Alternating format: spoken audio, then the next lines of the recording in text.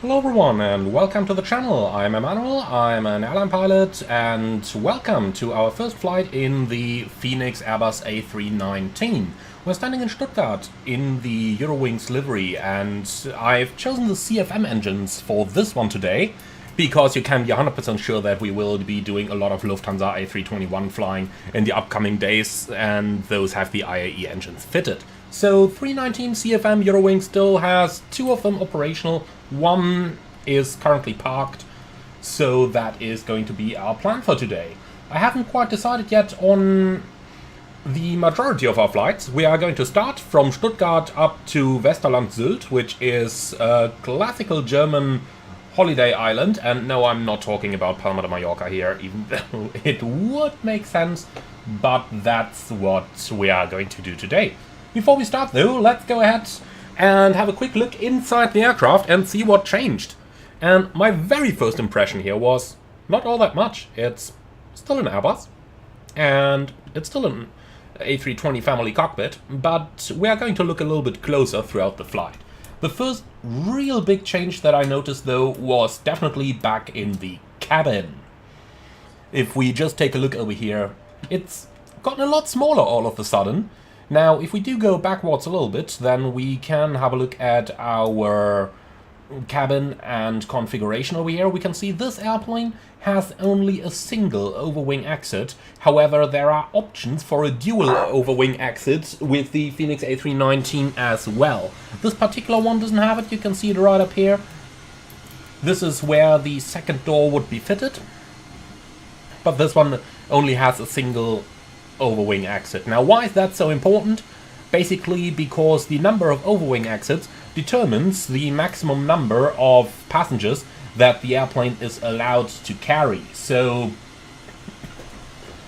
that one, that's what that one's for.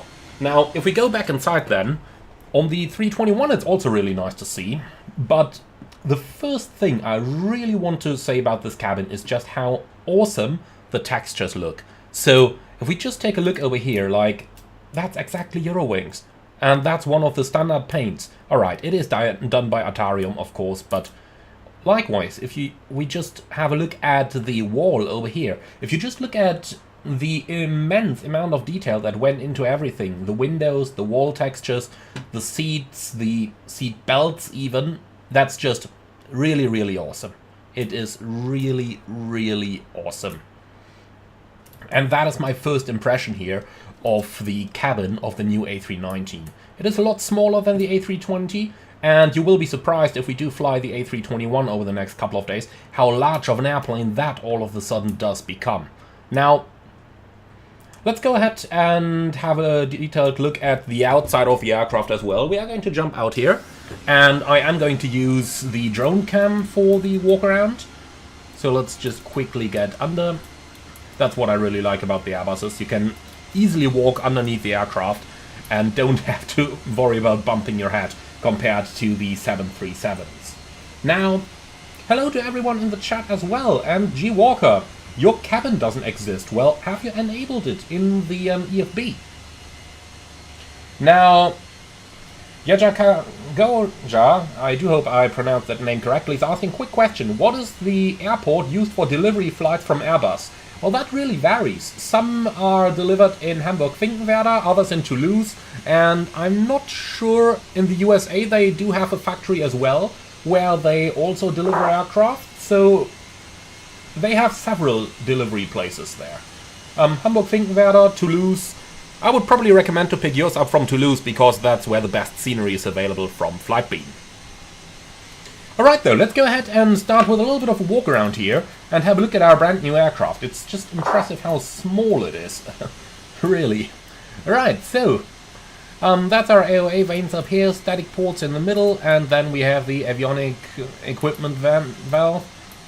Looking at the landing gear, or rather at the nose gear, tires are in good condition, and the lights are as well. Something I do really like is you have that light up here indicating whether the parking brake is currently set or not. And the light seems illuminated, so the parking brake is set. Let's just quickly go into the cockpit and see if that's really the case. If we do take a look up here, the lever is set. I do believe the lever is what drives the light. So let's just release that and let's see if anything changes. Yep, look at that, the light goes out. That's quite a cool little feature they have there. Okay, so we don't have any chocks in place though, so to avoid the plane just running away, let's go ahead and set that. And if we're on it already, if we look at this, the brake pressure indicator shows 0. I do believe this should work when the aircraft is not powered yet, but just to be 100% sure, let's go ahead and power it up and put on the external power up there as well. Alright, the brake is set now, and we do still have brake pressure. Excellent. Right, perfect. Then let's go back outside, have a quick look at the aircraft. So, look at that amount of detail that went into the docking station for the external power up here. That's quite cool, isn't it? I do really appreciate that. Now, Yannick, hi, nice to see you. And you say Alpha Kilo November Tango should have the analog standby instrument. Okay, well, we can exchange them. I just took the airplane the way it was originally from the livery manager, so this repaint is right from the Fenix livery manager here. Alright then, so quick look into the engine. Now, I might be mistaken, but it feels to me like we've gotten a little bit improved level of detail in here. Feels to me. Not 100% sure though. Alright, quick look beneath the engine, making sure all the hatches are closed, and then we can continue alongside the wing. Lights are off because once again I forgot to turn them on. And here we go. So, landing gear. One of the most important parts of the aircraft, especially when I'm landing it. So, let's go ahead and have a look into the actual gear bay itself. I just want to see this. On the real one there's a lever located somewhere down here that you can use to open the landing gear doors. Yeah, that one apparently. But, well, they didn't simulate that. Okay. Let's be honest though, that's not a surprise. But even if we look into here, that's quite a cool amount of detail, isn't it? Indeed, that looks really, really good. Especially taking into account that you normally only see the gear bay when the landing gear doors are open, which is only the case when either you do a gravity extension or when you are actually extending or retracting them. So very good to see that Fenix put a great amount of detail into some areas of the aircraft that under normal circumstances you wouldn't even see. But okay, let's continue to the back. It still feels strange that the airplane is already over here. It should be longer, shouldn't it? Well, we'll fly the 321 early enough, so no worries, we will get it longer. That's what she said. Alright, so that's pretty much what our 319 looks like over here. Of course, this side is pretty much the same as the other one. And, well, that much about the model. So it's a really good looking model over here. I do like it very much. I really do like it very much. So let's go inside now and let's get this show down on the road. So here we are inside the Airbus A319. Well, looks like an A320, and that's because the cockpits are nearly identical. So you've got the same control panel, you've got the same air conditioning, the same fuel panel. That's all stuff where the A321 shines out. So the 19 is primarily going to impress us in terms of performance and flight dynamics today, because those are the part where the 19 is really different there. So, couple of guys asking there, so 77 Simulation says, all of this detail, no wonder why I barely get 30 frames on this machine. Yeah, performance is a bit of a thing, but let's be honest over here, for the level of detail that Fenix deliver, I do think that we do get an overall very well done aircraft, and a very well looking one as well. The recent updates did add some frame rates here, which is quite good. Now let's just go ahead and close this stuff up. And now, Yannick, as you said, yeah, we should absolutely go to use airline settings. So here we go, that's the correct setting for the November Tango. And as you can see, that one has the metric altimeter fitted as well. One of the very few aircraft where I actually find this piece of equipment installed down here. But more on that in a few moments. So now that we've got the correct airline configuration. By the way, thank you very much for pointing that one out again, Yannick. I do really appreciate that. Let's go ahead and start setting up for our flight a little bit. So Stuttgart to Sylt, as I've said earlier, the flight runs under the Germanwings flight number, even though it is Eurowings operating it. That's for political reasons. I'm not going to go into too many of them. Let me just summarize it as it saves taxes. And it saves a lot of taxes. Okay, so departure Stuttgart, weather is looking good. Destination Sylt, weather is looking good. Alternate Hamburg, weather is looking good. So we don't need to take any extra over here. Scheduled arrival time is close to the estimated arrival time, so everything looking good. Only the cruise levels are a little bit low over here. I'm wondering why that is. I have to admit I created the Simbri flight plan a little bit on the last moment's notice over here, because when I logged in a VATSIM, it seems like a couple more people had the idea of flying those Airbuses. It was pretty full over here. Just over here everything was full as well, and I ended up on 3 stands that were previously occupied. But okay, that kind of stuff does happen. I'm pretty happy to see that this is out of the way now. So let's just go ahead and create a new Simbrief plan with a slightly higher flight level. I'm doing that in the background here, so you don't have to worry about it. And as soon as the new flight plan is available, which is the case right now, I'm pre-filing that one, and then we can go ahead with our flight. So the A319 obviously is quite a bit lighter than the A320, so it does fly higher. And we'll see that one in action in a few moments. Now the new flight plan is created. Let's just go ahead and import that. And now you can see flying at a lot higher flight level. 5,207 kilos is planned, and we're going to make that 5,300. I just don't see any reason to take any extra over here. Okay, so fuel, we're going to take 5,300, and we're going to take a couple 100 kilos of bags here as well. 560 should be more than good to go. Right, apply and load. We are going to use GSX for that one. And then let's see, jetway should be docking any moment now. That stair over here is a static as far as I remember. Yes, it is. Right, excellent. So, with all of that out of the way, let's go ahead and start our pre-flight procedures. So, number 1, master switch is off, mode selector norm, weather radar off, and multiscan can go on auto, ground clutter suppression as well, gain calibrated, landing gear down, wipers off, power applied, and it is quite warm, so I am going to turn on the APU straight away over here. So 3 seconds, then we can turn on the APU master switch. I always keep messing that one up, because on the A330 you don't have to wait. On the A320 family, you do have to wait 3 seconds before you can press that master switch. I will be doing that one wrong for a while. I do apologize for that, guys. Just habits if you fly slightly different aircraft there. Medic84 asking, did you fly the A320 family before the A330? No, I flew the 737 before that. Slightly different, but an excellent aircraft nonetheless. Okay, so let's go ahead then. So APU is starting, then let's go ahead and turn on some lights over here. And going down into our ecom, we can start checking that our aircraft is fit to fly. So on the door page, we have the required oxygen pressure. 1800 is very good there. Fuel is still loading at this moment.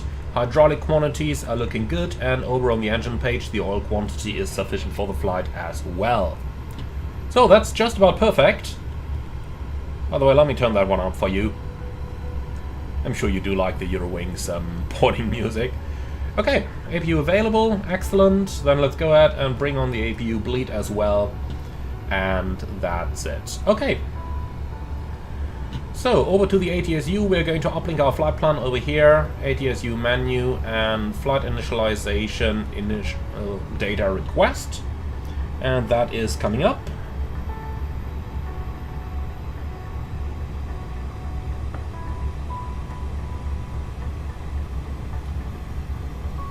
Okay, so flight plan is requested, excellent, and with that out of the way, let's go ahead and be sure that we do have the latest weather on board over here. So we're looking for weather for Stuttgart, and I want a METAR, please. Send. Thank you. Received messages, let's have a look. So we do a preliminary load sheet, and this is the Alpha Kilo November Tango, Germanwings 2140. And now let's go ahead and have a look at the numbers we've got in here. So, zero fuel weight with 149 passengers, I believe. Let us check. 138, okay, a little bit below the maximum. We're looking at zero fuel weight of 52,474, 50.1 takeoff fuel is correct. Going over to the next pages then. Next up we do have portable water 100%, and last but not least fuel 5,300. That's all looking good, so we can accept the preliminary load sheet. Weather data is here as well, QNH 1018. Let's go ahead and dial that one in already. 1018, 1018, and 1018. Man, that's gonna be confusing having the metric altimeter down here. That's gonna be like really confusing. Small Snack Max asking in the comments, hi, have you ever flown into Prague? Yes, I have. In fact, my very first flight on an airliner went there. Okay, so that good stuff is done. Let's go ahead and do the setup up here.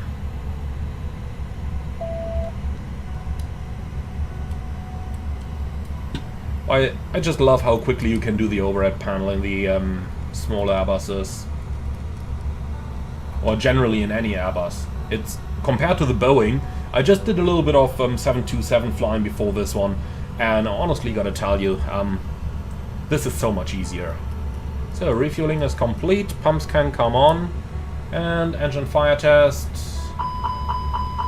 Looking good, number 1, and looking good, number 2. Alright, nothing to do up here, and then we get down to our main panel.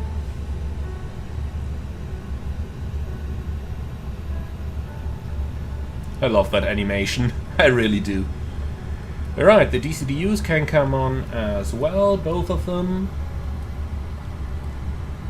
So let's see, our date, 19th of August 24 is correct. Any skid is on, getting down to the main panel.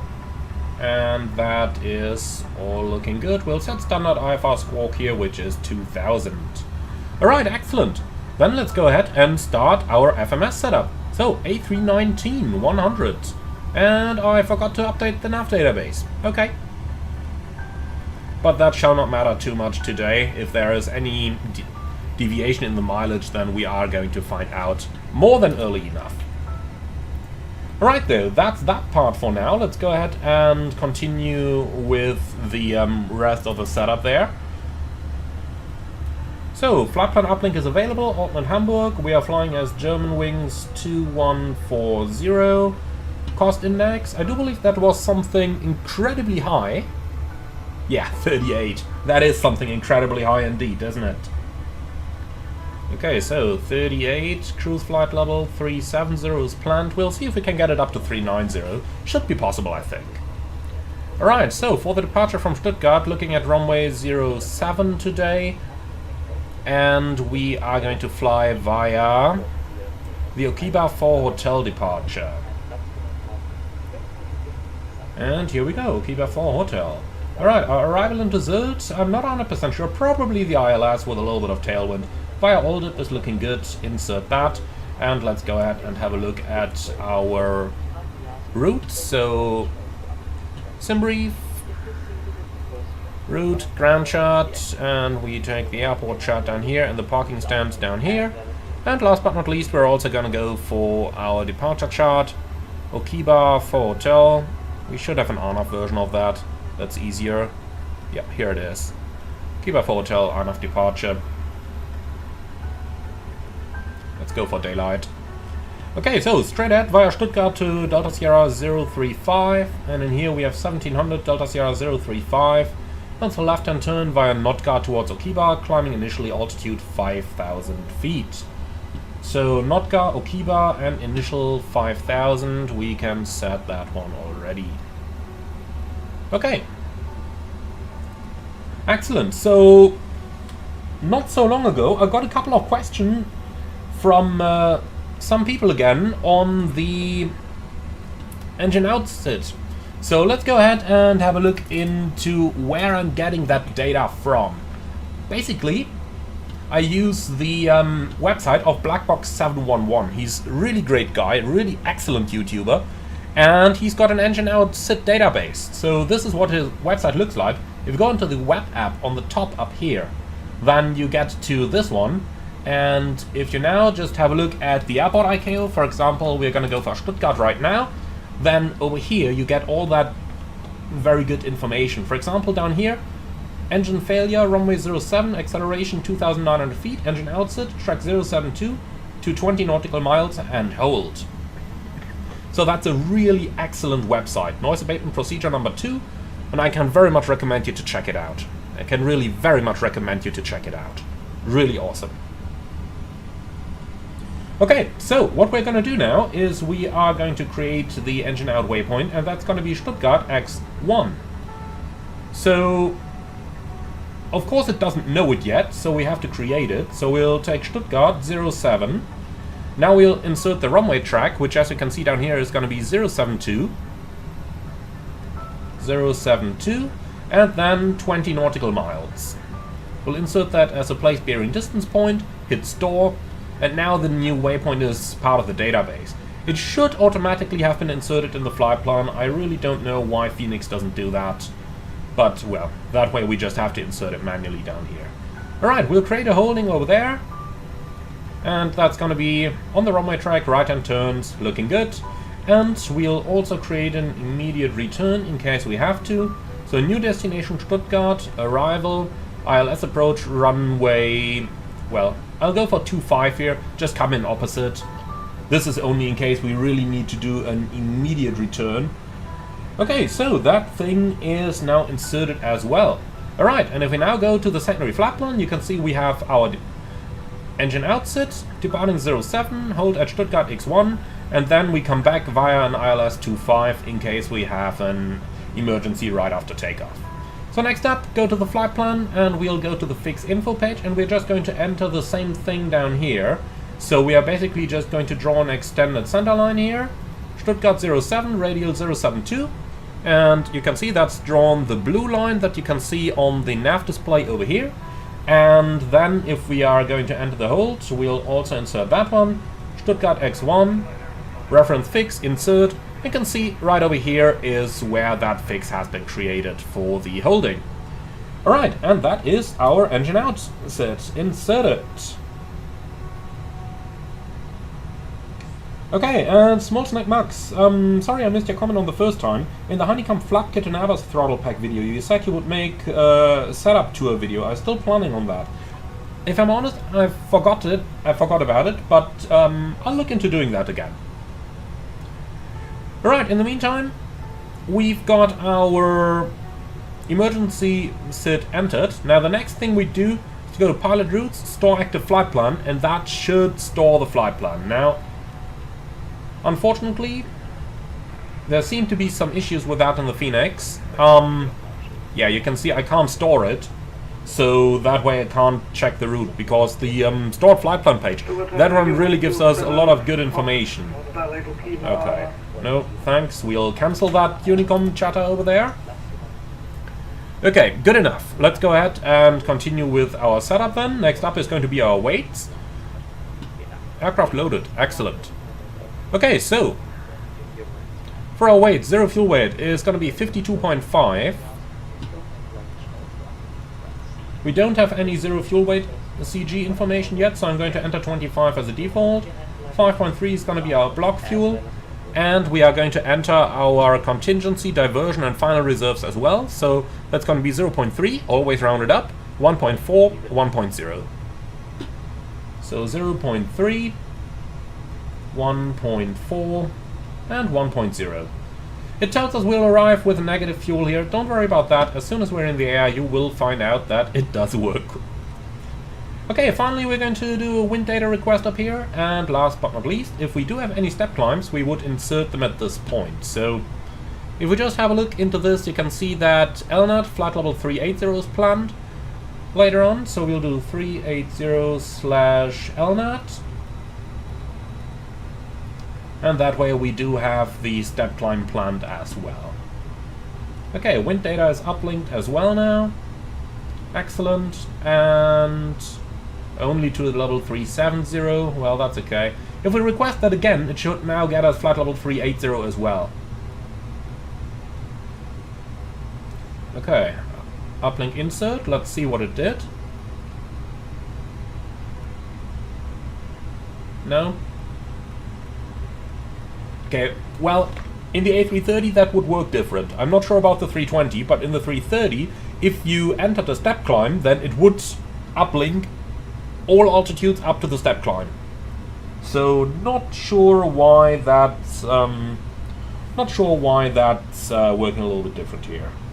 Now, let's go ahead and do the last thing. That's going to be our performance. And well, since our boarding is complete already, let's just see if we have already received the final load sheet so that we don't need to do the performance twice. So, AOC message. Yeah, here it is. Load sheet. Alright, so let's do it right from the first time. Zero fuel weight is 53.5. So we're like a ton heavier than planned. Are we? Yeah. 1,000 kilos more. Okay. 53.5 slash CG 27.9. Here it is. And that's going to be a takeoff weight of 58.6. And in here we have 58.6, so we can accept that load sheet. 138 passengers plus 6 infants. And if we take all of that, we can go ahead and do our performance here. So Stuttgart 07, dry, flap config optimum, no toga, packs off, that's looking good. Synchronize that, synchronize weather, and for the intersections, we're just going to go for India over here, because why not?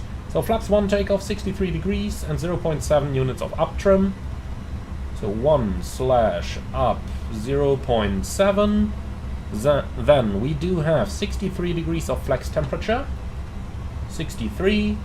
And the speeds 44, 44, 48. Now you might be wondering why those takeoff speeds are so high, even though the aircraft is so small.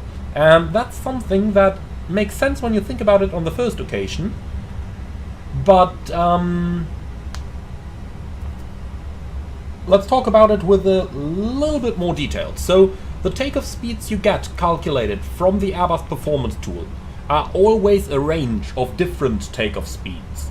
Now, this range of speeds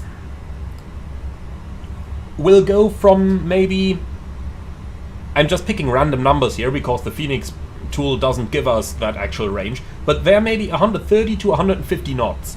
The lowest one being limited by the minimum control speed in the air, and the highest one being limited by the maximum rotation speed, respectively, which in turn is limited by V2. So in this case, for example, 130 knots to 148 knots. Now, the airline is going to pick a policy of which speeds it wants to take. For example, in this case, we have rather high speeds over here. 144 knots V1, even though our flap retraction speed would be 140. Now, this in turn means that the Fenix airline has picked a philosophy of we're gonna go for the highest possible, or at least for a very high, not the highest possible, but for a very high V1, which in turn gives us quite a bit of safety margin on our takeoff. Of course, the runway needs to be long enough. If we had a much shorter runway, then our V1 would probably be limited. But this philosophy that they are using over here just gives us extra margin in case of engine failure, provided sufficient runway is available. Now, I do believe they go for the balanced field technique, but not 100% sure, don't quote me on it. I don't think they publish which technique they're actually using in here. I don't think they've published that, but if anyone is eager, then why not drop them a message in their Discord. Alright, so that's everything entered down here. Now the next thing we can do is to go for our clearance. So let's go ahead and do that now. ATSU, AOC menu, ATC request, pre-departure clearance. So, ATIS, let's see what it is.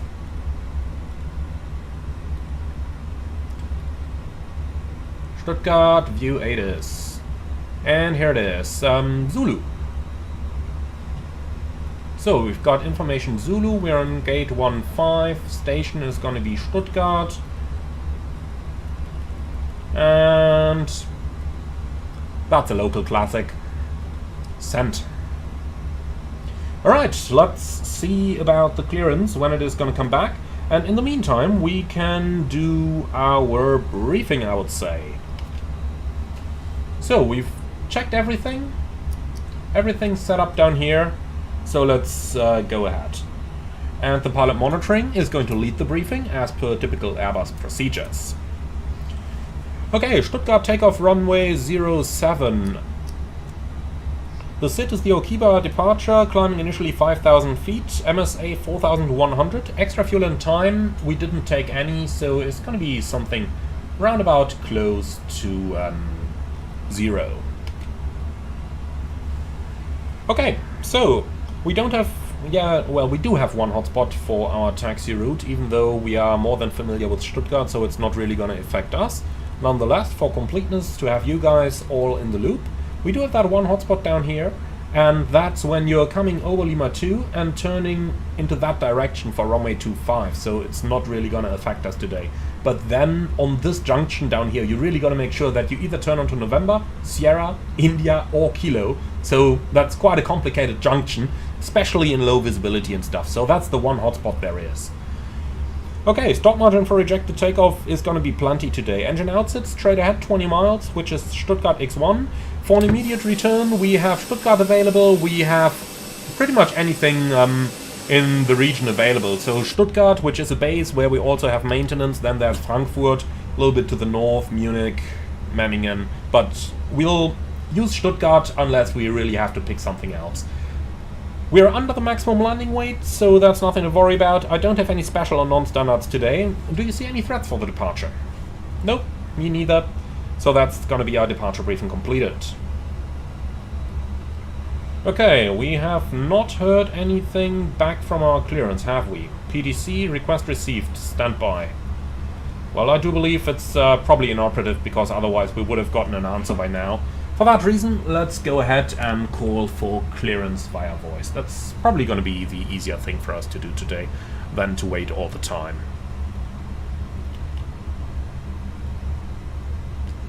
Okay,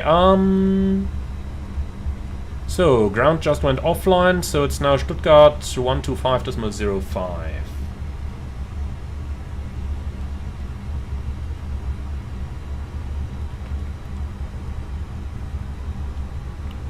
Langradar, hello, WinWings 2140, information Zulu, request clearance to Sylt. WinWings 2140, Langradar, good day. Information Alpha Current, cleared Sylt via Okiba for hotel departure, flight plan route, climb 5,000 feet, squawk 1000. WinWings 2140, cleared to Sylt, Okiba for hotel departure, flight plan route, climb 5,000, squawk 1000. WinWings 2140, read back correct. Okay, so now the only question is, why did my view jump over to the back whenever I hit the push to talk key? Okay, let's quickly go into the settings here, we gotta fix that. Everything was working fine yesterday, and now I'm doing a live stream, and of course it doesn't work. But nothing to worry about, we'll find that real quick. So, select an input, button 1, yeah, toggle smart camera. Cancel. Clear current, validate. Whatever. One departure ahead. Okay, and a quick check on some other random frequency. Alright, now my push to talk works wonderful. And that's the problem solved. My apologies for that, guys. Information Alpha, expect vectors, ILS runway 07. Okay, so let's go ahead and run the cockpit preparation checklist here. Gear pins and covers removed. Fuel quantity. Flight level 100. Information Alpha to runway That's 5,260 kilos balanced. Seatbelts on, ADRs. Nav, baroref, QNH 1018. Cockpit preparation checklist complete. Okay, so APU is running. Let's go ahead and order our pushback, please. By the way, never do that in the real world, okay? Never flick the beacon on to get the ground crew to do something. That's really not good. Alright, so, Okiba for hotel departure is confirmed, Squawk 1000.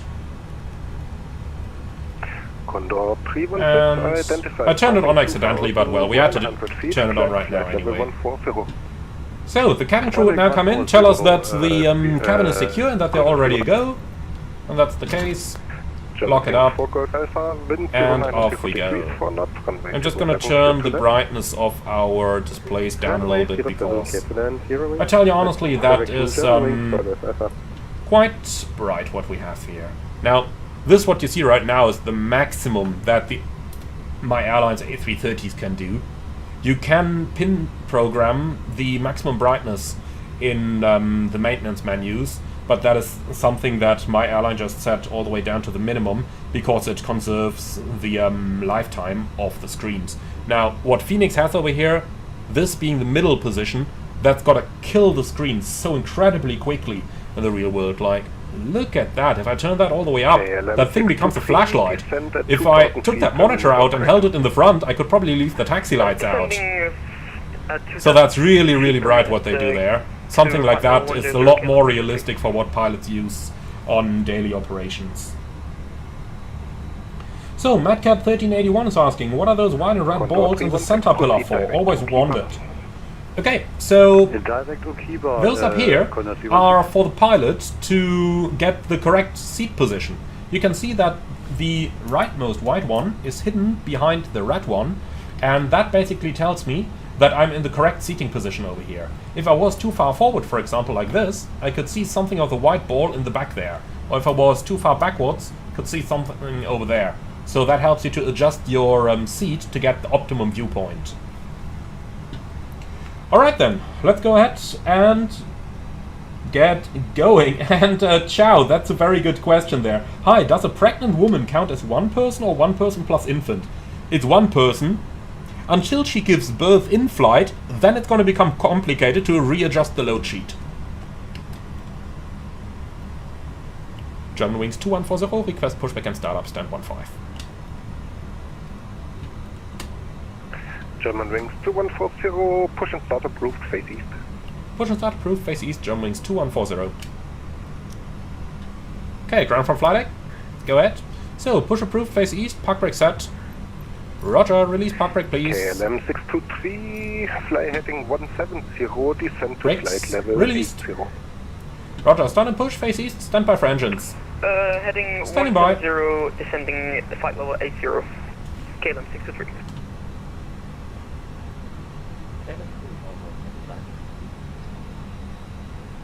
Okay, before start checklist. Park and brake. Released. Takeoff speeds and thrust. 144, 144, 148. Flex 63. Windows. You are looking for that little red sign over here.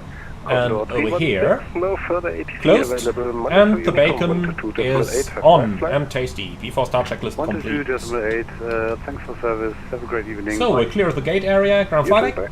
Go. So, clear start engines. Roger, starting in sequence 2 then 1. Wait until the axes are gone. Engine 2 start. And here we go. All automatic. Nothing you need to worry about. Anything that goes wrong, the plane's gonna alert you to it. That's probably my favorite feature of the entire aircraft. That's probably really my favorite feature of the entire aircraft. So, once we start taxi, that's where the A319 is gonna get interesting again. Because it has the same idle thrust as the A320, but weighs a lot less, so the plane starts taxiing in idle thrust much, much quicker. You're still too high, turn left heading 075. Turn left heading 075. Good spot, guys. Thrust lever's not in idle. The only interesting question, why is the right one in idle but not the left one? Now it is. Interesting, my joystick was in idle all the time. Okay, good start in 2, starting 1. And push complete, set brakes please. So look down here that you actually have brake pressure. Park and brake set. Please prepare the aircraft for taxi. Okay, and number 1 starting up as well. Yannick Stein, have I ever answered with a bacon joke in real life? Oh, you bet I have. Most Airbus pilots understand that one, honestly. Most pilots do understand that one.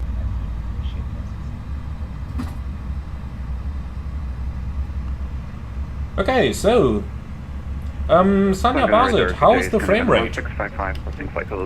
Same as the 320 for me, maybe a tiny bit better. Good day, information Bravo. Okay, so we have 2 good starts. 07, descend to flight level 130. Descent flight level 130, expecting okay, up trim 0.7. There we go.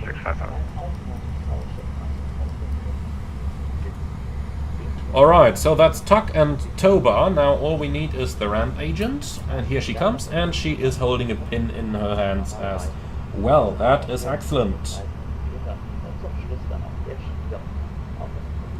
Alright, that's the all clear signal received. After start checklist, please. Anti-ice, off, ecom status. We're expecting 1 pack alert here, and that's what we have. Checked, pitch trim. That's 28% set. Rudder trim, neutral, after start checklist complete. Germanwings 2140, request taxi. Germanwings 2140, taxi to holding point runway 07 via Mike Lima 2 Kilo. Taxi holding point 07 via Mike Lima 2 Kilo, Germanwings 2140. Alright, so Mike Lima 2 and Kilo, straight ahead, right and turn, full length, hold short, off the runway. Alright. Clear left side, clear right side, park and brake released. So, you can see, without any thrust, the plane already starts moving.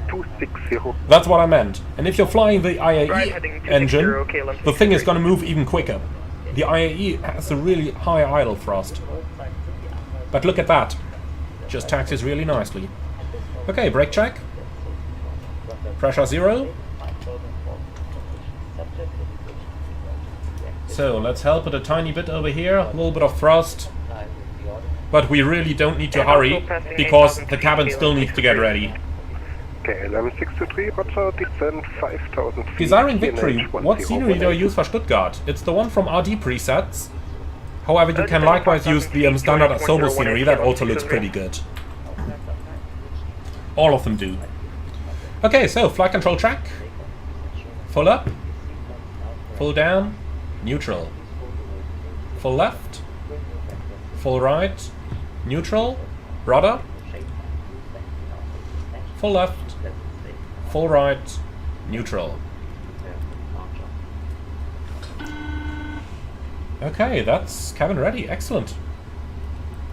Hi, Emmanuel here.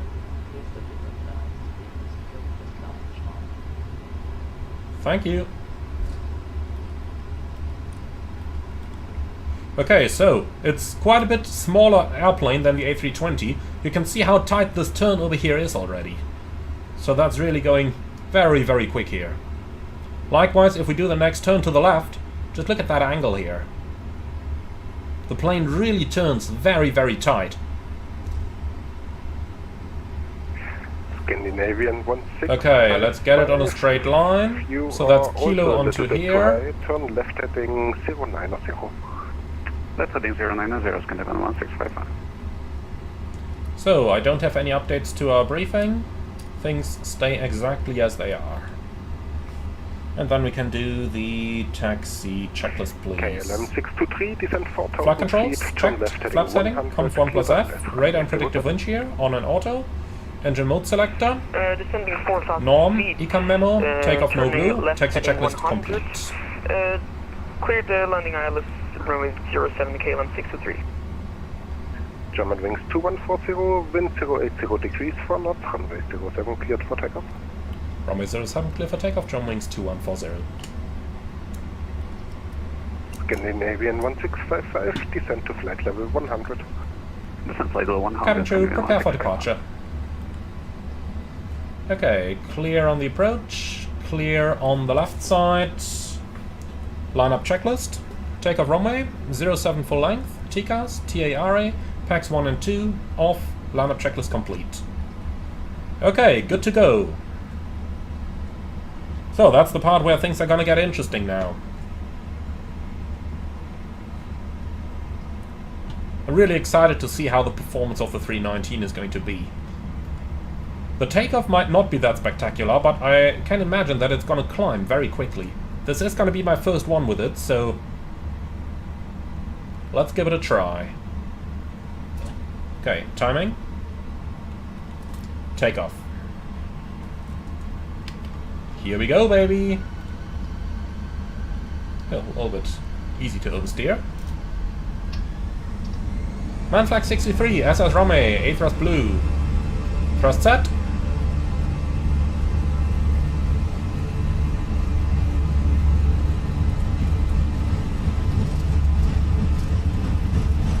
.100 knots, checked.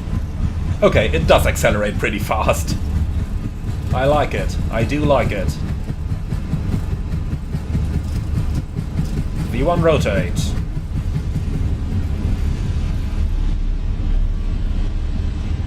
Positive climb. Gear up. Nav. Checked.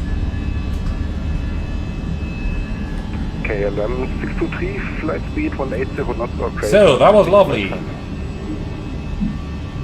That was a very nice takeoff. To speed 180, am I correct? 180 Thrust line knots climb or auto greater thrust. until 6 miles final. Pack 1 coming on. Final 6 nautical miles final 180, speed KLM 623.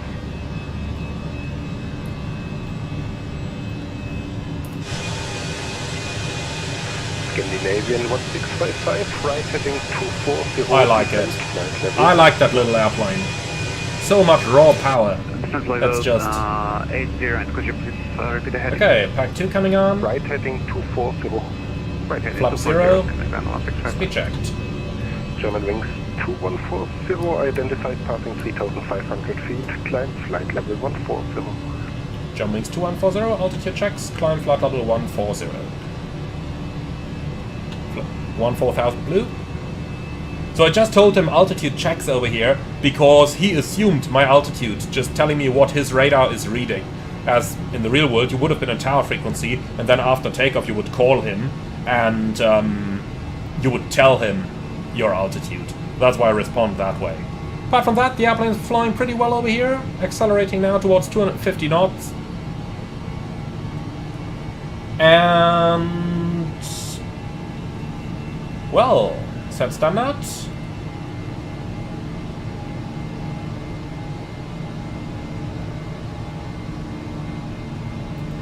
Standard cross-check, passing flight level 55. Now. German wings Check. 2140, proceed direct to Kiba. German wings 2140, direct to Kiba. Direct to Kiba. Insert. Scandinavian 1655, continue right heading 250. In terms of the hand flying, I have to say the airplane feels pretty similar to the A320. So... don't really feel any greater differences right now, but I'm pretty sure that the real difference is going to come upon landing the aircraft. I'm pretty sure the flare is going to feel different, because you are more or less in direct law for the last couple of feet. But then again, wouldn't be surprised if Airbus has some nifty little software trick in there to make the airplane feel quite similar. But when I last talked to one of my friends... contact Lang radar 125.2 has max flight. 125.2, German wings 2140, ciao. Ciao.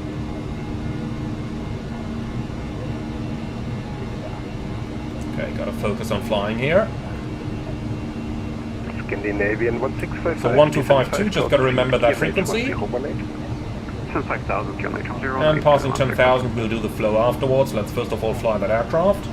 And then contact ATC. Feet at walk 2047.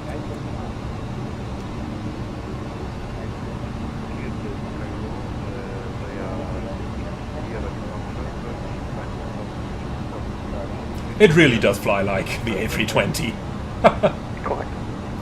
Langrider, hallo, Eurowings 2140, level 110, climbing 140. Climbing 2140, lang, hello, climb level 340, direct lower. Climb level 340, direct lower, Eurowings 2140. Okay, flight level 340 blue. Direct 2, lower. Insert. 6 November, lang, hello. And off we go, to the right. Tango Romeo Alpha, and climb level 330. Okay, so, once we've completed that turn, I'm gonna turn the autopilot on, and we have a little bit of time to talk again. But I really wanted to get some feeling for the airplane here, so that it doesn't get too busy on approach and try to adjust to the new airplane and stuff like that. But okay, here we go. Autopilot 1. Okay, so, we are flying to Sylt. That's, the favorite German holiday island, that is not Mallorca. Alright, so, 10,000 feet. I think it's gonna stay smooth over here, so belts can come off. In the real world, I do like to keep the constraints selected, because it shows you the minimum off-road altitude on the navigation display. Unfortunately, Fenix doesn't have that feature.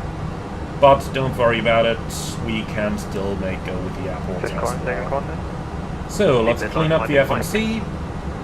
Nothing in here, and that one can go as well. Excellent. So, Stuttgart 07 is going to be our next alternate, if we have to. And last but not least, that's Airbus long-haul stuff now. Equal time point, Stuttgart and Sylt is okay. Here we go. Alright. So, let's see if we can grab that controller on CPDLC. So, connection, notification, and Echo Delta Golf Delta is hit. Alright, notify, let's see if that's gonna work. And last but not least, let's go to the progress page. So here we go, maximum level 390, optimum 380. We are definitely gonna request flight level 390 for this one. But I want to do that via CPDLC when the thing works. Okay, so what's my first impression then of the A319 on its departure? So, first things first, it feels quite similar to the A320, but that is expected because obviously those aircraft are made to be exactly like that. They are supposed to be that similar. Now, cockpit obviously does look similar as well. My first great, this is not an A320 moment, was during the walk around when we just looked at this. I mean, look at that. It's a cute airplane, isn't it? I do really like that. I do really, really like that.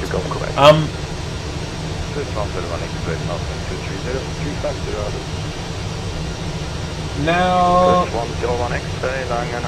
the next thing I noticed was the cabin. Let's go there real quick.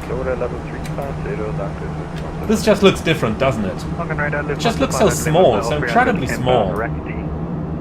By the way, as we're moving back right now, that's an excellent job there on the sounds. I do like that. I do like these sounds, and especially the transition. Look at that. It's cute, isn't it? The last time, well, I think I've flown in an A319 2 times, sitting that far in the front. Actually, I sat right over here, one right, in the Lufthansa A319.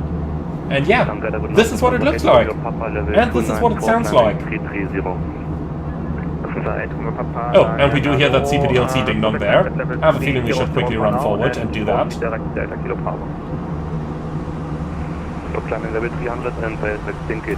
Okay. Lock on accepted. Close. Current unit, Langen radar. Close, and then let's go ahead and request flight level 390. So, request flight level 390. Transfer to DCDU. So, request flight level 390. Before I send this, the font over here looks strange. I'm not sure this is the correct font. The send and the cancel are too large as well. I'm going to show you some examples from the A330 in a few moments, but this looks a little strange there. Give me a second, I gotta get that Gotta see if I can get that picture over onto my computer here in a moment. Lufthansa 81 Papa, continue climb level 330. That's gonna take a little moment right now. But this is unplanned. I'm just gonna show you that real quick.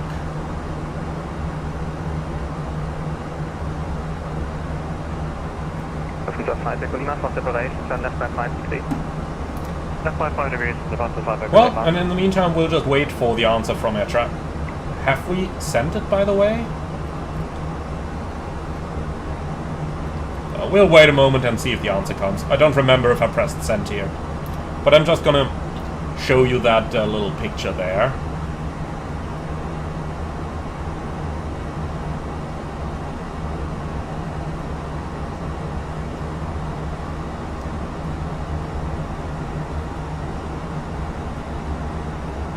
Langude, Eurowings 321, passing level 191 for 200.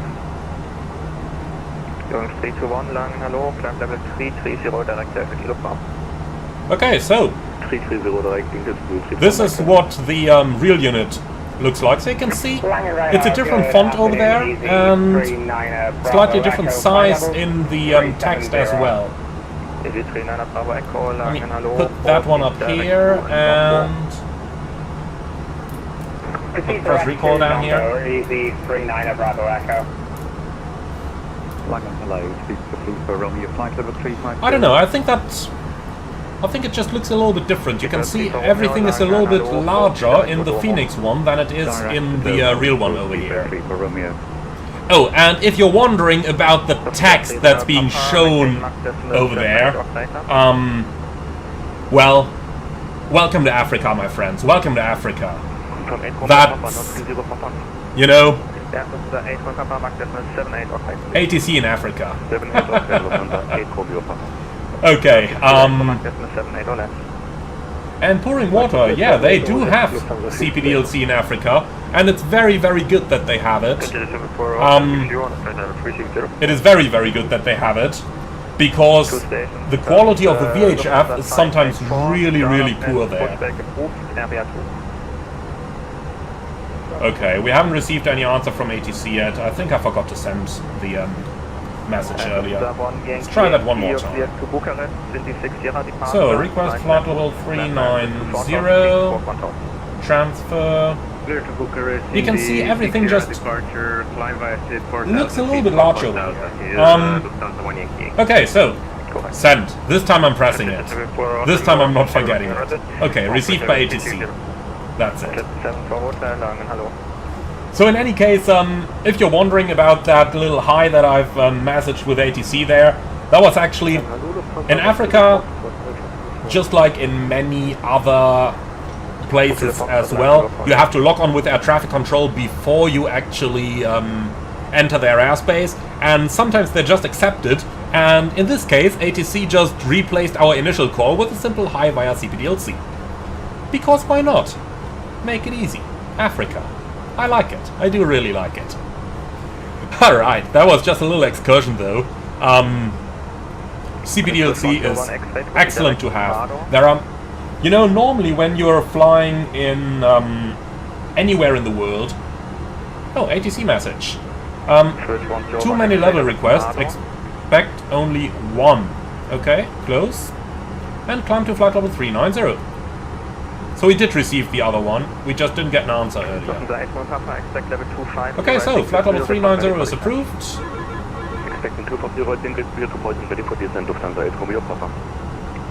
So we should have gotten a new cruise out flight level 390 message right now. But apparently just replaced it on its own. Okay. Well, fine for me. Okay, so we're up in the air. Now, Riyadh Mohammed, am I using frame generation? Yes, I am. Now, Commandant Head, what is the Airbus equivalent to TWIP request and ATIS request via CPDLC? So, well, TWIP request is funny because PMDG chose to model the TWIP request page, even though in the real 777 it's hardly used, but you can do that right here in the ATSU, when you go into the AOC menu. The TWIP equivalent is the weather that you have over here, and then you can do weather request, and you can request your weather over there. In the A330 we have even more stations, so in the A330 we have 4 stations that we can request at the same time. In here it's only 1, but that's fine. Now, going on then, which other page did you ask for? Let me just scroll up again. ATIS request. Okay, so ATIS request would be under the weather page as well. For some reason, Fenix have chosen not to model it and only put it into the electronic flight bag over here like this. But the real one can definitely do it through the MCDU as well. Flights and Mega at S. Skalvik. Thank you very much for the 200 Norwegian crown donation. As a Boeing fan, I'm now getting more and more interested in Airbus. Even I haven't flown one in years. Love your work, keep it up. Greeting from Norway. Thank you very much, my friend. Thank you very much. That's really appreciated. EC82 Golf, contact München. Okay, so, damn truck wants me to open the flight deck door again. It is open, my friend, and you missed your chance. Company message. Germanwings 2140, nach dem Fördermodell Unicom, schön zu. Unicom, Germanwings 2140, danke, tschüss. EC82 Golf, contact München, 134, 150. 134, 150. Okay, Unicom. And here we go.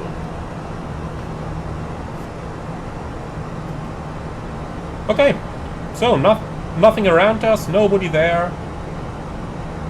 This is funny. We just found a bug over here, guys. So, remember on the ground, I typed flight level 370 as initial, and then inserted a step climb to flight level 380 at LNAT. Now, if you look at this, we've changed our cruising altitude to flight level 390 already. In other words, since 390 is now the requested level, or rather now the final level, the step climb over here should have been deleted automatically. Funnily enough, this one wants to do a step descent now.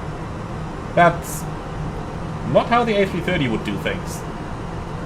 The A330 would have said step climb deleted. And at least in my company, the 320s would do the same. Not sure if there's a company option. Maybe the software that Fenix models would do it that way. But it doesn't make sense if you initially enter a step climb and then you climb to a higher altitude later and then the plane wants to do step descent. Doesn't make sense, does it? But okay, nonetheless, here we are. And Andreas Perez, thank you so much for the $2 donation. That's really appreciated, my friend. Thank you. So Alexandra 55, is the weather radar operational on the Fenix? I don't think it is. I really don't think it is. And then Frog, Emmanuel, I'm already in the flight deck and I'm touching all of the buttons and switches. You know what happened last time someone did that on one of my flights, right? The guy got offloaded straight away. Okay, we do have a company message over here. Let's see. Are they looking for delay again? No, Telex. Enjoy the flight. Oh, thank you so much. That's nice. Unfortunately, I can't see who sent it. But thank you so much.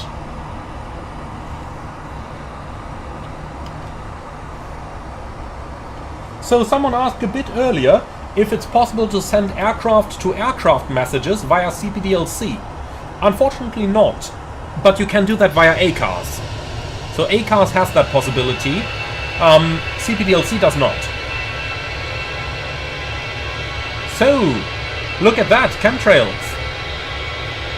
I don't remember where exactly the chemtrail button is, but this one is working here. And tell me honestly, looking at the effects over here, this is a custom effect, isn't it? This definitely seems to be a custom effect by Fenix here. And it does look pretty good. Even though, I don't know, it looks to me like they're a little bit too far in the middle there. But, nah. No, from this perspective it's good now. That was just my perspective there that was a little bit off. So, all good. But looking really good, isn't it? overall, this airplane, I like the 319. Someone asked me earlier why everyone seems to be using the 319 and not the 321. Well, there's two answers I give to that. Number one, people are afraid of tail striking. Number two, because, at least in my opinion, the 319 is the more interesting aircraft there. Why is that? Because it has a lot greater performance. It just climbs a lot better. I mean, look at that. We're sitting in an Airbus, guys, an Airbus, and we're doing more than 1,000 feet a minute at flight level 380. That's quite impressive, isn't it?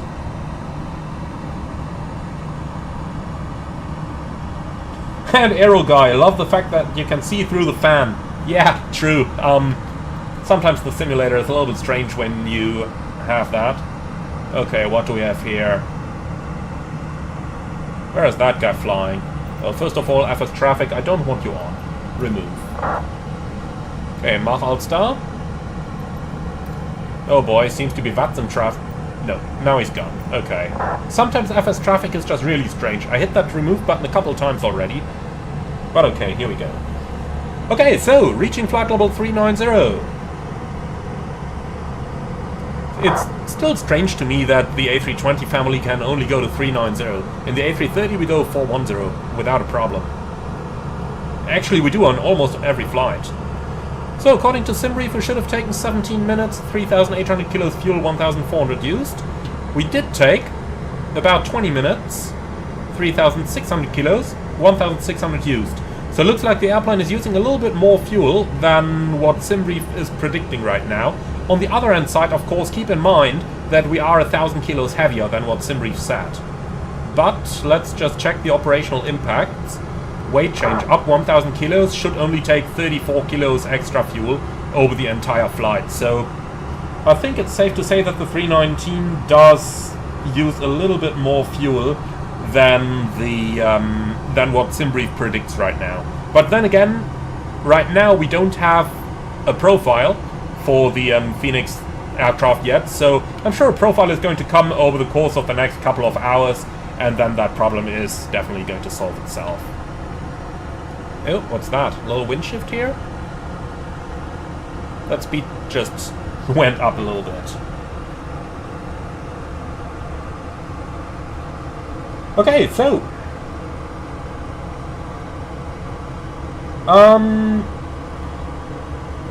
lots of comments there. Okay, let's first of all do the most important thing here. Get the table out. That's the reason why we all fly Airbus, isn't it? Nobody cares the fly-by-wire, nobody cares the computer. The table is what counts. Okay, the second important thing is to get your point of view aft. Normally, in cruise, my point of view is roundabout in line with the aft rubber part of the pedestal down here. So roughly this is what I normally see in cruise. In the A330, that is. But no big difference between the types over there. So then, SimBrief profile available in the Fenix Discord. Awesome. We'll have to check it out before the next... flight. We are definitely going to do some more. Okay, apart from that, so Coda 101, does the real Airbus A320 family auto-switch to the Mach number above a certain flight level, like the 737 when in speed selected mode? It does switch over, but I can't tell you the exact rule. The 737 will switch exactly at the speed transition that you have in the FMS.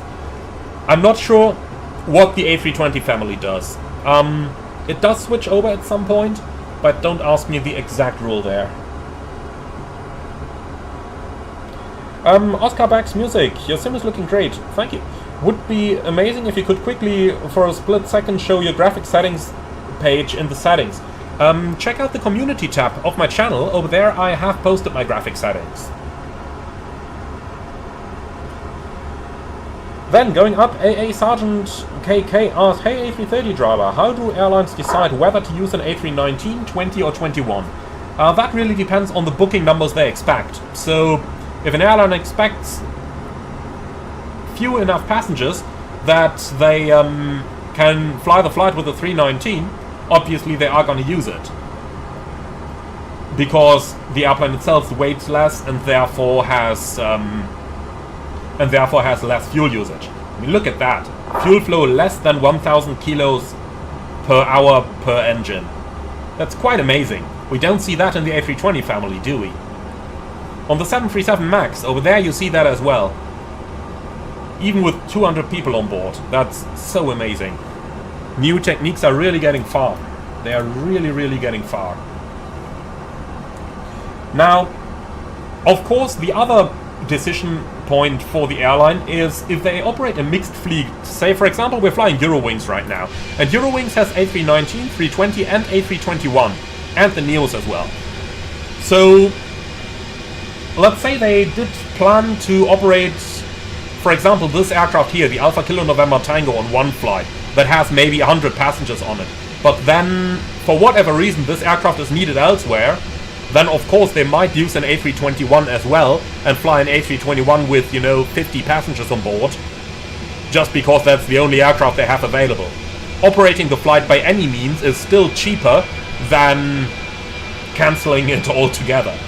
Especially in Europe, where they have to pay compensation. But that's a whole different topic there. Now, Swedish Fish asked, is it true that the A319 can fly over the Atlantic? Seems unrealistic. It is true. It can do that.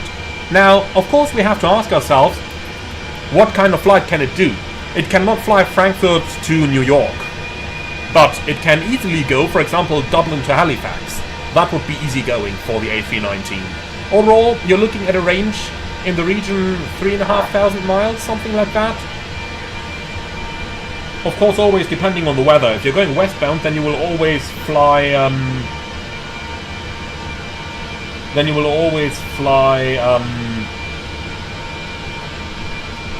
further with the same fuel because of the tailwind. If you're going eastbound, you have the headwind, so you will fly a little bit less. But something like Dublin to Halifax shouldn't be a problem. Just beautiful, isn't it? Plane is looking so cute. I really do appreciate it. Now, there's one thing that I do want to try. Let's go to the cabin for a second. See if we can find Dan Fruck again. By the way, Dan, I need you on the 727 when the passenger version comes out. You do know that, right? And do bring a parachute, please. So let's walk the aisle and just listen to the sounds, because they should change rather significantly from the front to the back. By the way, that engine howling sound, that's awesome, isn't it? And now that we're overhead the wings, and when we go further back, it should change to somewhat more of a rumble. And it does. Man, awesome. That's an awesome cabin sound. They've done really well on that. They've done really, really well. Okay, let's take a seat here for a moment and enjoy this view. Beautiful, isn't it? Look at the details on the window over here. Look at the dirt. Man, I haven't seen something like that in our sim before. That's really awesome. That's really, really awesome.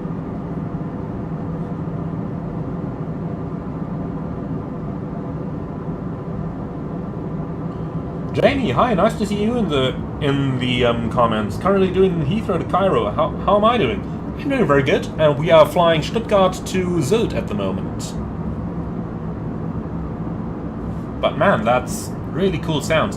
Now, that dirt over here just looks awesome as well. I mean, take this view over here, remove the clouds, add a little bit of a haze layer, and then you could easily sell this as a photo, couldn't you? Only the clouds are a little bit annoying here. Remove them, keep the haze layer, and this would easily sell as real world, wouldn't it?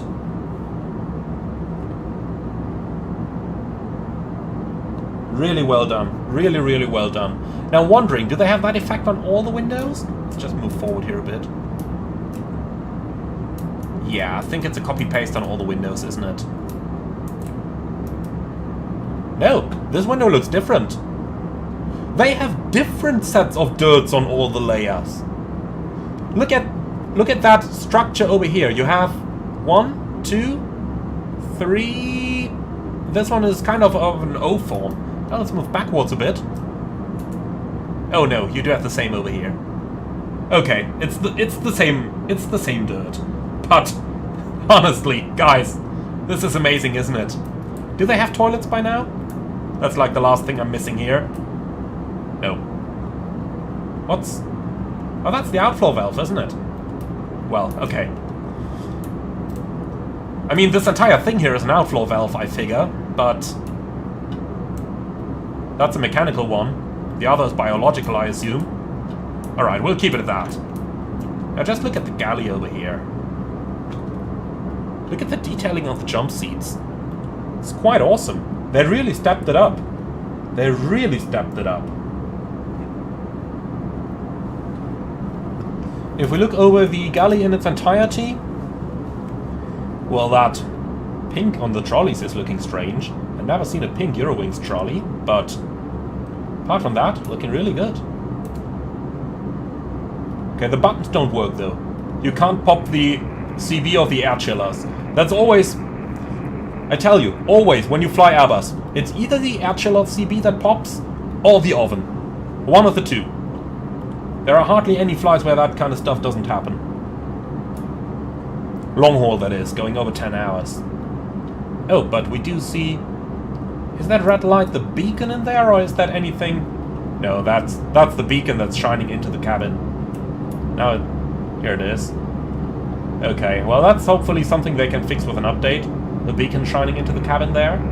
But apart from that, man, this is looking awesome. Let's just take a look at the overwing exit here as well. Look at that texture resolution. Really impressive. Really, really impressive. Even the German text on here. I mean, that German text must be down to the livery. This one's by Atarium, he's known to paint the cabin. And I said it on the ground. Just look at the colors and the texturing on the seat here. That is, honestly, this looks exactly like a Eurowings cabin.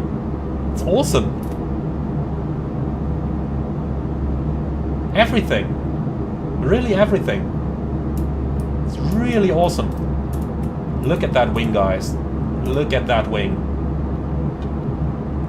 The sun is slowly coming down. We will definitely fly into the night today.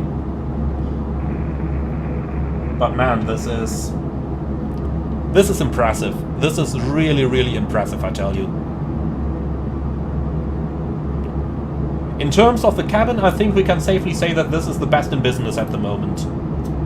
Wait until you see the A321 with its different door stations and stuff. And listen to that sound. The cabin immersion in this aircraft, man. I think this is really the best we have in the flight sim world at the moment, in terms of immersion in the cabin. Have to say that. The 777 is great, but this is a step further.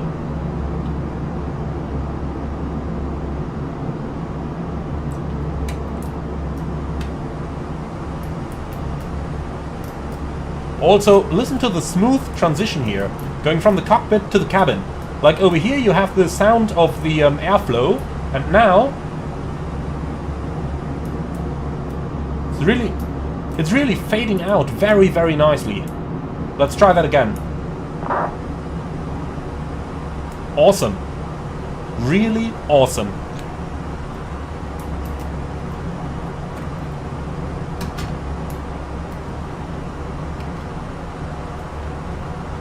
Okay, 60 miles to the top of descent.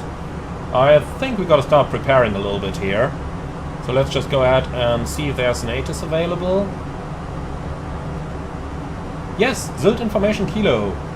IFR OVFR clearance contact frame radar 120.225.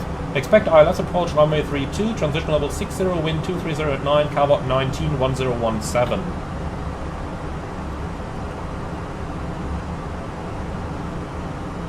Alright, I have to say, guys, the experience in the cabin there is awesome. That's really well done by Fenix, really well done. We can only congratulate them for that.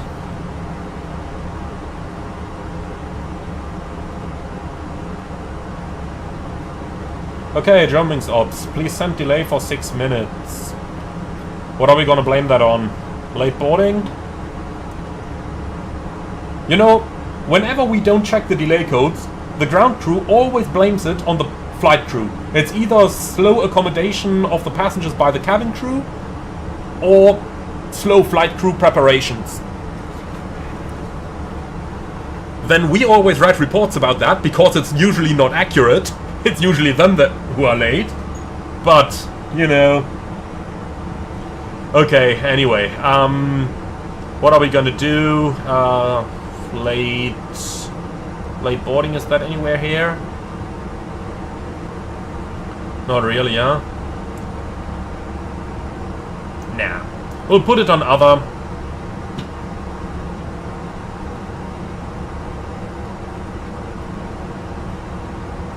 All 6 minutes,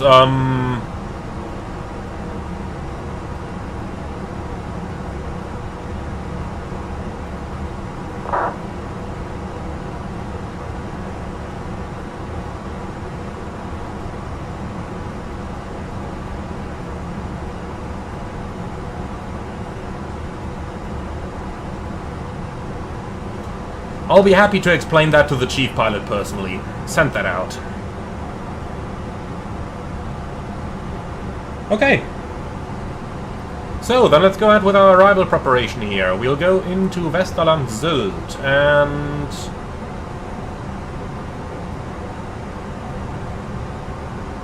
well, straight in from Oldip. That's about as easy as it gets. Missed approach is going to be via a couple ANAV points.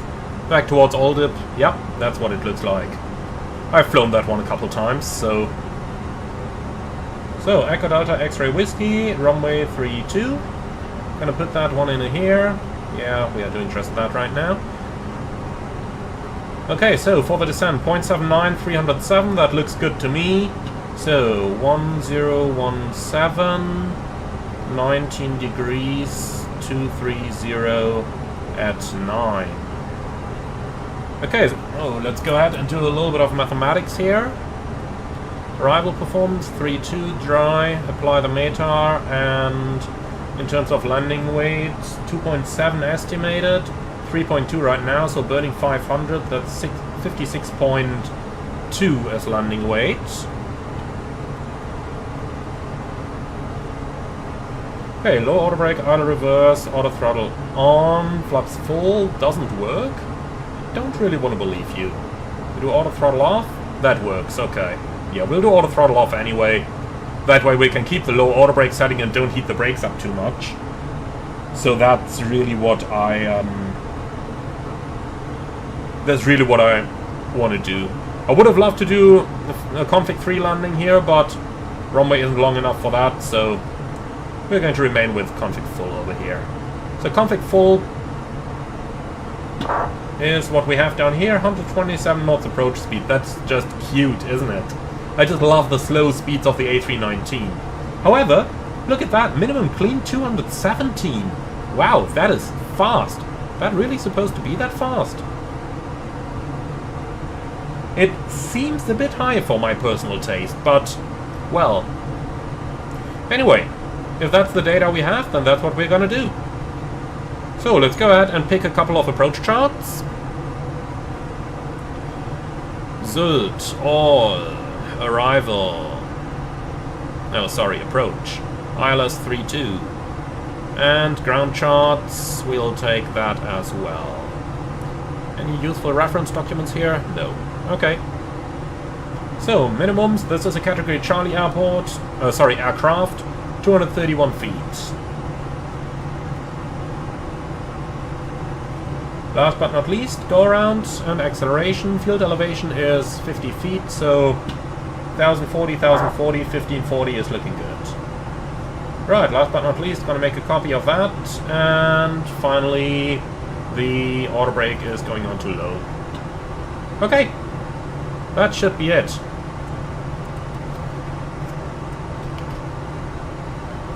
Well, in that case, I'm off ATC.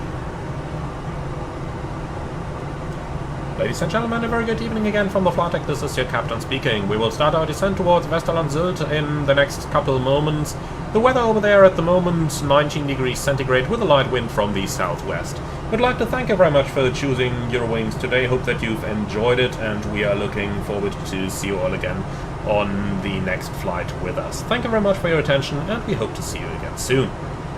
Sehr geehrte Damen und Herren, einen wunderschönen guten Nachmittag nochmal aus dem Cockpit, Ihr Kapitän. Wir beginnen in Kürze den Sinkflug Richtung Sylt, wo wir aktuell eine Temperatur von 19 Grad mit einem schwachen Südwestwind etwa.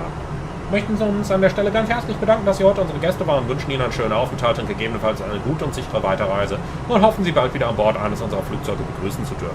Vielen Dank für Ihre Aufmerksamkeit. Okay, passengers are dealt with. So, we have one aircraft, 4,000 feet below, crossing left-right, but he should cross in front of the top of descent, so that shouldn't be a problem for us. Okay. In that case, let's go ahead and start with our briefing. And since I see a very fitting question here in the comments, Harun, do I prefer Jeppesen or Lido? Absolutely Lido. Absolutely. Okay, so, for the briefing, MSA 3000 keeps us safe all around. We don't have any star here, ILS approach runway 32. Minimum's 231, go around trajectory straight ahead left turn via the RNAV points, climbing 3000 feet. Extra fuel and time, what do we have? Let's see, 8 minutes in form of 300 kilos. Okay, the guidance for the approach is going to be localizer and glide slope, flight director on, manual thrust, landing config full, stop margin is only about 100 meters, reversers idle, auto brakes low, runway exit is at the end to the left. I don't have any hotspots, nothing special, nothing non-standard. Threats for the arrival? VFR traffic, and that is definitely one. Now, a lot of German-speaking VFR over there, not a problem for me since I do understand German, but you guys will notice how much of a problem that can become. Now, most importantly, because you just don't have that situational awareness. If the controller tells the pilot, fliegen Sie in die Gegenanflugpiste 3-2, then you just don't have an idea as an Englishman that he just said join downwind runway 32. And, you know, that kind of stuff is really, really useful to know. But let's see, we might encounter that situation firsthand today. Now, don't have any other threats there. How are we going to mitigate against that? Especially below flight level 100, we will be flying in Class Echo airspace. For that reason, let's just go down here.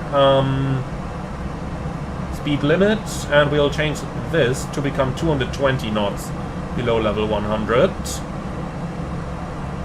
What's happening now? Did I just kill my FMC? Oh, there it is. Interesting. Not supposed to go like that. I just hit insert, even though it didn't show me what I did. But here we go. Speed limit 220 below 100. That's looking good. Decelerate, so we are slightly above the profile now. That's not going to be a problem. We'll easily be able to catch that. Alright then, down we go. Level 250 is coming up next. Let's see, do we have any ATC online at the moment? Doesn't look like it right now, but we'll find out. We have a tower in any case, that's going to be really handy. And then we'll see with the rest. Okay, a little bit high on profile. Ace, thank you so much for the 10 Canadian dollar donation. Just a quick thanks from Ontario, Canada for the invaluable flight sim tutorials, videos and live streams. My wife has started to say hello everyone. Just from how much I've had you on the TV. Oh, thank you, Ace. Wow.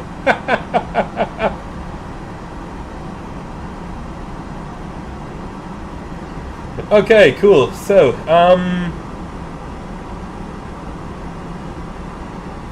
let's get down. 1,300 above the profile, not gonna be a problem at all. More drag? I disagree with that. I don't think we'll need any drag here. We'll be able to catch that. Now, one good thing about the 319, it is a very lightweight aircraft, and this means that it doesn't have as much energy as the A321 has. For that reason, it's gonna be very easy to slow that one down. Now, Fenix even wrote it themselves in their introduction posts there, that the A319 is simply going to be very easy to slow down. And that apparently VNAV isn't 100% matched to it, so it's going to be interesting to see how that's going to work.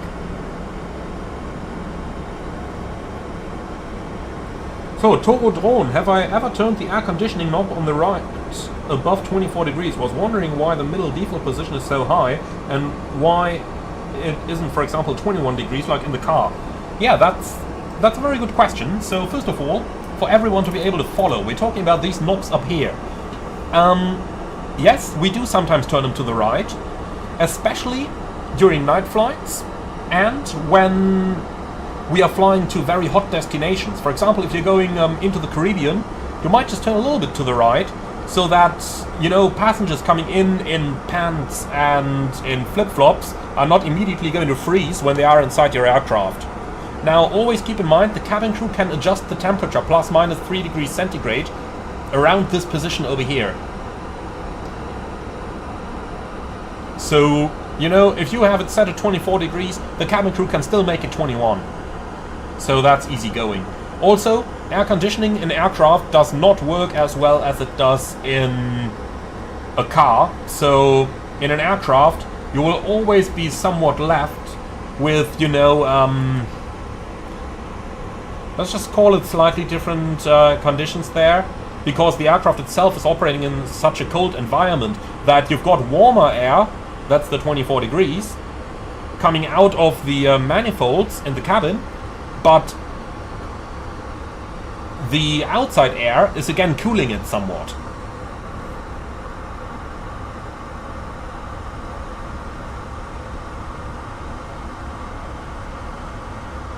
And Vlad, very good question. Why do you switch the packs off during the takeoff in the A320 but not in the 737? Quite easy. It saves fuel and it gives you additional performance. But Airbus was smart when they designed the aircraft. You turn off the packs, the computer does the rest. Boeing on the other hand side, in the 737, you got a heck lot of switching to do, and it's very easy to mess it up. For that reason, Airbus operators do it a lot, Boeing operators basically don't. What's that? Why am I 0.3 miles left of the center line all of a sudden? It feels like my position has just shifted a bit. I was looking at something else, I didn't really see it, I just noticed when the plane started turning to the right. Why is it doing that? I mean, we've been on the track for like 18 miles now, so... strange. Man, looks really nice. It looks really, really nice. Okay, let's close that for a bit.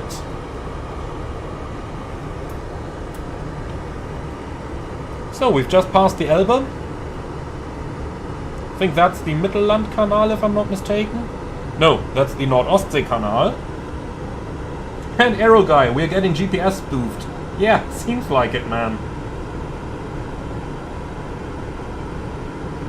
Eurocontrol Lines asking how many decibels are there in the cockpit during flight? Do you think it's possible to set it at home knowing the values? Yeah. I can only tell you for the 737 and A330, of course. I can't tell you for the A320 family.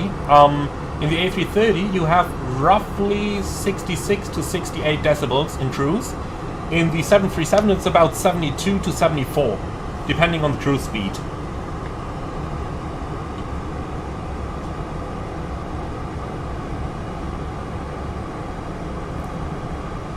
And Mike, using PMDG at 4 times simulation rate makes it hard to get back into the Fenix. I do agree, that's really something I hope they are going to make possible in the future.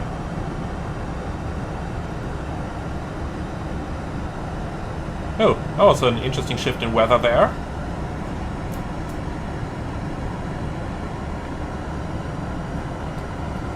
So, flying further up, we've got St. Peter-Ording over here. That's the widest beach in Europe. It can be up to a kilometer in east-west bound. Really impressive when you're walking over there. Can really recommend you, if you're German, go for holidays in St. Peter-Ording. It's pretty nice. Nordstrand over here, Pellworm, and a couple of the first German islands over here.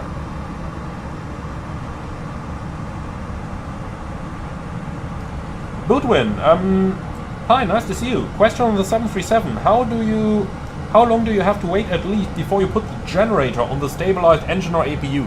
Not at all. As soon as the blue generator off bus light comes on, you can put it online. Okay, so let's go ahead and descend down, altitude 3000 feet now. Set QNH.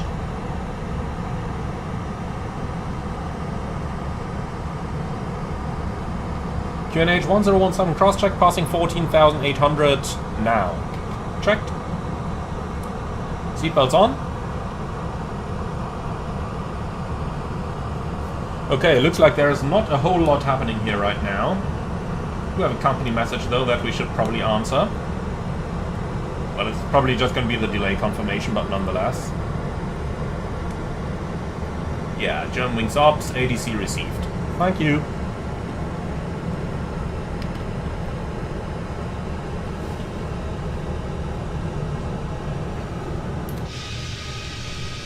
Such a cute looking airplane.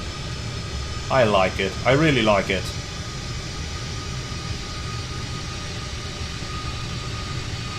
The Eidar Sperrwerk is located down here. They have very good currywurst at a very nice viewing point as well.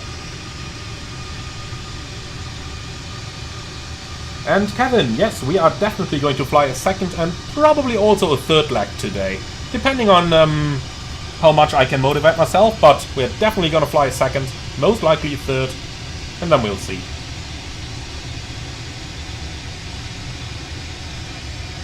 Okay, so right back inside. Beautiful views out at Germany, but once we get below 10,000 feet, we got to be careful, looking out for VFR traffic. Nonetheless,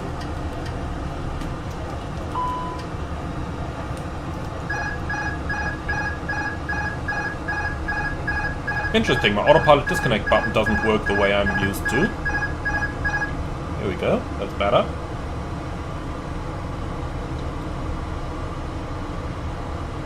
Come on, warning, we gotta go away.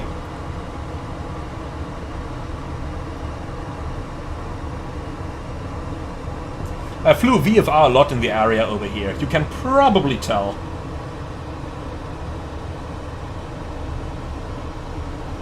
Okay, so, well, I'm gonna cancel that one away then, if I can't cancel it by default.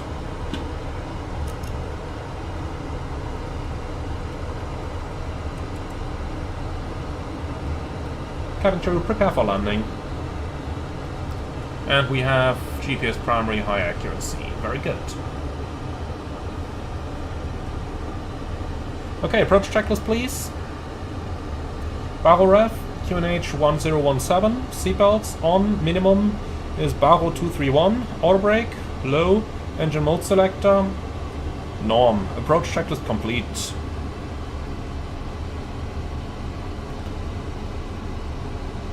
So, roughly 250 below 100, that's good.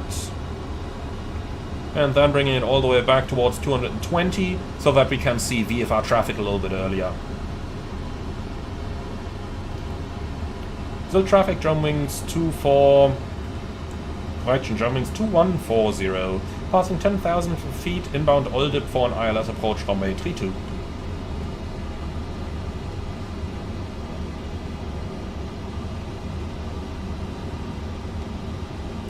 Okay, more drag. This time I'm gonna give it that drag. So, here we go. That just calls for information. Zoo Tower is online. Yep, but that doesn't help it when I'm 30 miles out, but thank you very much.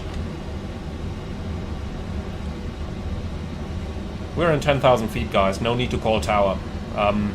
Tower is responsible from about here. Zülta. That's the final approach pick. That's where you enter his airspace.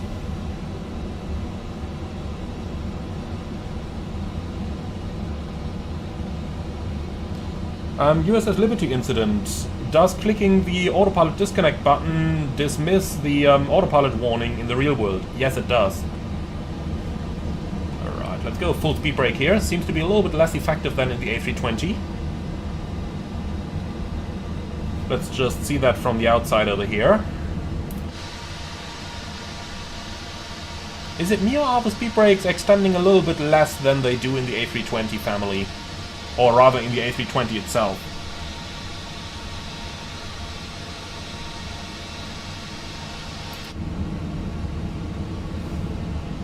Okay, one aircraft behind us it seems.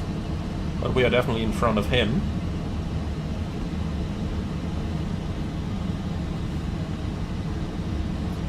And someone's asking if I have a good A320 family checklist. I do. If you have an Apple device, go onto the App Store and download the Airbus EQRH. That one has almost a complete checklist in it. A localizer alive, we're within 25 miles, so we can already arm it. Block blue. Alright, and speed brake is going back in. Block star. No flight director, I'm not gonna do a left turn now. We'll just intercept it on the present track.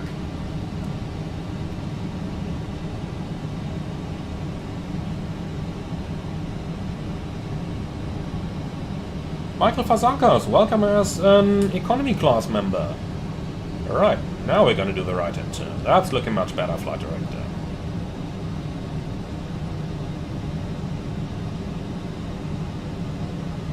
Lock. Okay, so quick check, what's the tower frequency going to be?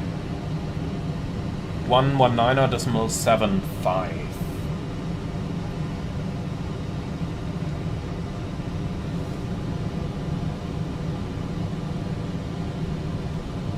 So, we're gonna tune that one in. Here we go, 119.75.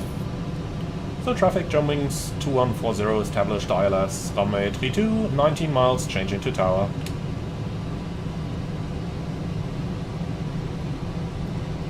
And here we go.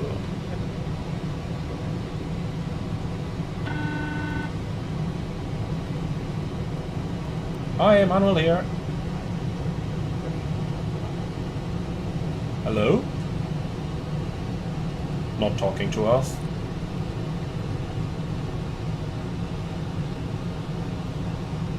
So Tower, Moines, Eurowings 2140, ILS 32.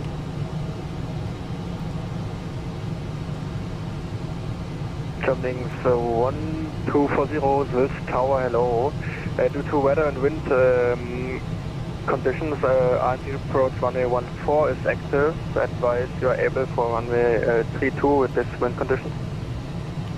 According to the latest ATIS we had, it was still runway 32. Please confirm the latest wind, Eurowings 2140. Latest wind is 200 degrees 8 knots. No problem at all. We continue on runway 32, Eurowings 2140. Eurowings 2140, roger. Wind 200 degrees 8 knots, runway 32, clear to land. Runway 32, clear to land, Eurowings 2140. So, glide star, go around altitude 3000 seconds. The ATIS still had runway 32 on it, and honestly it's very slight tailwind component here, maybe 1 or 2 knots. Not a problem at all. Not a problem at all.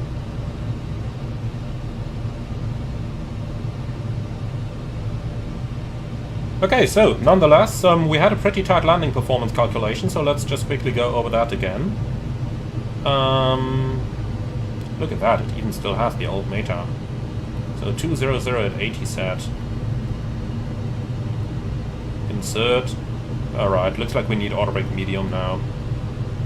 So be it. And we'll choose auto brake medium here, but not a problem landing here at all. And Lone Aviator, we do up to 10 knots of tailwind if the approach is better. Like, if we had to fly all the way around, that would waste so much fuel. I'd easily land with 10 knots tailwind here. The aircraft is approved for 15 knots, so not a problem at all.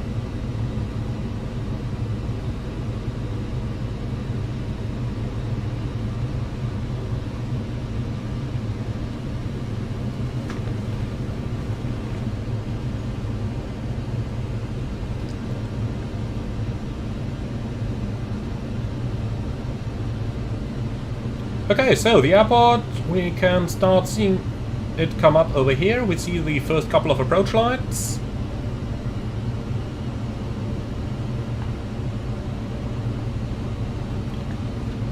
going to make it simple. As long as the speed stays below 200, we can just go ahead and configure it right over here. 2,500. Checked. At 2000 we start to configure the aircraft. Should be no problem at all. Standard Airbus procedures there.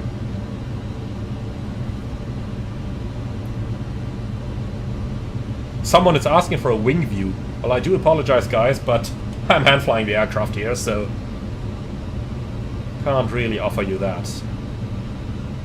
Okay, flaps 2. So, good evening, Lufthansa 5 November Echo, establish ILS to runway 32. Gear down. Lufthansa 5 November Echo, Sylt Tower low due to wind conditions. With information Delta 8 is, I'm here, port runway 14 is active, advise you're able to land on runway 32 with this wind conditions. Okay, firm, should be fine, Lufthansa 5 November Echo. Okay, flaps 3. Lufthansa 5 November Echo, Speed check, flaps 3. Continue approach on the number 2. Continue approach number 2, Lufthansa Man, it doesn't lose speed at all. They said it slows down better than the A320. Okay, flaps full. But it doesn't really do it. Well, that flaps full. That is adding a lot of drag, it seems, but previously the landing gear didn't seem to do anything.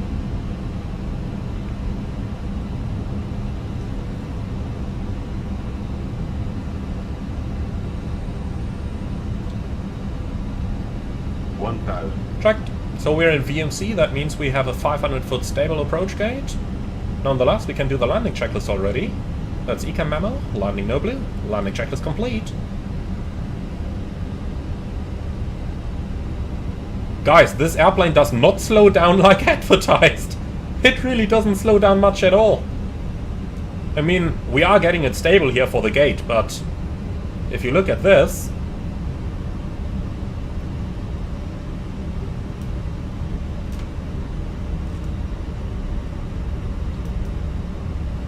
so, just about stable at the gate. Really barely slowed down at all. But here we are, stable at 500. Very little thrust that we need. High auto brake setting. I figure it's going to slow down really easily. Land. 300. 100 above. Checked. So now comes the interesting question. First landing in this type of aircraft. 200. How's that gonna go? Minimum. Continue. 100. 50, 40, 30, 20. Retard. That was easy. Okay, spoiler, reverse green. Oh, we didn't want that much. Decel. Manual brakes. And we are past 70 knots. Alright, well, that was easy. I needed a little bit more backstick than what I was used to from the A320, but apart from that, very easy going. Okay. So that taxiway is a little bit small there for us.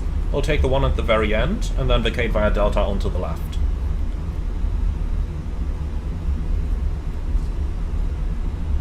So, first flight with the Fenix A319. I like it. I really do like it.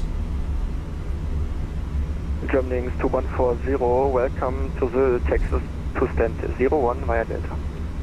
Stand 1 via Delta, Germanwings 2140, thank you. Okay.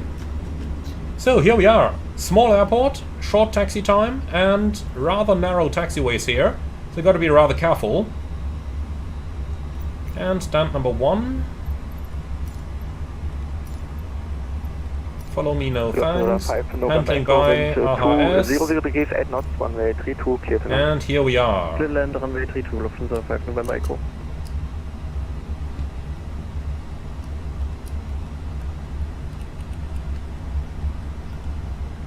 Okay, after landing checklist, radar and predictive wind shear off, after landing checklist complete.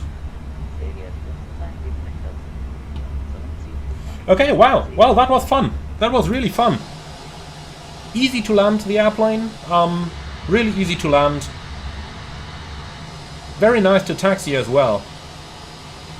that short distance between the nose gear and the main gears really makes it very reactive. And as you can see, don't need any thrust at all. With the engines in idle, it's taxiing really fine. Alright, let's go ahead and turn on the APU.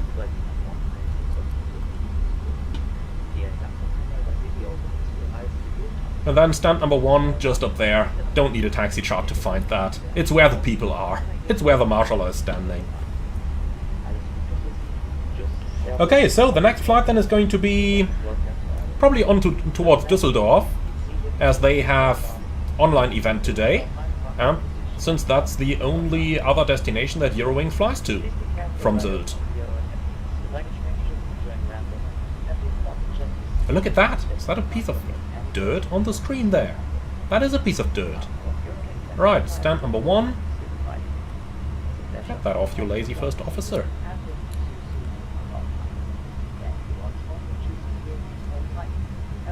Parking right into the sun. Gotta love it.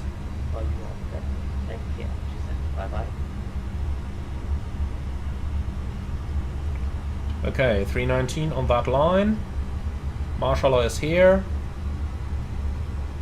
No, that's definitely not correct. No, GSX, it's not correct. Somewhere over here, I guess. Okay. Parking brake set, APU avail. 1, 2. Cutting through, all doors in park. Alright, engines are running down. Let's give it a few moments before we turn the beacon light off.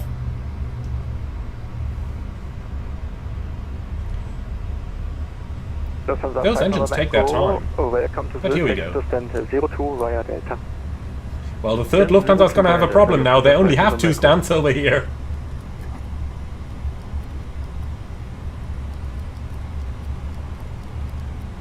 Okay, here we go. So, parking checklist, please. Park and brake our trucks. Brake set. Engines off. Wing light off.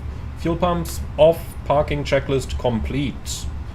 Alright, that's flight number 1 completed. So let's go ahead and start setting up for the next one now. The next one is going to be from Sylt over to Düsseldorf. That's going to be Germanwings for Echo. Let's see if that one is still available.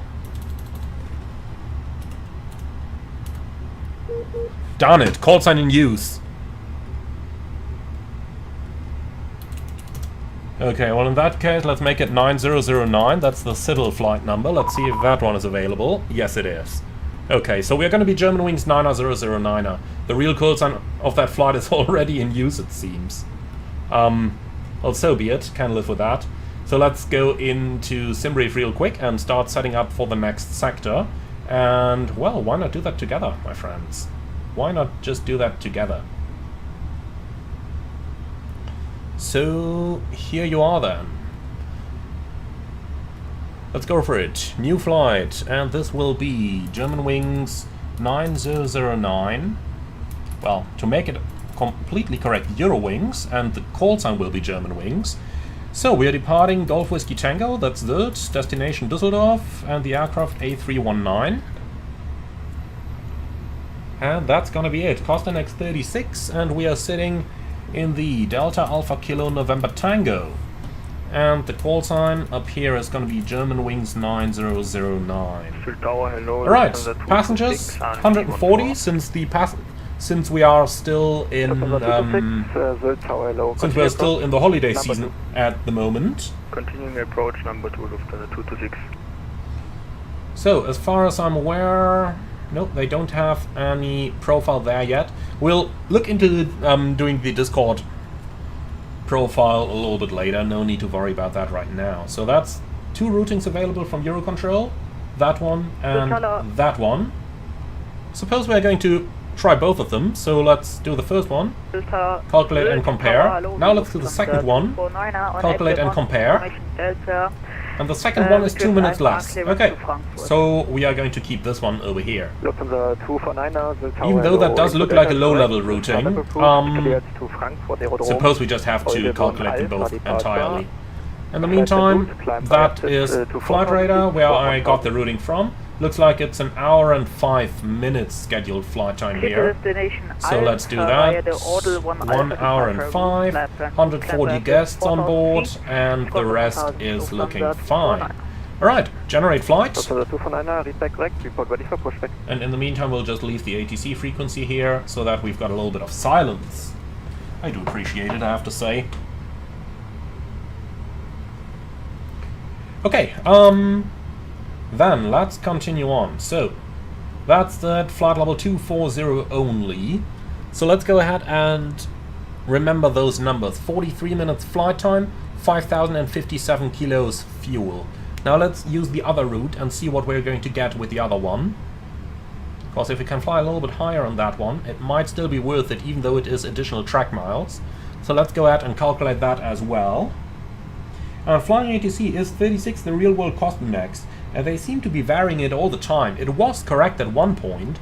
Okay, that's actually 5,071, but flight level 330 at 46 minutes flight time. So the other one, even though we fly at a lower flight level, the other one is the better routing for us.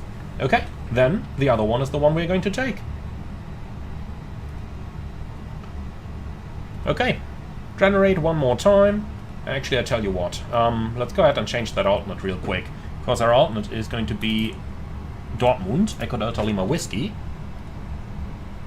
and that's it. Generate.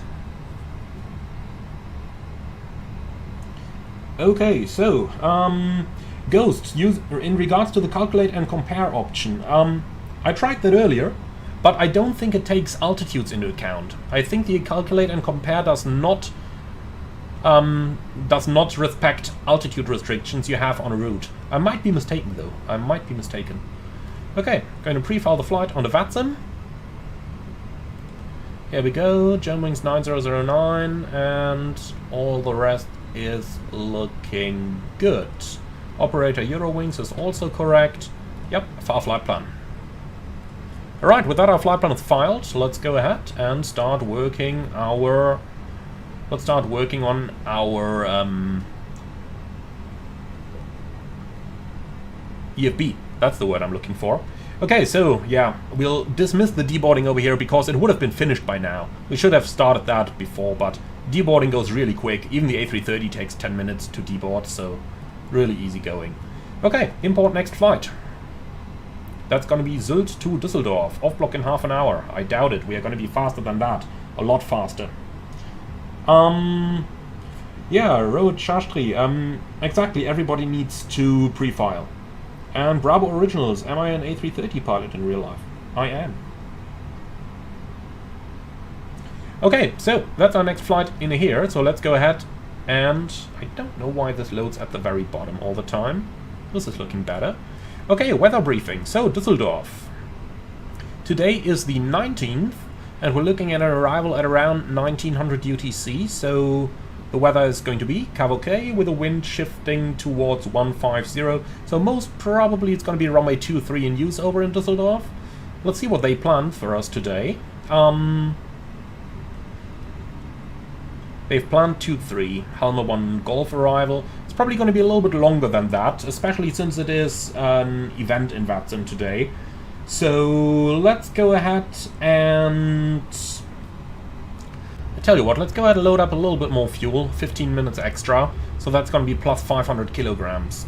I've basically just taken the final reserve of 30 minutes here and divided that by half, so around about plus 500. So if we take total fuel here of 5,000 kilograms, we should be good to go for Düsseldorf. So 5,000 is what we're going to load. Okay, mass and balance. Yeah, that looks round about right. Plant fuel though, 5,000. Here we go, apply and load. You can use GSX for that, please. Quite a bit of cargo in here as well, isn't it? 3.5 tons. Gonna be rather heavy today. So,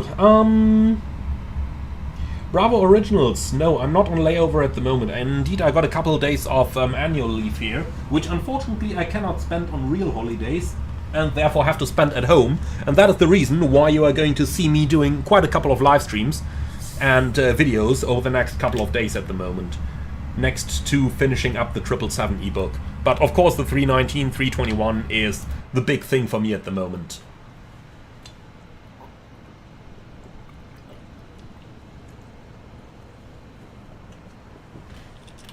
It's beautiful, isn't it? I just really like its look. I really like its look. Okay though, so that's this part here. Man, they have a ramp agent standing up there now. I never noticed that yet. Let's say hello.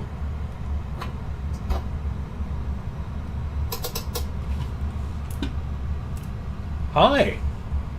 I never noticed they had a ramp agent on here yet, or a bridge driver. That's pretty cool. That's really pretty cool. Surprise, surprise, we have an A321 next to us. Who would have thought that? Now, Ghost, how different is the usual ops between the 320 family and the A330? Honestly, not all too different. It's 2 days of ground school and simulator, and simulator to transition between the two types, so they're almost identical, really. Almost identical. Of course, in terms of cabin procedures, there's quite a bit of differences. So, guys, give me an opinion. Shall we do the next sector from the right-hand seat or from the left-hand seat? Shall we change over to first officer or do we continue as captains? Up to you. I'm happy with things either way. I just have a feeling we gotta reset GSX over here. Reset position, please.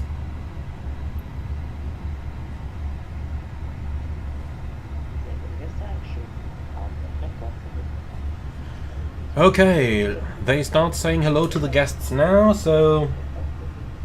Okay, well, I think the left seat is in the majority here, so it's gonna be left seat now and then maybe the third sector from the right. We'll see about that. We'll see about that. Okay, so with that now decided, let's go right down here, ATSU please. And AOC menu, flight initialization, request data. Now, I'm a little bit surprised that this data over here doesn't clear out. In the A330, this would have all gone back to boxes after you go on block. Luxario, we're in Sylt, in northern Germany. Germany's northernmost airport. Man, this is looking really awesome right now. Great textures. Really great textures. I do like it. I do like it very much. Okay though, let's do a little bit of pre-flight here, and when that good stuff is done, we can go ahead and do the walk around. But I do really want to see the airplane from the outside one more time before it gets dark. Yeah. And I'll tell you what, we're going to do the walk around now before we even start the FMC setup.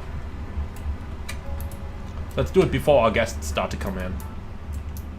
Is that a correct Eurowings uniform? The color surely does look like it. Sweet.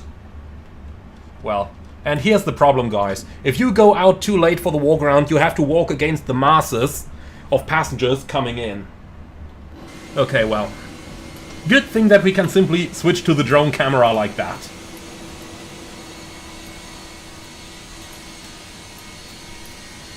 So, here we are. Pretty busy over here. I don't think this airport has been that busy for a long, long time. Really, for a long, long time. Okay, so... Again, over here, the AOA vanes have no damages. The pitot tubes are looking good.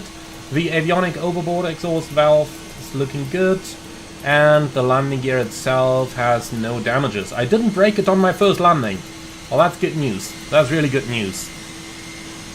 Park and brake light is still on. I tell you what, this would be the moment where I would tell my first officer that the chocks are in place, as you can see down there, so I would tell him that he can release the park and brake. How do you do that if you don't carry the headset with you? Quite easy. You go to the fuselage, you bang against the fuselage with your hand in order to get your colleague's attention, and then on the outside you can show a hand signal with both fists in the air and the thumbs going inwards, and then you move the fists towards one another. That's the signal for chocks in position. And knowing that, we can quickly go back to the FO's position here, and we can release that parking brake. If the brake is released, the brakes are going to cool much quicker. That's the reason why we do this. Okay, so with that now released, let's continue our walk around. And just while I notice it, have a look at the textures of the airframe over here. You can really see this is a used aircraft. This one is like 18 or 19 years old by now, and you can see where the metal itself is attached to all the what are they called again? I keep forgetting those words. Should have learned that in ATPL theory, but you know, when you never use them in so many years, you do forget. So you can see where the fuselage itself is actually attached to the airframe, and that just looks great. This is exactly what those old aircraft look like from the outside. Really great. Really, really great. And honestly, I didn't see that on our first walk around in Stuttgart. I only see that now in the sunlight. Now, I told you in the air that I really liked how the airframe looked like in the... or how the windows looked like with the dirt. But this is definitely another level of detail here. Also, you can see a couple of bumps that it has everywhere. You can see that this is an old airframe. Wow. That's really excellent. Really, really excellent. Right then, let's walk to the back though. And we're going to start having a look at the wing, check out the engines. Especially here in Sylt, it's very important to check for bird strikes. Oh, hello there. That cannot have been healthy. Especially here in Sylt, it's very, very important to check for bird strikes, as there are really a lot of birds here in northern Germany, near the coastline. They even have some bird protection areas just very close to the airport here, so gotta be very careful here to check for bird strikes. Anything that even looks a little bit red that is not paint. Especially when you're a first officer, by the way. When you're a first officer and you find anything that looks the least bit suspicious, you guys know that I'm flying the A330 on the right seat. I always have my mobile with me, and I do have all the phone numbers of the captains. I immediately take a photo, send it up, so that the captain can take a look firsthand and come down and actually check it out himself if he deems it worthy. I mean, they do trust first officers to be able to get that stuff right, but no, I just kind of like to have the possibility. Always have my mobile with me. You not only take great photos on the walkarounds, just like this one right now, for example. You not only take great photos, but you also take informative photos there of when you see anything suspicious. Okay, so that's looking good, and that's looking good as well. No sign of damages down there. Excellent. Okay, so the walkaround is good. We can go up. And here we are. So, right back inside, let's get onto it again. Now, 737 flies in, guy. Good question. Which car do I drive now, and what is my dream car? Well, I'm driving a Volkswagen Tiguan, but what my dream car is? Really don't know. I'm not that much into cars. Okay, so let's go ahead and request our flight plan, and Germanwings 9009, we can put that in here already. Corsair X36, flight level 240. So they do have runway 14 active now, so 14 in here, Oldip 1 Alpha Sid, which is just straight out. And for Düsseldorf, we are going to plan on the ILS approach runway 23 right at the moment. We'll see what they're actually going to use, and we'll take the helmet transition. So helmet 23, here it is, insert. Okay, so once again we do need our engine out information, and we are going to get that one from Blackbox's website. So just like I showed you earlier, if you go to blackbox711.com, really one of my favorite YouTubers, that's a really great guy. You go on to the web app up here, And onto here, we are looking for Westerland Sylt. Oh, interesting, he doesn't actually have that one. Okay, well, in that case, we gotta help ourselves with a different source of engine out information, and we are gonna get that one from our EFB, of course. So let's go on to the chart, and you can see over here already, MSA around the airport 1800. Applicable over German territory only, that's because it's the German authority defining this, and we have the border to Denmark right up here north of the island. But 1800, we're departing into that direction down here, so we can just go straight at 25 miles, climbing 3000, that's gonna keep us safe. So let's go ahead and define that one. Waypoints. Actually, I think there is a new waypoint page. This one looks different than it does on the A330. Okay, here we go. So, Golf, Whiskey, Tango, X1. And that's going to be Echo Delta, X-Ray Whiskey, runway 14, slash. Let's see, if this is 321, then it's going to be 141, the runway heading. Slash 25 miles. Alright, PVD point, store. And then secondary copy active, and we have GWTX1 right over here. Pick up a holding there, 141 inbound right hand turns. That's going to keep us over German territory, climbing 3000, and in case of an immediate return we can come back to Sylt, even though it's not exactly our favorite here, but we'll talk about that a little bit more in the arrival briefing. So ILS32. And then over here, let's go to the fix info page and enter the same stuff. Sylt 14, 141, and in here we have GWTX1. Here we go. Okay, looking good to me. So then let's go onto the init page. What do we have today? Zero fuel. Wow, that's heavy. That's really heavy for an A319. So 56.9. That used to be our takeoff weight on the flight that came here. Okay, a block fuel 5,000 kilos. Have they finished fueling? Yes. Awesome.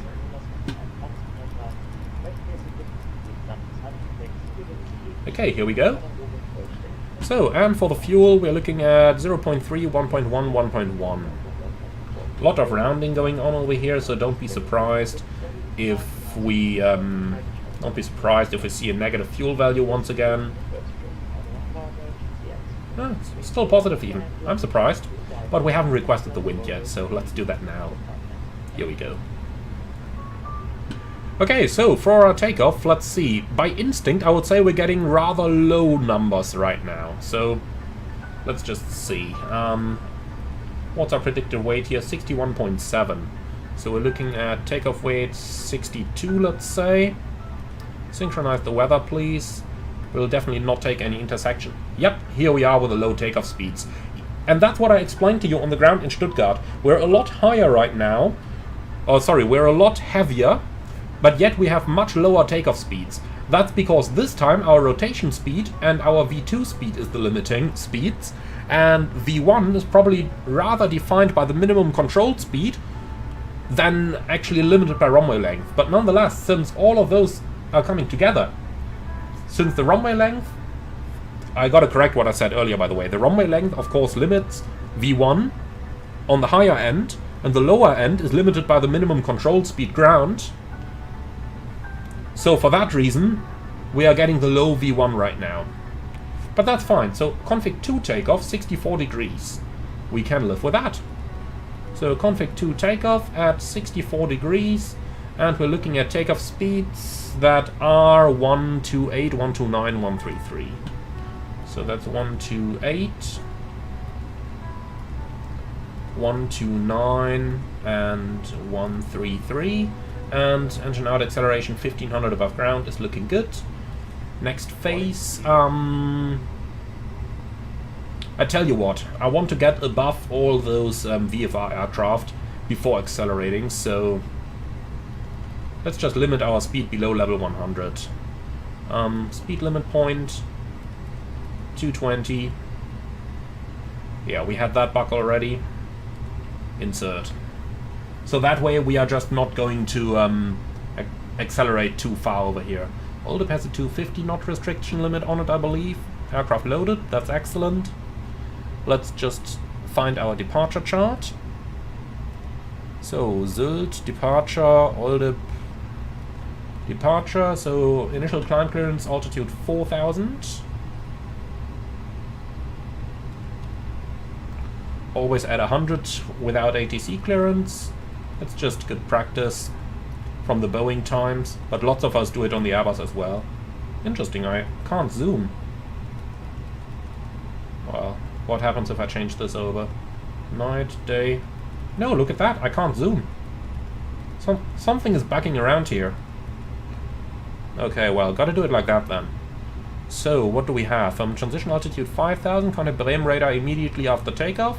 We climb on the runway track, X-ray Whiskey 001, and thereafter Oldham maximum 250 knots. So let's see that on the ND. We have X Whiskey 001, and then we have Oldham 250 knots. And thereafter the emergency waypoints. Okay, that's it. And Neartug asking what airline do I fly for? I'm sorry, I prefer not to say that. Okay.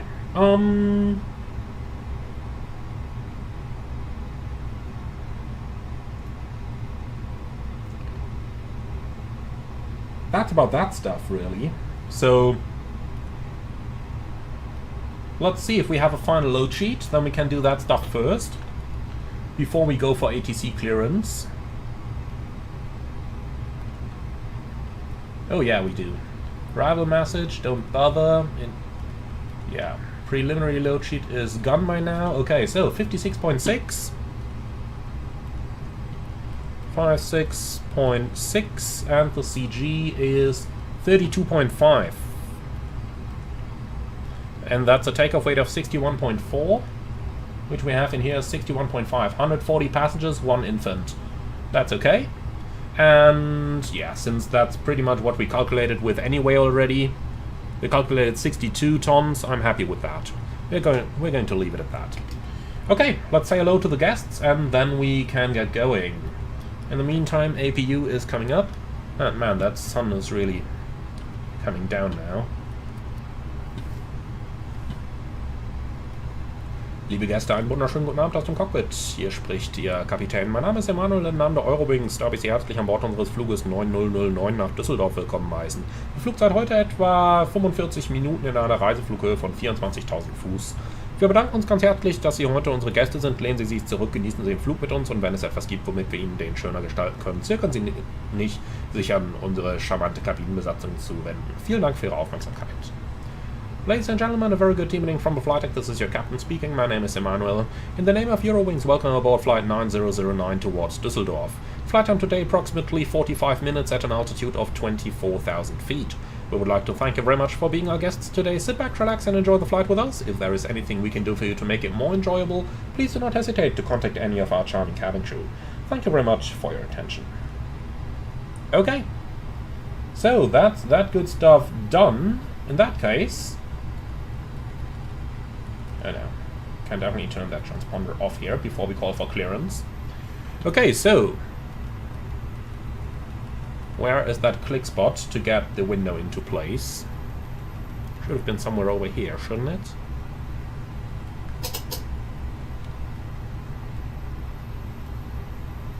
Man, that window is annoying. Okay, let's try that again. Here we go, that's it. And now you see the red stripe, and that's your indication that the window is correctly closed down there. Okay, so... Yannick, that's awesome in the comments. Our charming cabin crew. Peter from one left. Yep. Nah, you gotta be nice. If you have at least one nice lady with you.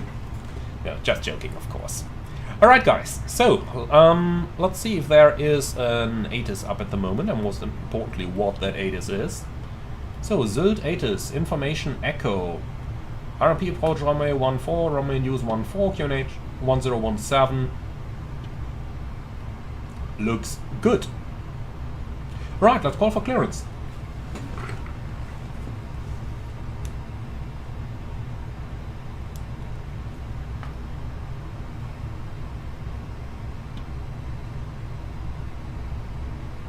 So Tower, moin moin, Germanwings 90009er, information echo, request clearance to Düsseldorf. Germanwings 90009er, Sylt Tower, hello sir. Info echo is correct, startup approved, cleared to Düsseldorf. Hold up 1 Alpha departure, flight plan route, climb ascent to 4000 feet, squawk 1000. Germanwings 90009er, startup approved, cleared Düsseldorf via Oldip 1 Alpha departure flight plan route, climb via SIT to 4000 feet, squawk 1000. Germanwings 90009er, read back correct, report ready for pushback. Wilco, Germanwings 90009er. Okay guys, I've been an asshole over here. I'm gonna tell the controller in a few moments as well. I'm not going to, you know, I'm not going to mop him or anything the likes, but he said climb via SIT to 4000 feet. Now for someone who learned English in school, it would only sound logical to say climb to 4000 feet. But in aviation, you never say that, because now, technically speaking, he cleared me to flight level 240, or altitude 24,000, 24,000. For that reason, you can say climb via SIT to altitude 4000 feet, but never say climb to 4000 feet.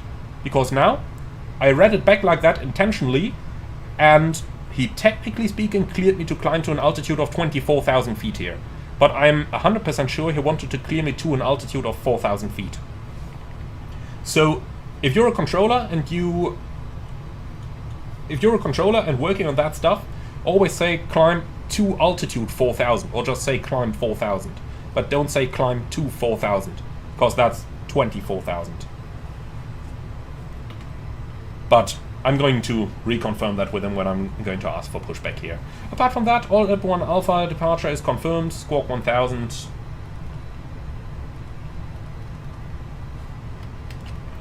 And that's it. So, APU is running. Let's go ahead and prepare the aircraft.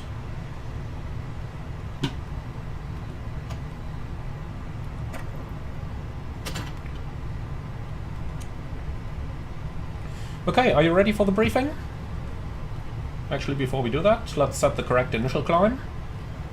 And then let's go for it. So, takeoff runway 14, Oldip 1 Alpha departure, climbing, we'll confirm that again, but most likely 4,000 feet.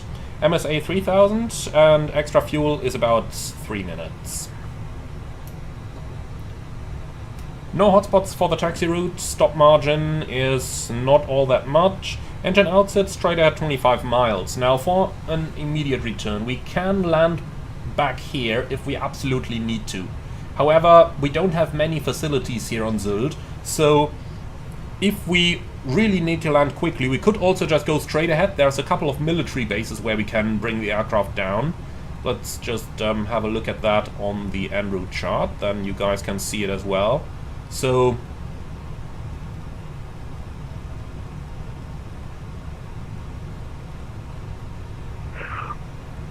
you know, if the aircraft is on fire, then we might as well just continue straight ahead over here to Hohn Air Base or to Schleswig, as they have a lot better firefighting equipment over there than they do here in Sylt. And more facilities to handle our passengers and so on. So that's really, if we have the time, and if we're not completely on fire and have nothing and have no options, I prefer to go straight ahead, maybe to Hohn or Schleswig, or if we have the time, we can go down here to Hamburg or Lübeck, which has better facilities as well. Apart from that, I don't have anything special. In terms of non-standards, we can hear the German VFR over here already, so I've limited my speeds to 220 knots below level 100, and that's it. Any questions? No questions, excellent. Cockpit preparation checklist, please. Gear pins and covers removed, fuel quantity 4,980 kilograms balanced, seatbelts on, 80 IRS, nav, barrel ref, QNH 1017. Cockpit preparation checklist Sierra 1, complete. Sierra 2, Kontrollroute Sprise 182 November. Sprise 182 November und melden Sie Sierra 2 bitte. Alright guys, remember how I told you on the approach that VFR traffic speaking in local languages can really be a problem? So, those of you who don't speak German, tell me now what that Friese is actually doing. Lufthansa 2185, das wird auch hallo zurück. And Planespotter CR, I'm your favorite streamer. Thank you very much. Lufthansa 2185, echo correct. Okay, so clear to München. As soon as there is a little bit of space on the frequency, we're going to get pushback here. 4000 feet, squawk 1000. Cleared München. High flow can remain on norm since we are just about half full. Sounds good. And some flight sim guy. Yes, I have landed in Poland. Correct, report ready for pushback. We'll call for pushback 285. We're ready in a minute. Roger. Germanwings 9er request pushback. Germanwings 9er push approved facing north. Push approved facing north, Germanwings 9er and confirm the initial climb again. Germanwings 9er initial climb is 4000 feet via SIT. 4000 via SIT, Germanwings 9er, thank you. Yeah, 4000 set. That's what I meant earlier. He meant 4000, he just...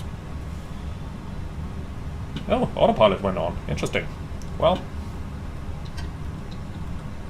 Here we go. Okay, ground from flight deck. Go ahead. So, push approved, face north, parking brake set. Release brakes. Brakes released. Clear to push. Roger, pushing back, stand by for engine start. Standing by. Okay, before start checklist. Park and brake. Released. Takeoff speeds and thrust. 128, 129, 133, flex 64. Windows. Again, we are looking for that red thing over here, otherwise the window is not closed and locked. Those are closed. Bacon, tasty, and on. Before start checklist complete. Okay, once we are... Is there any red line here? Yeah, there. Hard to see, but here it is. I love these small airports. I really do. That's something I miss a little bit, even though with the A330 we do fly to some airports like that as well. Okay, so... ground flight, we're starting engines 2 and 1 in that sequence. Wait until the axes go away. That indicates the FADEC is powered. Engine 2 start. Start lever. Why are the thrust levers not in idle? My joystick surely is. We had that already on the first engine start. It's really interesting. And what is GSX doing here? Yeah, that is one way to do it, huh? That's definitely one way to do it. Even though it's the more expensive one. Okay, push complete, set brakes.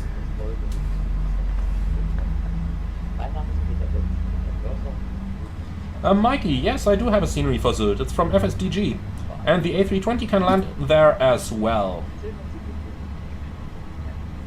The 321 can as well. Obviously, you will be payload limited. And engine 1 start. You will, of course, be payload limited, but those aircraft can land there without a problem. It's 2,200 meters runway. If you take into consideration that there are airports that see the A320 series regularly, like Santorini... No, sorry, like Skiathos, with, I don't know, 1,900 or so. I mean, this runway over here is about as long as the one in St. Martin, so... You can land a 747 here, at least if it's just for stopping performance, and not for breaking the runway apart when it's actually touching down.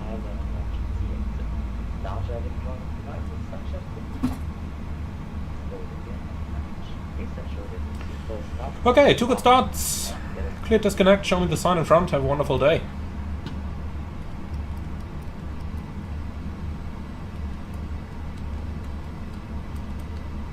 And so, we forgot to do the trim. Okay. Well, let's do it now. It's too bad that the A320 family doesn't show you the CG here. In the 330 we have the center of gravity shown here, and we only need to set it here then, but, well.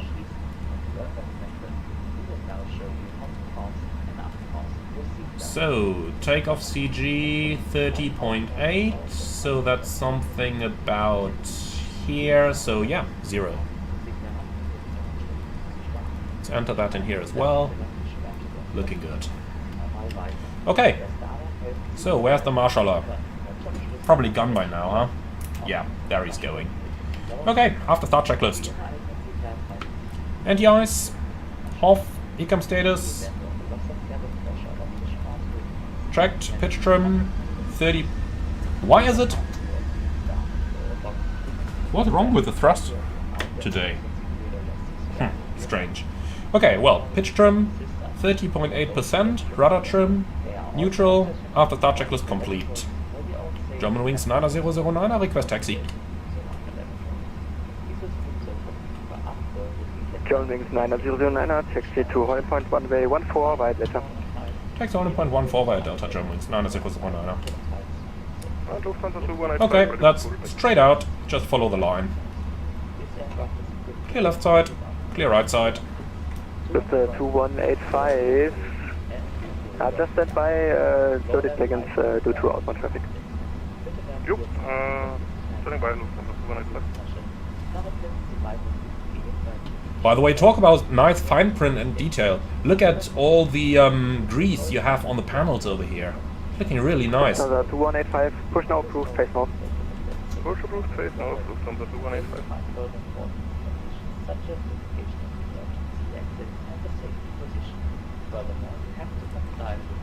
Okay, so straight out and then on to the full length.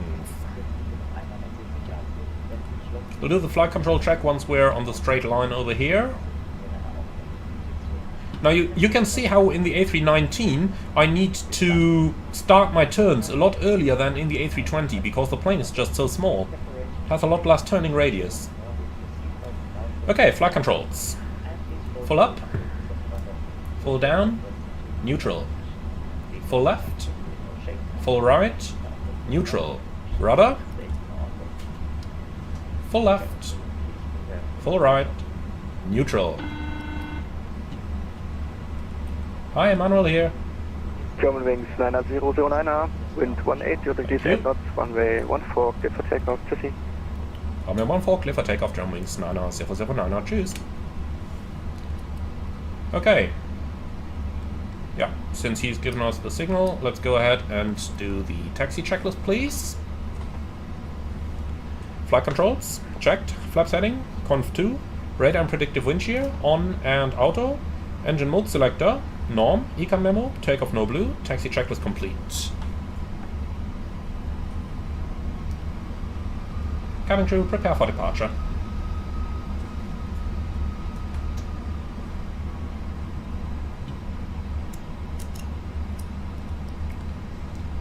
Okay, that's runway 14, Delta. Lineup checklist. Takeoff runway 14 via Delta. TCAS, TARA, PAX 1 and 2, off, lineup checklist complete. And a quick look outside. Nothing and nobody on the approach. Awesome.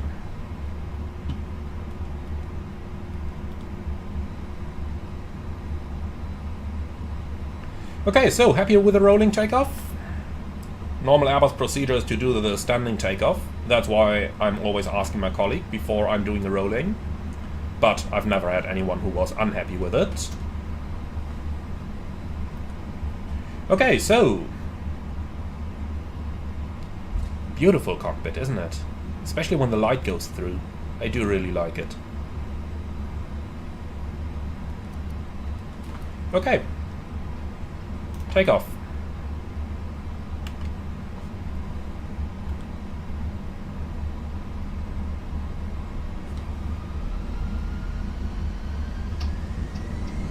Manflag 64, SIS, A thrust blue. Thrust set.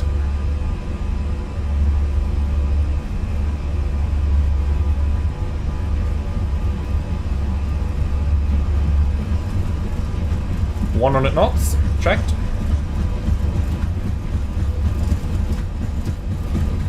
V1, rotate.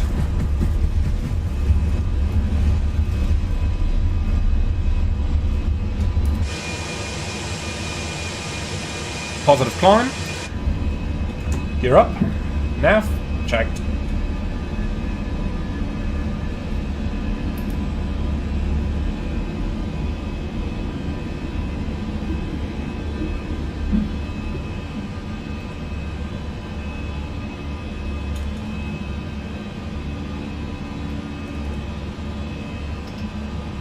Thrust climb, air thrust. Flaps 1, speed checked. Flaps 1. Pack 1 on. Autopilot.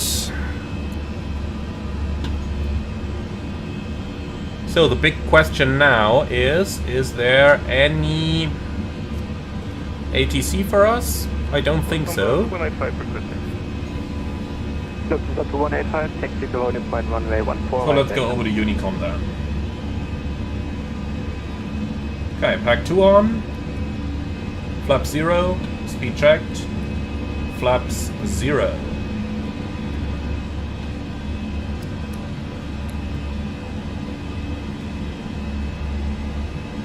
Man, look at that light reflecting off the screens here. Pretty cool. Okay then, let's continue our climb. We're looking for flight level 240. That's 24,000 blue. Okay, 220 knots at first to get rid of all the VFR traffic as quickly as possible. We're in full climb thrust already. Don't have a D-rate in the small Airbuses, only in the large ones.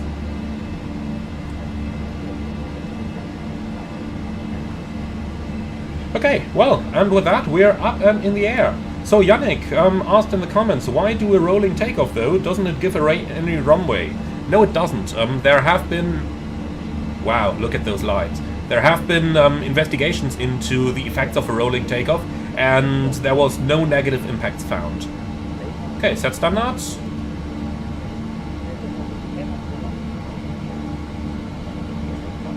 Standard cross-check, passing flight level 58 now. Checked. Okay, so, and in the absence of any ATC, let's just take a little shortcut here, proceed direct to Cookney.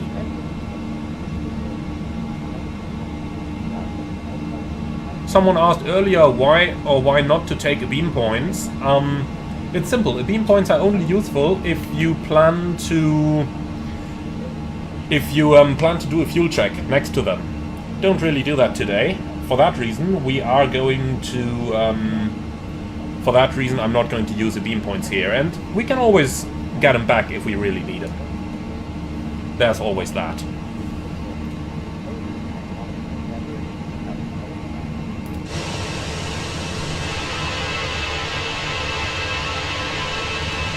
So, that's Sylt down there.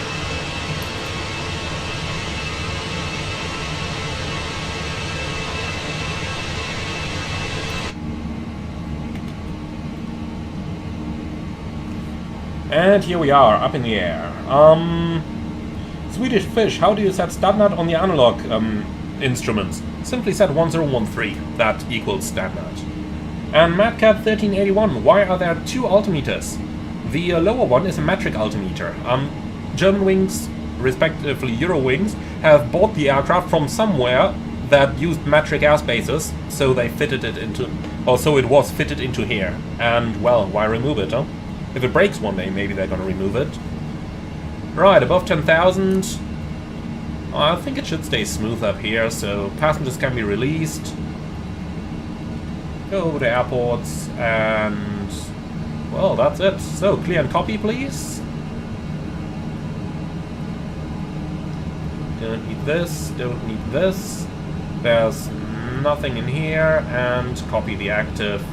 So, optimum 360, cruising 240, and the maximum is 390 anyway. Okay, looks good to me. Happy with that. Alright, so, up in the air, and on the way. Ouch, that's quite some light shining through. Let's get the sunshade out. And if we're on it already, personally, I'm really a fan of turning the floodlights on in the Airbus. I don't know, I just like to see something over here. I just really like to see something there. So we have about 140 miles to the top of descent. If there's any Germans out there, in the long-haul Airbus we refer to the top of descent as the Feierabend indicator. And sometimes the Feierabend banane. That's my word. I take copyright on that. Well, but we're on the way. Bravo Originals, hey A330 driver, can you next to a certain fueling route in the A320? We'll see about it. I'll probably fly the 321 a little bit next, but we'll see about it. I have a couple of routes already in mind and a couple of promises that I made to some people for certain routes. So that's that. Now, SB 2008, very good question there. If ATC says after takeoff climb to 8,000 feet, but there is a 5,000 or below restriction, would you use climb or open climb mode? I would use open climb. First of all, of course, confirm with ATC that you're clear to climb unrestricted, and then either use open climb, or if there is any other restrictions in there that you may need to consider later on, consider asking the pilot monitoring to delete the simply to delete the altitude restriction and keep using climb mode. Plane Spotter CR, how do you set outside custom views to replay landings, and do you recommend GSX? I'm sorry, I have no idea how to set custom outside views, not an expert on that. I know how to do it in the cockpit. Like in the cockpit, if I want to fix a certain view like that one, which I do really like, then I can just press Control, Alt, and a number key. For example, I just used number 9, and now if I go back to my standard view and now press Alt 9, I'm getting into that very view. But personally, I don't really use these features too much. Now, would I recommend GSX? Nah. The pushback feature is nice, the marshalling is okay, but personally I'm not a big fan of all those boarding features and stuff. So, and it is quite buggy, of course. So, I'm a little bit split in regards to GSX, honestly. Alright, let's use a small moment there and just go to the aft again and see how the cabin looks like in this lighting conditions. You can see aircraft cabins, they have very little influence from the outside lights because those windows are just so incredibly small. And the actual lighting of the plane itself has already taken over in here. And honestly, that's looking... I just like it. I just really like it. Let's see it from the passenger's perspective as well for once. Look at that. Just look at that. The sounds are wonderful. And so is the airplane. Right, Helgoland down here.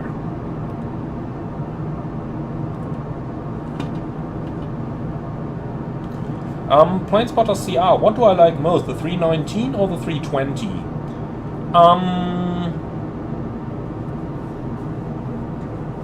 I don't know. I think, for now, of course the 19 is more interesting for me because it's new, and because I've flown, you know, thousands of hours on the 320, but, well, about 1 hour and 10 on the 319 now, because this is only the second flight. But ask me again in 2 months and I will tell you that all 3 aircraft are, you know, as interesting as the other.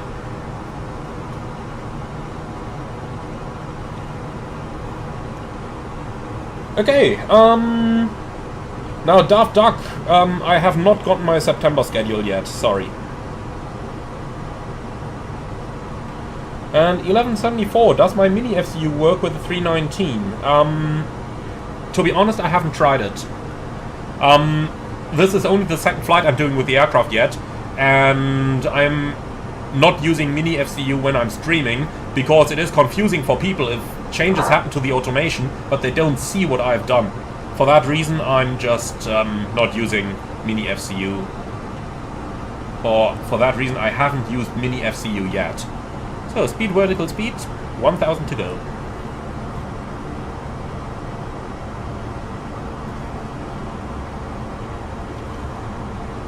Okay, Aurora Shastri, that's the important question. What is my favorite aviation movie? And have I watched 7500? I have watched 7500. I really like it. But my favorite gotta be Top Gun. Maverick. The original is nice. No, the original is great. But Maverick is excellent.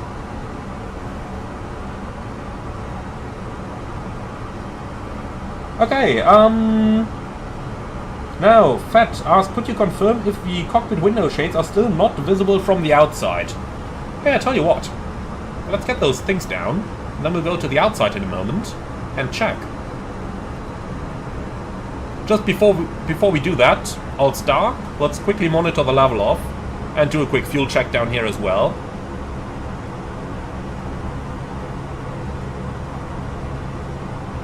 So top of climb, 11 minutes, 3,400, 1.1 used. Here we are, Mach. Okay, that's the top of climb, 11 minutes. We've got 3.9 on board at the moment, which is fine. We did load up a little bit more. We used 1.1 exactly as per sim brief. Okay, good to go. So let's go to the outside and check.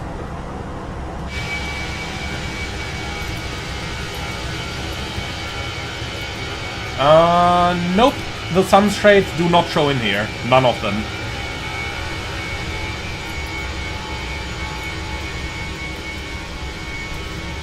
In the cockpit I have all the sunshades down at the moment, but we don't see any over here. Hope that answers your question. Hopefully they can add that. And Eric Room, the store pilot route function does not work on my side, unfortunately. So, reaching the East Frisian Islands, you can do really nice VFR flights down here. Really nice island hopping.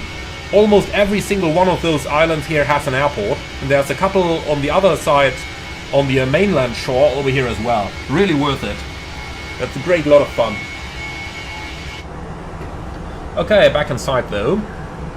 Don't need this, no, don't need this, and don't need this.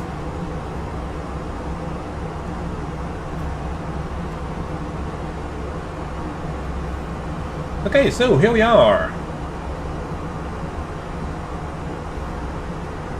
Now let's see, if we can take a shortcut down here, that would be tremendous. But I don't think there is any ATC online at the moment who could give us that shortcut. Nah, not really, huh?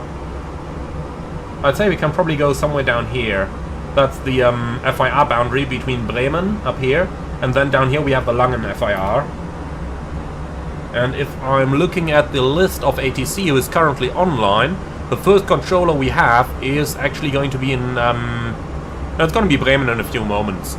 On 12876. Tell you what, I'm going to give him a call now. Maybe he already gives us some good shortcuts.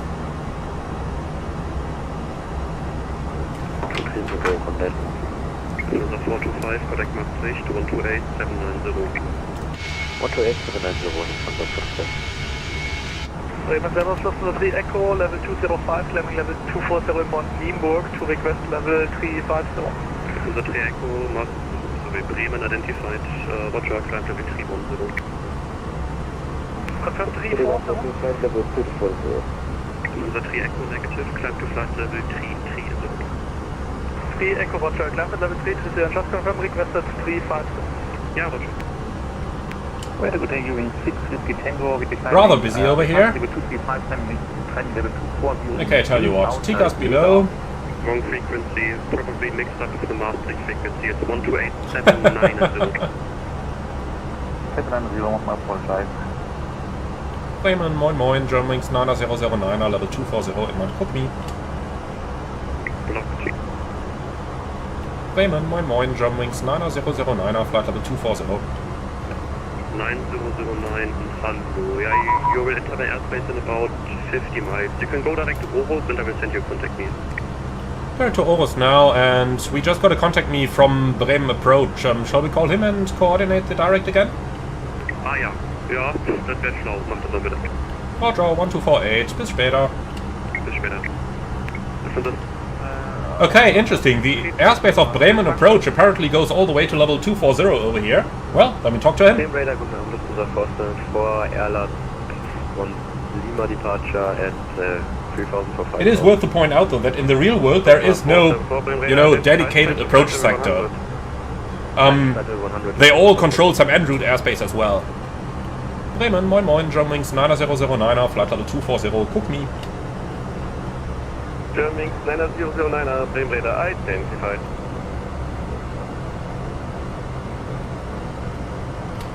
Okay, that's it. So we talk to him. Wow, those clouds look good, don't they? Those look really good in this light.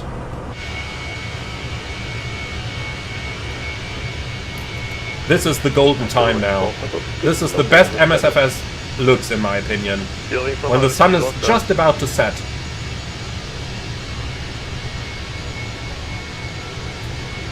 Bertie Meat 07, what frame rate am I running? It looks very smooth. It's 57. Germanwings 9009er, proceed direct Rorus. Germanwings 9009er, direct to Rorus. Okay, Rorus, and this time we'll take the beams because we do want to do a fuel check here. Enter destination data. I will do that. Relax, aircraft, relax. We've got lots of time available. First things first, when we pass Cookme, we can do a fuel check. So looking at this, Cookme, 18 minutes, 3,000 kilos, 1.5 tons used. So 18 minutes is roughly correct. 3,600, 1.4 used. Yeah, that's about alright. Man, look at the FCU over here. That's really... Look at that. This is an awesome texture work. This is really awesome texturing from Fenix. Can't believe it. That looks really excellent. I mean, let's be honest over here. If we forget about those shadows for a moment, then this could really be real world. This could really be real life stuff here. I mean, I wouldn't be surprised if they took a photo and then worked that into a texture. But either way, it's awesome. It's really awesome. Let's take a moment to see what that looks like in the cabin back there. 474, you don't flight to Airline. What you are doing?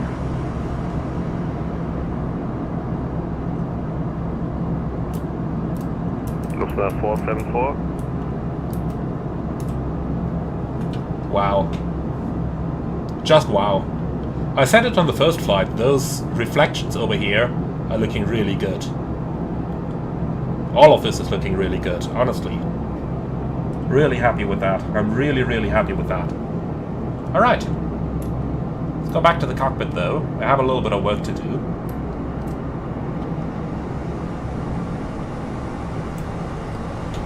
This ain't too bad either. I do like it. I do really like it. Alright though. Close that door. Take the seat that we all want to take. Looks like the weather is clearing up a bit over here, isn't it? Nice. Okay though. Let's go ahead and grab ourselves 10 ATIS. And then we'll get going. And Santima1810, thank you so much for the 199 donation. My thoughts so far. Well, it's not all that different from the A320, but all the small things seem to be there. Like it taxis an idle thrust, the turn radius is of course a little bit less. You need to taxi this one different than you need to taxi the A320. Now, the landing also felt a little bit different. I'm pretty sure with the A320 I would have done a positive landing on my last one, but this one just worked really nice. I'm looking forward to the next one. And well, it's, you know, my very first impression when I loaded it was like, so that's what I've waited for so long? My second impression when I looked into the cabin was, yes, that is what I waited for that long. Because that is looking good. 009, contact frame radar 128, 760, ciao. 128.760, Germanwings 9009, tschüss. Condor 6 Kilo Victor was calling. Okay, and yeah, now that I'm flying my second flight with it, it's fun. It's good fun. 33 for now,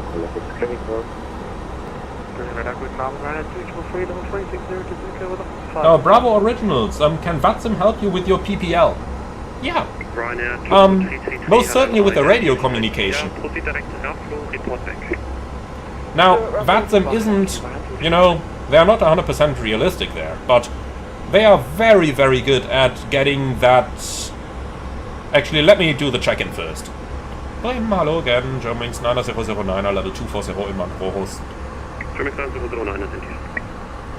But VATSIM is very good at taking that, at making you less afraid to press that push-to-talk button and to get you practice. And that's really where they shine.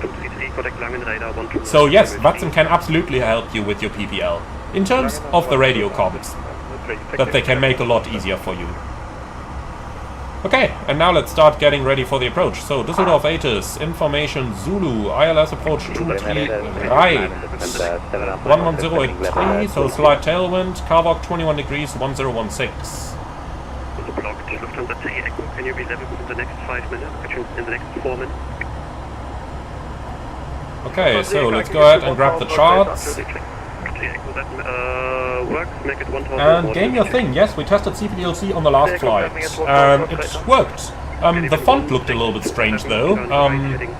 The font certainly did not seem right, but apart from that, the system itself worked. So for the arrival, it's going to be the Helmet 2-3 transition, and the approach is going to be the ILS approach on the 2-3 right.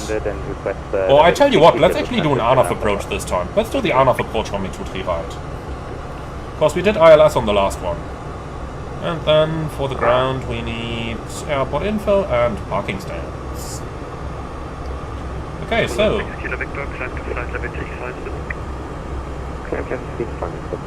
ANAF 2-3 right. Helmet 2-3. Insert. So, let's have a look at what we just entered. Eurowings 9009, descent to flight level 200, rate 2000 or more. Eurowings 9009, descent level 200, 2000 or more. Okay, thrust out descent, alt flight level 200 blue. I'll do this in open descent at first. Let's see what rate we are going to get, and if it's insufficient, then we'll change over to vertical speed. Squadron 1627, on navigation, direct Oscar Sierra November, descent to flight level 200. Now, Captain Dwight, will the iPad charge to 100%? It should. It should. Okay, we get more than 2,000 feet a minute here. Easy going. In that case, let's go back to vertical speed. Minus 2,000. Okay, so let's go ahead and check this. Halmuk, Samot, all of those, 220 knots. Yeah, that looks exactly like the chart. I'm not going to go over every single waypoint here, but one thing I will do is to insert Delta Lima 455 before Regno. Like this. Ow. Ah, sorry. I hit erase. I wanted to press insert. So here we go. So 455 in here can be quite useful, since ATC often clears you to that waypoint before they turn you onto the final. There's Delta Lima 004 up there as well, but that's that. Okay, so the approach starts at Regno, 3-degree glide, down to the runway threshold, which is the missed approach point. 129.3, Eurowings 9009, just.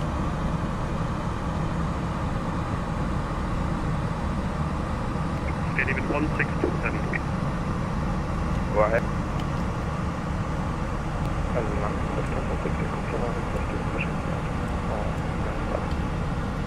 Okay, let's do the check-in first, then we do, then we continue here second.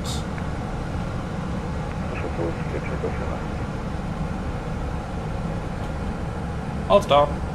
Lang hallo, Eurowings 9009, flight level 201, descending 200. Wings Liner 009er lang gerade identified, hello, flight level 140. Descent flight level 140, Eurowings 9009, any rate? descend to reach level 140 at Halme. 140 at Halme, Germany's 9009. In other words, 500 feet a minute. Charlie identified. So, Halme slash 140. 40, Yeah, that's in already. Excellent. Okay, cool. We wanted to check the approach. So, Regno, 3000, 3-degree glide, down to the runway, which is the missed approach point. And for the go-around, Delta Lima 005 is a flyover point, then a right-hand turn towards Lima, and then a right-hand turn on 060 in Botrop, climbing 4000. And if we take a look at this, yeah, that's what it is. Excellent. So we can use LMA and Bravo Oscar Tango. And then we can do a dual ADF setup. Charlie climb level 1, contact 128790. Okay, so Düsseldorf 23 right, and then for the approach, what do we have? Let's review the Asus real quick. Latest one is information alpha, still 23 right, 110 at 3, 21 degrees, 1016. 1233, speed 300 knots, okay. 110 at 3, 21 and 1016. Here we go. Okay. Links liner 009er, 260 knots. Speed 260, Germany's Nada 009er. 1233, cleared high. They're reducing us very early today. Cleared Halme. Speed 260. That cannot be a good sign for our flight. What is that? Domek to Mevel? Where do those come from? 128790. Now they're gone. That's interesting. I have no clue why it did that. I have absolutely no clue why it just did that.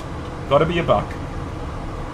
It's a 7008 report passing waypoint. Okay, so we wanted to do some approach calculations.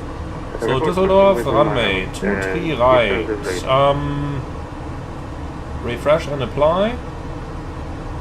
And landing weight, let's see. Landing fuel 2.8, so it means we burn 500. Let's calculate 300 because of the approach transition here. Liner 009er cleared Halme. Halme 23 transition, Germany's Nada 009er. So landing weight 59.5, something like that. So 59500. Okay, let's see. Flaps 3, low auto brake, auto thrust off, and idle reverse. That looks pretty much like what I planned to do. Okay, so that's going to be our config. 3, low,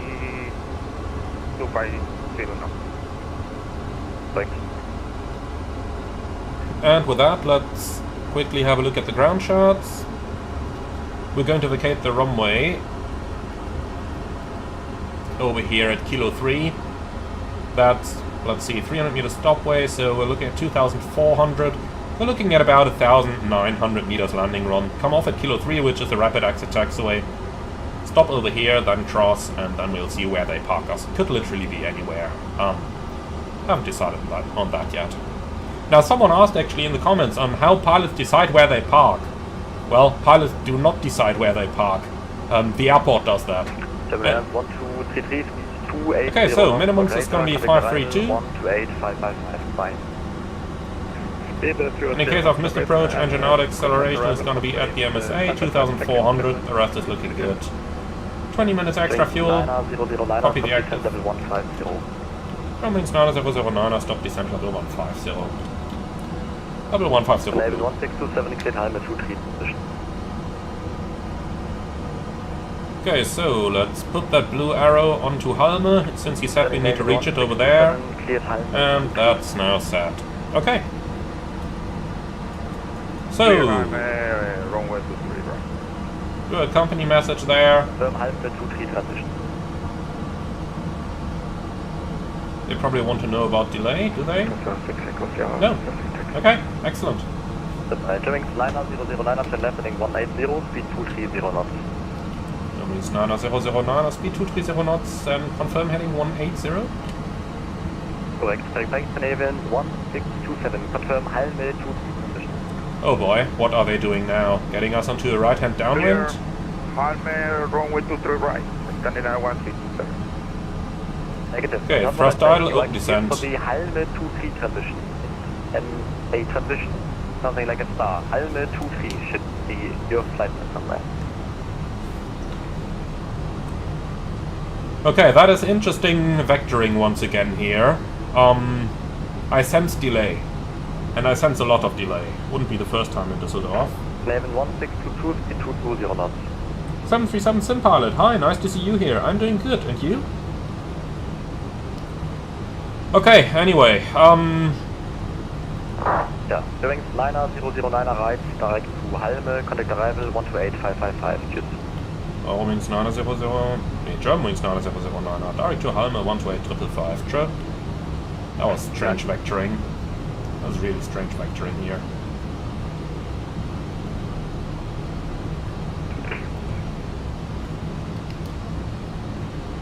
Long hello, Germanwings 9009, flight level 166, descending 150, speed 230 in Mount Halme, information Alpha. Germany's 9099, long hello, identified. Expect ILS 23 right, information Bravo. Descent to flight level 110. Germanwings 9009, descent flight level 110, information Bravo, expect ILS 23 right, request the RMP approach. Hello from 8 Papa, correct. Eurowings 9009, yeah, okay, roger. Expect ILS, expect RP 23 right. Expect RP 23 right, Germanwings 9009. Hello from 8 Papa. Okay, so that was a lot of stuff happening there. 124.730, Lufthansa 8 Papa. Oh boy, the sun is coming right into our face. Let's get the sunshade down. Well, in that case, 1233. fast belts on. Let's do the approach briefing.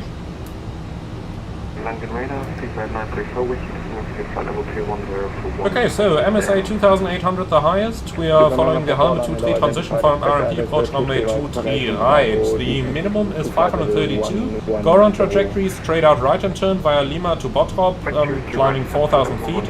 Extra fuel 20 minutes. Okay, the guidance is going to be final approach, landing flaps 3, stop margin about 700 meters, idle reverse, auto brakes low, runway exit kilo 3, and we don't have any actual hotspots, but we do have a runway crossing on the way in that we got to be careful with. Germanwings 9009, go ahead. Germanwings 9009, RP approach is negative, or it's not able, so are you interested for ILS, or do you want to divert or something? Okay, what is the reason why the RMP approach is not available? Yeah, pilot credited.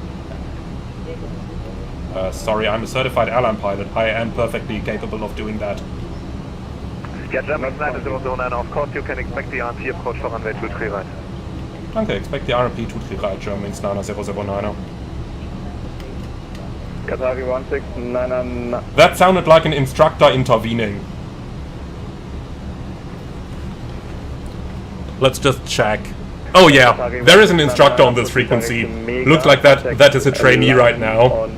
Not sure what his problem was, but we can definitely do that approach. Not sure what his problem was. Thanks for the service, bye. Qatari 1699, correction, frequency is 13565 sorry. Okay, well, 125650 for Qatari 1699. Thanks, bye. that's fine either way, honestly. Let's get back to the briefing. 9.3. 49.3, Eurowings 8 November, down south. But yeah, that guy was a little bit strange. In any case, let's finish up that briefing. So, runway exit to the left, hotspot is crossing runway 23 left. Nothing special, nothing non-standard, and yeah, no threats for the arrival, huh? Maybe the other aircraft, judging by the controller's action just now, I think he's probably a little bit frustrated with a couple of the other aircraft in the area, so I think the general... I think he was probably upset about the general pilot quality there, rather than meaning anything about us, but nonetheless, I had to answer that, honestly.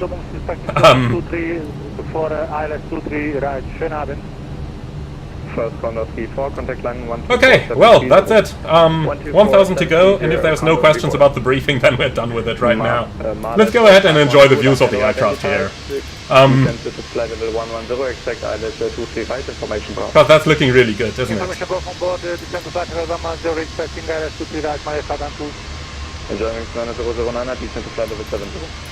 Eurowings 9009, descent flight level 70. Flight level 70 blue.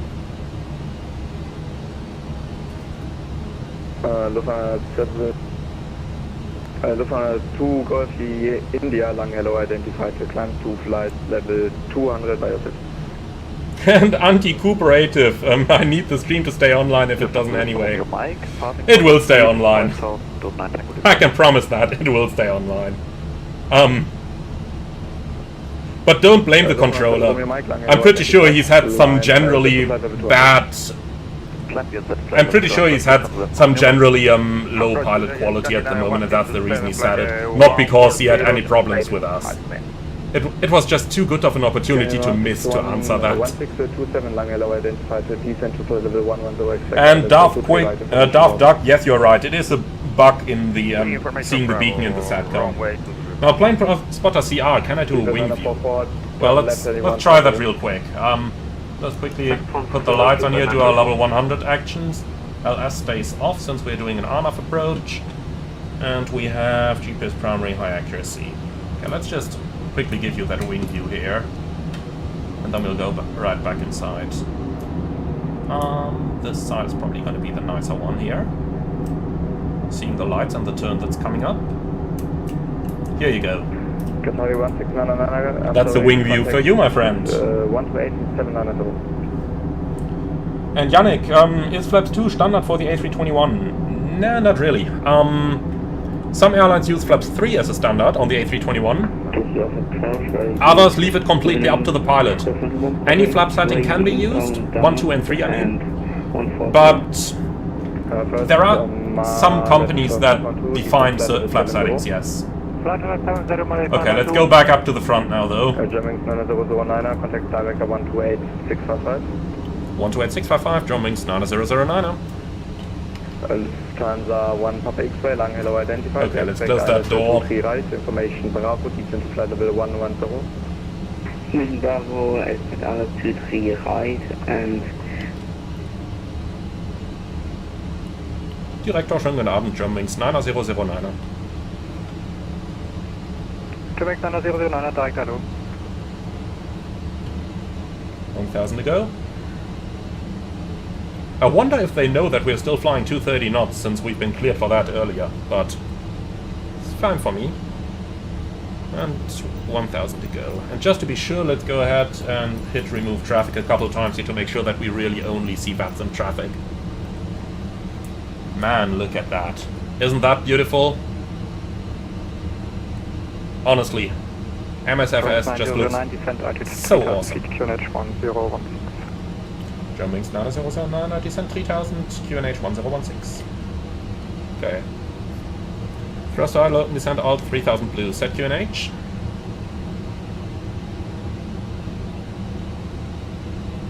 QNH 1016 cross check. Eurowings 9009, turn right, heading 180. And right heading 180, Eurowings 9009. Okay, and that's the speed brakes definitely coming out.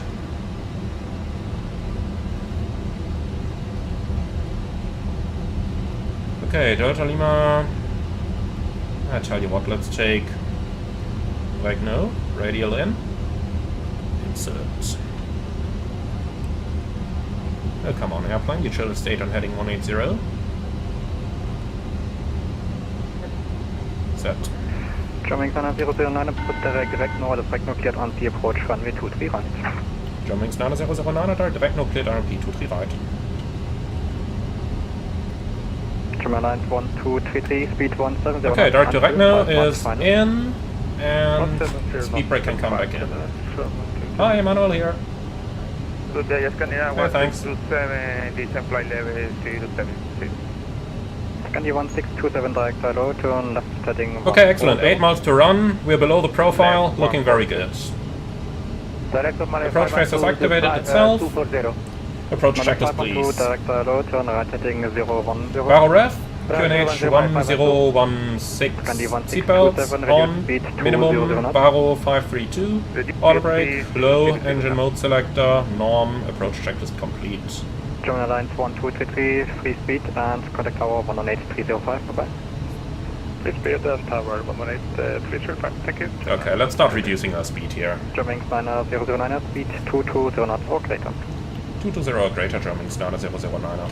Okay, that was quick. Scandi 1627, Select the 220. 4,000 feet, QNH 1016. 4,000 On main feet, side. 1016.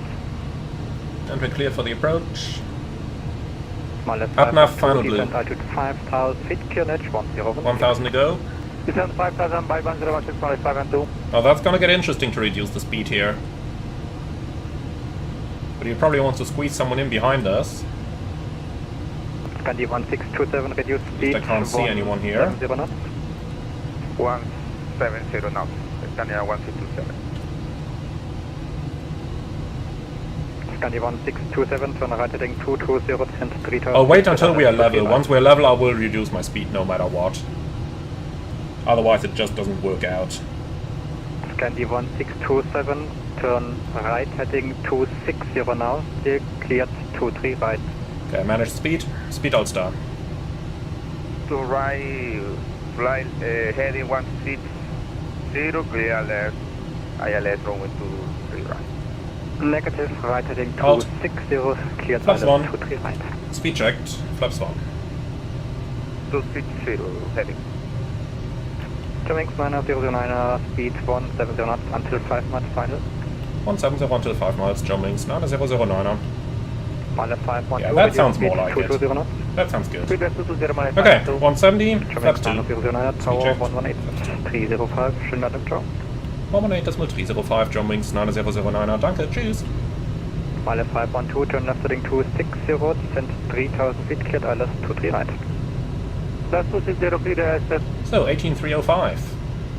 Final approach. Go around altitude 4007. Düsseldorf Tower, schönen guten Abend. Germanwings 9009, RMP 23 right, to correction 170 knots. Germanwings 9009, Tower, guten Abend. Okay, maintain until 5 miles, that is not a problem. 4 knots, runway 23 left, clear contact, correction 23 right, design.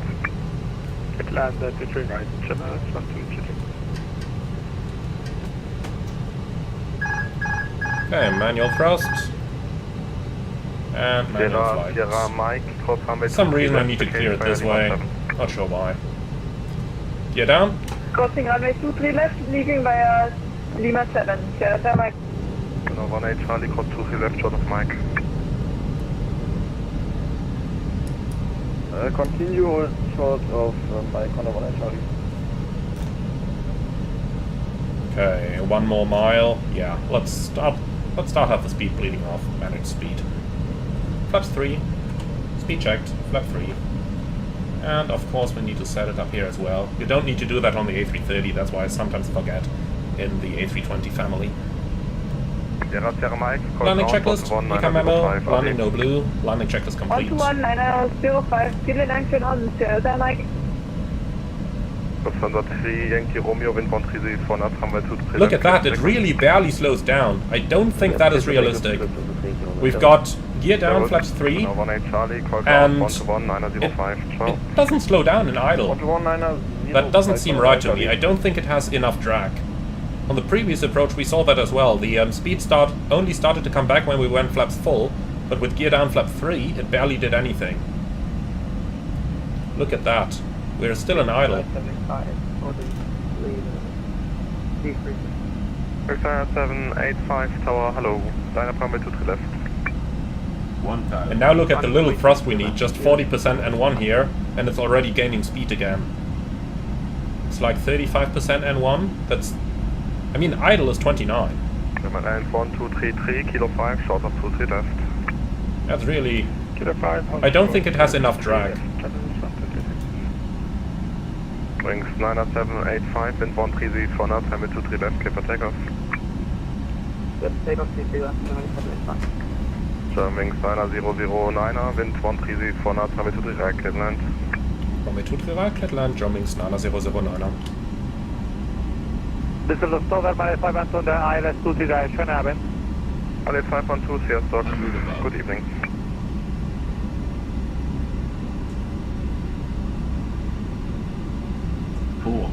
Tower, good evening, Scandinavia 162, Continue. on final to arrive 5 miles. Okay, normally I would ask my pilot monitoring to turn the flight directors off now and put the bird on, but I'm not gonna bother with that. I'll just put my own one off here.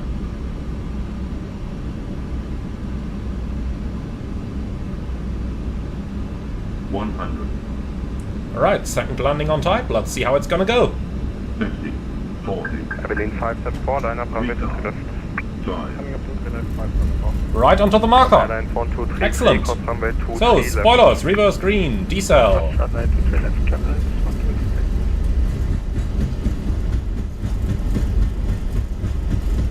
Manual brakes.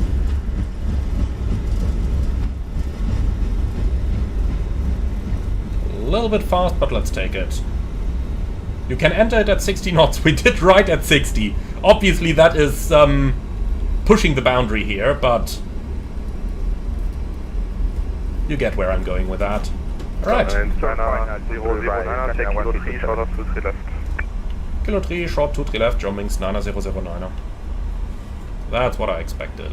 German 1233, we will not be able to cross to the left as a condor in front of us on the other side.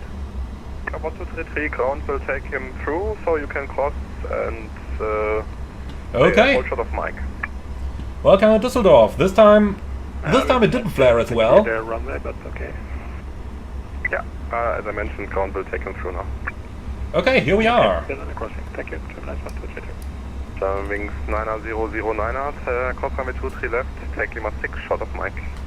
Course 23 left, Lima 6, short Mike, Germanwings 9009er. Okay, Lima 6 is the one straight in front of us. 999 and Throttle, Mike. Eurowings 99921, Tower good amt. German 1233, call ground 121 905, goodbye. I think it's going to be 121905 for us as well. Let's just dial that in already. Might be 121605, we'll see. Germanwings 9009er, shot of Mike und dann ground 121605, schönen Abend. Short Mike, ground 605, Germanwings 9009. Danke, vielleicht bis später. Ciao. So it is. 512, wind was. Count hello, Germanwings 9009er in Lima 6. Okay, say something, I don't want to stop. Germanwings 9009er, ground. Hallo, Bus mit Verstau. Okay, stopping Genau, here. geht sich aus. Taxi to and Victor 45. Give way to the Lufthansa, joining Reichspunkt Batterie. Where Mike Lima 5, hold shot Tango. Victor 45, Mike, Lima 3, hold shot Tango, and confirm it, that's the Lufthansa that's on Mike already? Info Zulu, yes, sorry. Germanwings 9009er, Gott. Genau, die Lufthansa geht und es ist Mike Lima 5, short of Tango. Alles klar, dann left on Mike, Lima 5, hold shot Tango, Lufthansa... Ne, jetzt sage ich das auch schon. Germanwings 9009er. Alles klar, Mike, Lima 5, short Tango. 2040, gate Victor for 9, That's straight ahead, behind the terminals, to the right, and then hold shot of the parallel taxiway. 2040, Expecting Victor 45, let's go ahead and dial that one in. Everything's blocked behind him. 2040. Victor 45. Ground to down. Request follow me, no thanks. Gate Alpha 15, ready for push. And handling by Düsseldorf Airport. Germanwings 5600 kilo, ground. Let's Hallo, brakes hot, ja, delay takeoff for everything's cooling. blocked behind Yeah, him. no problem. Clear brakes. Clear brakes. for push. 5600 kilo. Okay. Tell you what, brake fans on. Okay then, and hold short of Lima 5. Station calling, second call, follow me. That's that one here. Okay, sounds good. Taxi via Tango Lima 4. So clear the runway, strobe light off, after landing checklist. Radar and predictive wind shear off, after landing checklist complete.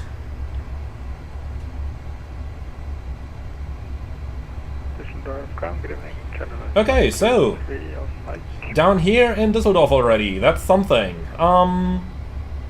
Then 1223, question 1233, Düsseldorf. Then, not this one, not this, but the one thereafter. That one is where we hold short of. Oh, sorry, that's where we enter and then hold short of the parallel. I guess they want to keep us clear of that one over here. But shouldn't be much of a problem. Taxi via Lima 5 and Tango Victor 45. Germanwings 9009er, Lima 5 Tango, Victor 45. Bis später. Okay, so we go to the right over here. Man, that's a pretty full apron today. Really pretty full apron. It's quite awesome, to be honest. Really quite awesome. I like it. Okay, so Victor 45 is a little bit over here on the right behind those buildings. Okay. Clear right side. Clear left side. Scandinavia 1627 or Lima 6. APU is running. Elect pump on. Let's do the left turn here. I tell you what, shut down number 2. My Lima, my Tango. 1627, just confirm, Mike. Man, that was an A320 turn. I overshot that one straight away. Lima 5 Tango. And Pro Gamer ABCDEFG, yeah, absolutely, especially for Düsseldorf, it's really full today. That's got to be all those A319s and A321s, right? Lima 4, Michael, Lima 1, you're in for left to get 1018, we didn't do it correctly in Lima 5, I'm sorry, ready for taxi nonetheless. Looking quite awesome, isn't it? Really looking quite awesome. Okay, so Victor 45 is the next to the right. That's ours.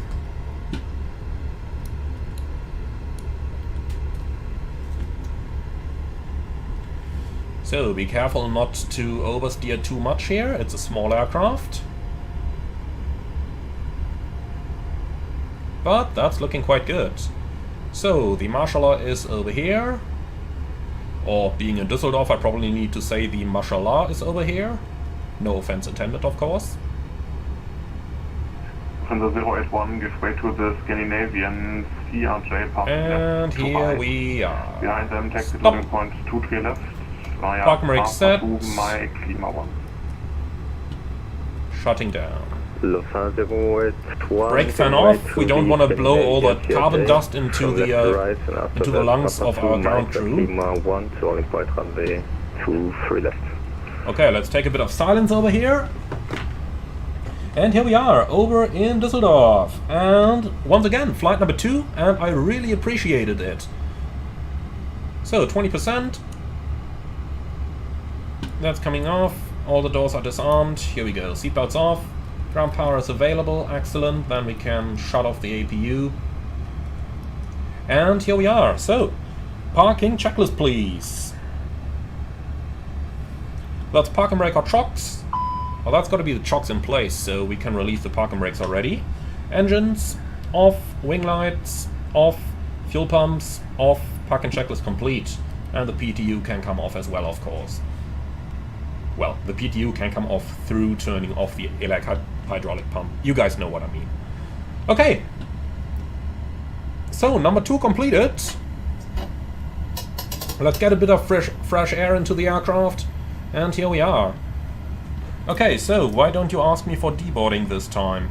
Last time you did. Well, anyway. Okay, so be it. So, one more flight to go. In the meantime, Jose's side projects, thank you so much for the $5 Canadian donation. Many thanks for your streams and informative videos. Your tutorials are always helpful. Keep up the amazing work. Thank you so much, Jose. That's much appreciated. Look at that. That looks busy around this small aircraft, doesn't it? I like it though. I do like it. And just look at this, man. I don't think I've seen Düsseldorf this busy in a long while.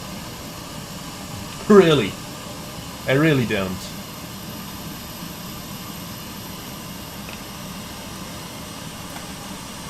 Okay, and I tell you what we're going to do. We'll do one more flight, and this time we'll go over to Nuremberg, which is the first flight I ever did on this channel. And they do have online day today, so it's going to be an interesting one. So, Düsseldorf to Nuremberg. Of course, in the A319 once again. I'll take you through my flight planning here. So let's go ahead and have a look at SimBrief right over here. I just entered the basic details. Düsseldorf, Nuremberg, A319, and Eurowings doesn't fly that anymore. If we check flight radar over here, Dus to Nue, you can see there is no flights operated on that route anymore. But we can help ourselves a little bit by... wait a moment, that's the wrong SimBrief tab. That's the one. We can help ourselves by going down here on Edigla.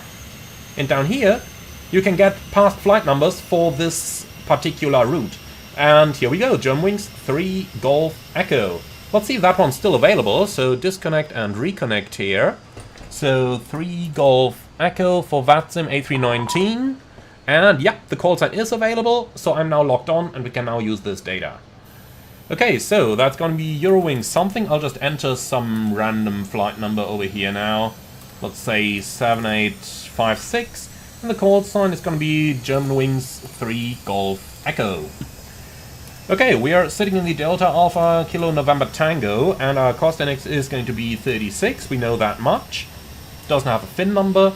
And since they don't operate the flight anymore, I tell you what, let's make it really light aircraft. 59 passengers only. Departing 23 left for sure. Coming 6 Tango departure. The route of flight looks good. And scheduled flight time is going to be an hour. Okay, and I think that's all we need. Alternates? Han. No. Well, Munich's gonna be closed. Let's take Erfurt. Because we are running into the night curfew at this time of the day. Okay. And the scheduled off-block time, we don't need to wait half an hour. Yeah, let's make it 25. Apply that. And generate the flight. And Cress UI, love the stream and the A319. Hard top, bad it seems to be in need of a patch due to bad flight characteristics. Yeah, yeah. It's not that bad, it's really only the slowing down on approach that needs improvement. The rest is okay. It's really only the drag on the final approach there that I think needs improvement. Okay. Flight is planned, pre-file. Germanwings 3 Golf Echo, and file. So someone's asked, why exactly do they use the Germanwings call sign and not the Eurowings call sign? That's a political reason. Germanwings officially is not conducting flights themselves anymore, but they basically wet lease the Eurowings aircraft to Germanwings that in turn operate the flights for Eurowings.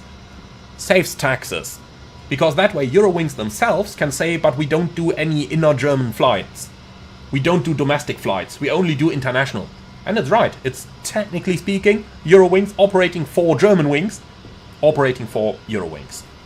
Saves taxes. Let's just keep it at that, shall we?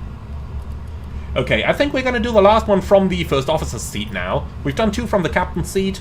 Let's go over to the FO. And let's appreciate the right side a little bit, shall we? Oh boy, 420 degrees. Sorry ground guys, but we need the brake fan now. But, quite cool guys. So we actually have over 400 degrees brake temperature. That's pretty cool.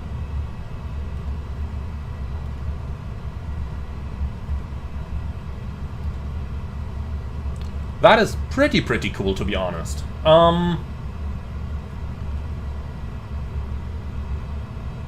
And what's quite cool as well, we just got a private message here from delivery, and they want us to set our TOBT. So let's go ahead and do that over here. So TOBT is going to be 1925, but it's still searching for call sign, so suppose we have to wait a little bit until we get there. So I'll let it do that in the background. Okay, wow, no, I'll show you that again. Look at that. That's from VATSIM Germany over here, and they actually give us the whole... They actually give us the whole guidance system here. This is what you would see on the guidance system in the real world. Call sign, TOBT when it's submitted. Here it is. So TSAT is at 25 as well. Excellent. So we don't... in 17 minutes, plant, runway 23 left, sit, Kumik 6 Tango. And this is ATC edited. This is exactly what you would see on a real-world guidance system. First time I see this, but quite cool. VATSIM really did that nicely. You have to say that. And Nimzok, my 777 guide is not available yet, but it's gonna come this month. Can promise that. Okay, so brakes hot. Okay, that's fine. Let's go ahead and start working, because I have a feeling we are going to get a slot today. If it's that full, we are definitely going to get a slot. Düsseldorf Nuremberg. Why does it show diverted? That doesn't make sense. Well, import next flight. That's strange. Why does it tell me I've diverted? I haven't.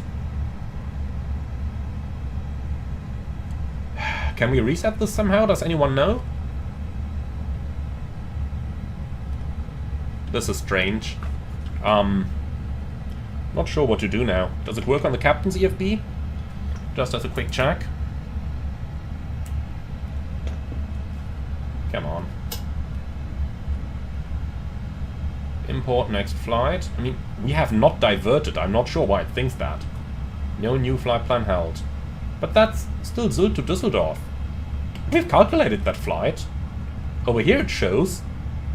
Okay, that's a bug.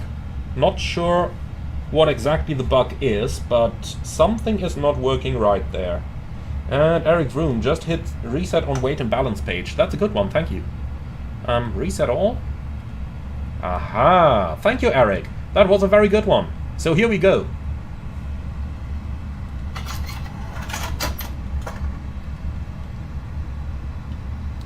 Okay, AOC menu, flight init, data request.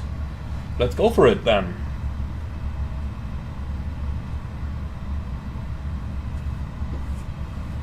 And here we go, Düsseldorf to Nuremberg. This time we have to be a little bit quick, so the captain is going to do the walk around for us. And we are just going to do the setup in here. So 3, what did I say? Whiskey Golf, was it? 3 Golf Echo.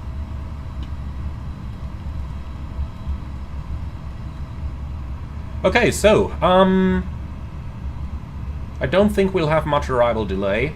This one will land at... Oh no, it reset that. Those 3,000 are not correct. That's not our landing fuel.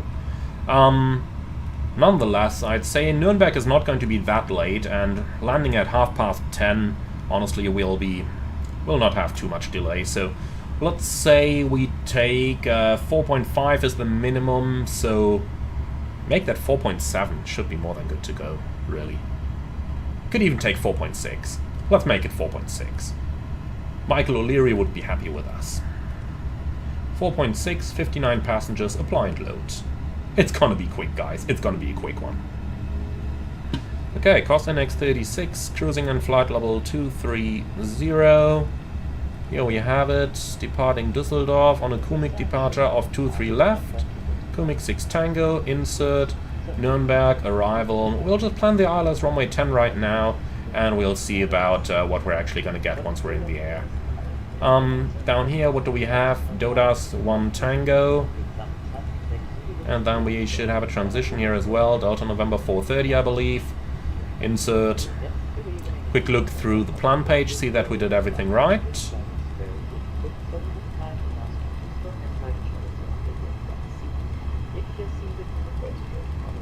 Yeah, that's looking like a good route. Looks about as bad as it gets in Germany, but that is a good indication. Okay, so for the engine out, it's going to be Düsseldorf VOR on the runway track to 6 miles, and then we're going to make a right-hand turn to Lima NDB.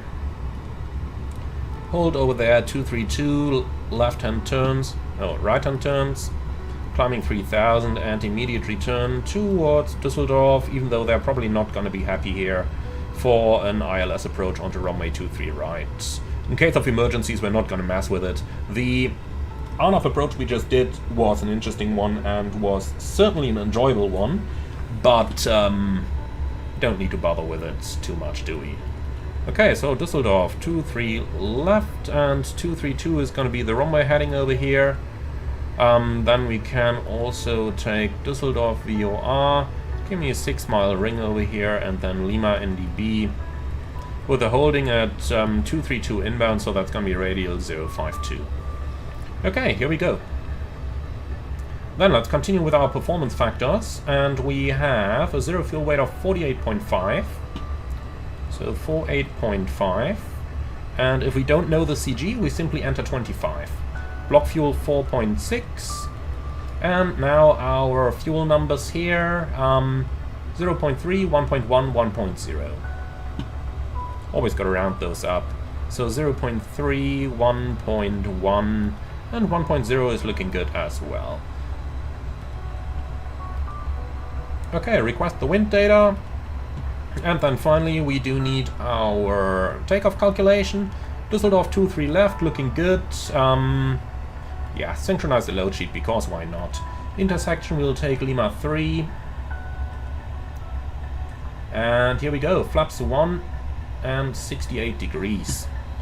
So 1 and 68. And the takeoff speeds are going to be 128, 128, 133. For a moment I thought I read VR was 126, but that would not have made sense, but I misread that. Okay, here we go. So that's 1,000 above ground, that's 1,500, we can keep all of that stuff. Looking good. FMC is done.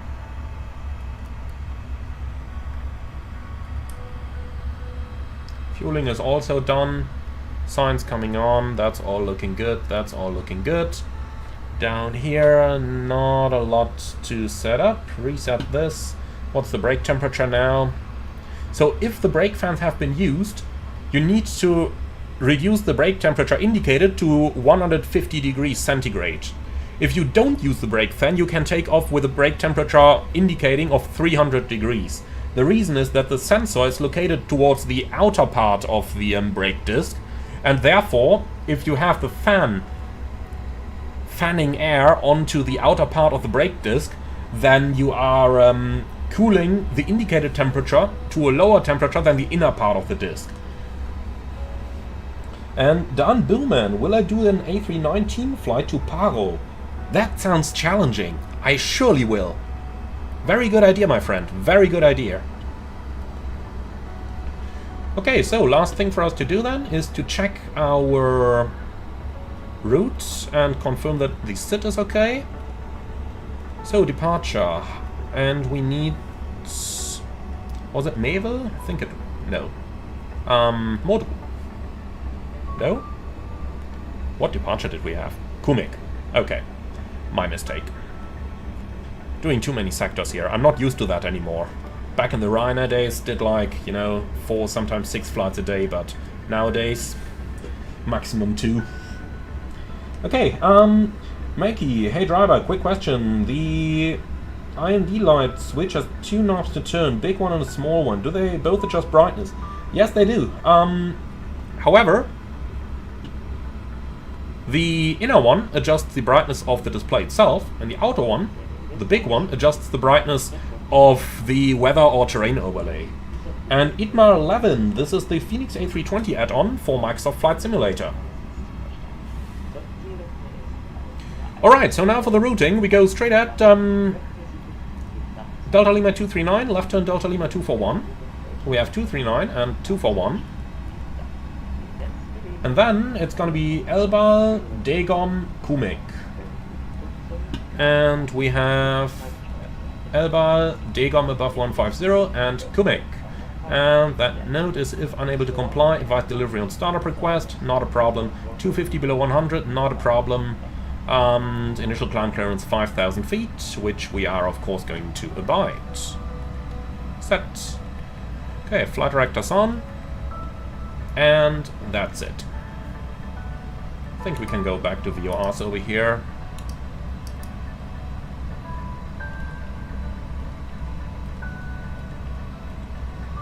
Okay. I tell you what, let's tune Düsseldorf and Lima, because why not? Then we have our engine outset covered conventionally. So VOR ADF. Okay. And that's it. So Düsseldorf 23 left in case of an immediate return. Or 23 right. We can take 23 left in here as well. Doesn't make a difference. Okay, and that's it. I tell you what, before we get completely messed over by ATC, let's go ahead and send our PDC request. So ATC request, pre-departure clearance, gate number is Victor 45, station EDDL, and what's their latest ATIS?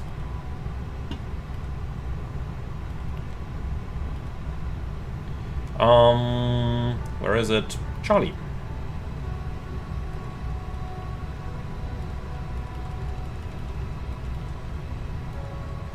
Gude, A319, Düsseldorf, Nürnberg, Eurowings 3 Golf Echo, Victor 45, Charlie. Gude, 319, Düsseldorf. Sent. Okay, let's see what is going to happen.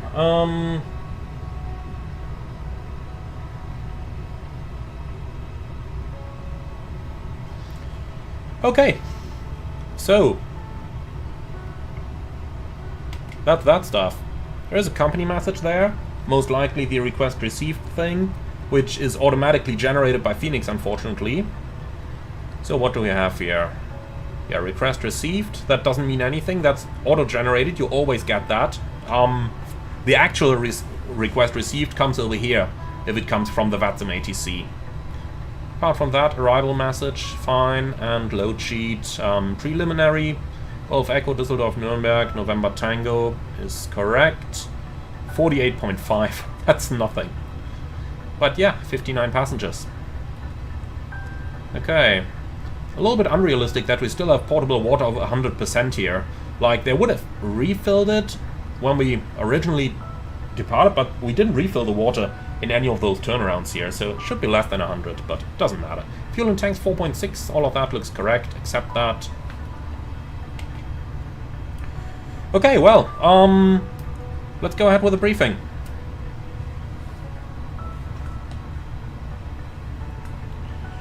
So, takeoff runway 23 left, Lima 3 intersection via the... I always forget the name. Oh, here comes the clearance. I tell you what, we'll do the clearance first, then we do the briefing next.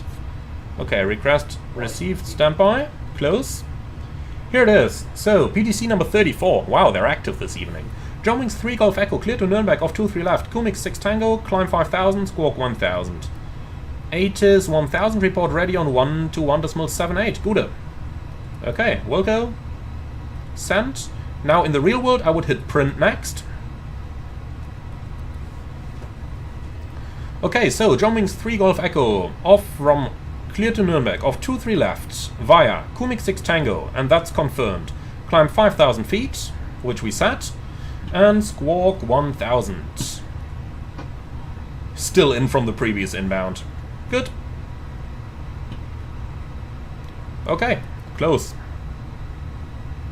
We should get a confirmation for that in a few moments, and then we're done. Okay then, let's go back to the briefing.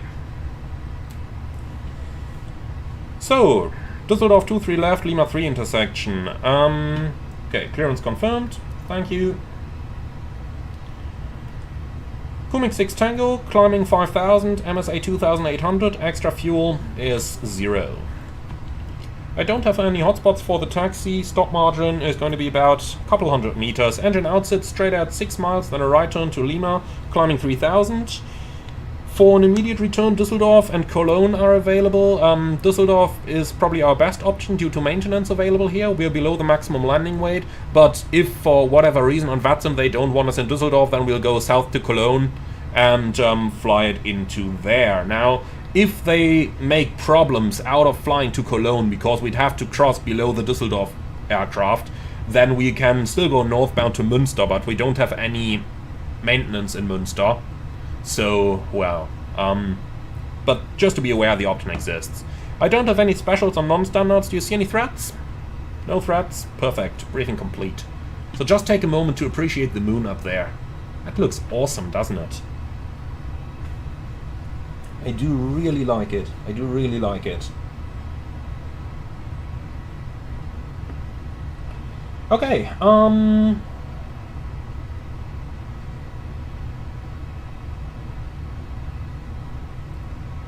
I think that's pretty much it. Let's go ahead and start up that APU.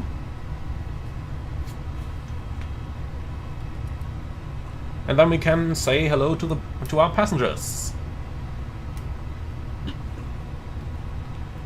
Liebe Gäste, einen schönen guten Abend aus dem Cockpit. Mein Name ist Emanuel, ich bin heute Ihr Kapitän auf diesem Eurowings-Flug nach Nürnberg. Flugzeit heute etwa eine Dreiviertelstunde in 23.000 Fuß Höhe. Wir erwarten einen weitestgehend ruhigen Flug und machen uns dann gleich auf den Weg. Wir laden aktuell noch das letzte Gepäck und bearbeiten noch die letzten Papiere, bevor wir dann die Türen schließen und uns auf den Weg nach Nürnberg machen. Vielen Dank für Ihre Aufmerksamkeit und danke, dass Sie heute unsere Gäste sind. Lehnen Sie sich zurück und genießen Sie den Flug mit uns. Ladies and gentlemen, very good evening from Flytech. This is your captain speaking. My name is Emanuel. In the name of Eurowings, welcome aboard our flight to Nuremberg. Expected flight time 45 minutes at a cruising altitude of 23,000 feet. We do expect a smooth flight today. We are just loading the last luggage and preparing the last paperwork, then we will make our way towards Nuremberg. We do expect a smooth flight today, and we will get back to you with the latest weather when we start our approach to our destination. Thank you very much for your attention, thank you for being our guests. Sit back, relax, and enjoy the flight with us. Okay, that's our passengers dealt with. We should have a final load sheet by now. Let's see about it. Yep, there's the load sheet. So, in compliance with edition number 1, Germanwings 3 Golf Echo Düsseldorf Nuremberg in the November Tango. That's not correct. Look at that. Fenix is wasting our money. 4 cabin crew. It's a 319.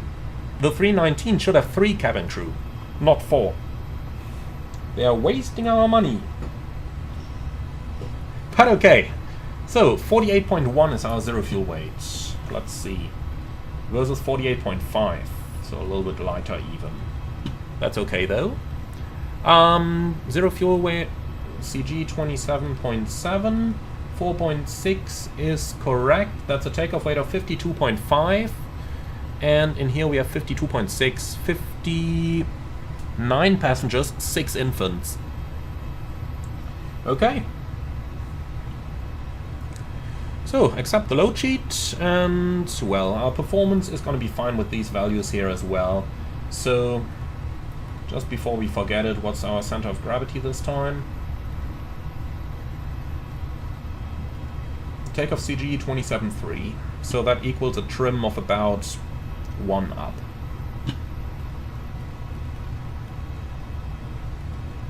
We can keep the rest of the values, that's all looking good. Alright, excellent. So, all of that good stuff is done. We still need to cool our brakes a little bit, so I'm going to keep the brake fan running. But, set the parking brake again.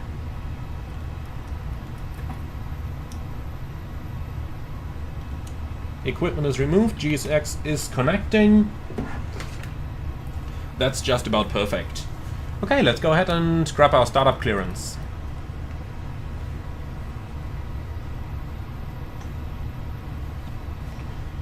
So, that's, what did he say again? Message record, that's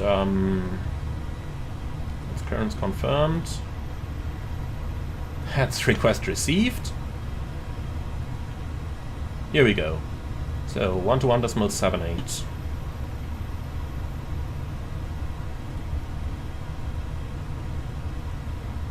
Pushback, contact, for taxi, 121.905.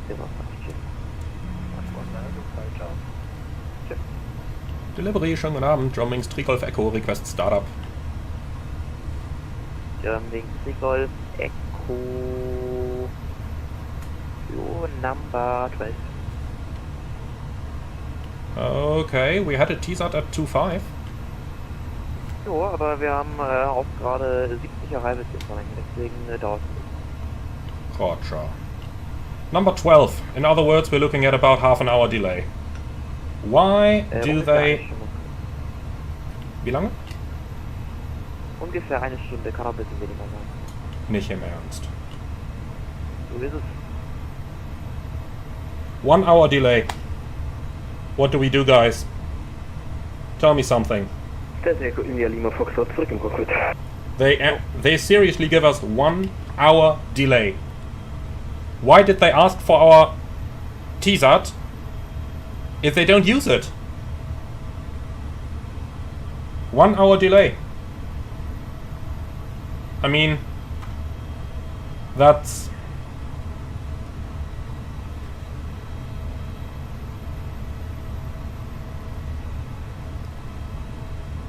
Germanwings 3 Golf Echo, can we improve the slot by departing VFR and then doing a pickup? 3 Golf Echo, nee, dann kommst du gar nicht mehr raus. Roger. So he just told us if we do anything like a VFR departure or so, then they won't let us go at all. Lufthansa 21 Bravo, how long is the delay gonna be? Yeah. Bravo, you're number 8 in sequence, so by 8... I tell you what, let's not bother with VATSIM, we fly offline. Bye bye VATSIM, locked it off. FS traffic, regenerate traffic, and then we might just as well. Destination, Echo Delta Delta November. Confirm, okay. So we depart offline then. It's a pity, but yeah, what can you do, huh?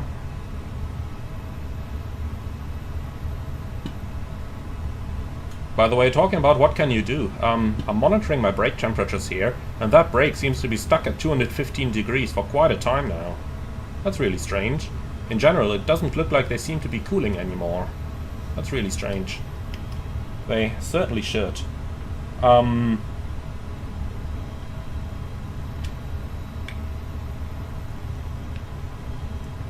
Okay, well. So that was Düsseldorf for you guys. First the approach controller and now this. Okay. Doesn't matter then. Where were we in the sequence? Just about getting our clearance. So, Squawk 1000, transponder coming on. Hey, I tell you something. I have an idea. Why don't we log on as an observer, and then we can at least see where any other traffic currently is. Because then, if there's really nobody, we can just really log on in the air again. So, connect in observer mode. And we're connected again, but as an observer. That means they can't see where we actually are. And if they can't see where we are, that means we don't have to worry about them. Okay, so just gonna tune in some standard frequency here. And then, pushback is approved.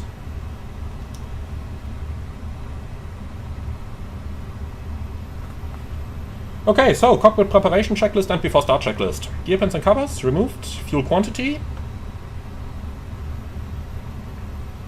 4,580 kilogram balanced. Seatbelts on. ADRs. NAV. Baroref. QNH 1016.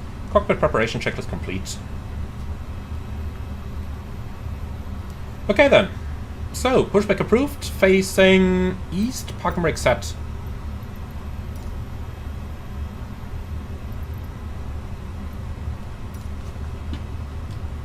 Okay, release park and brake. Park and brake released.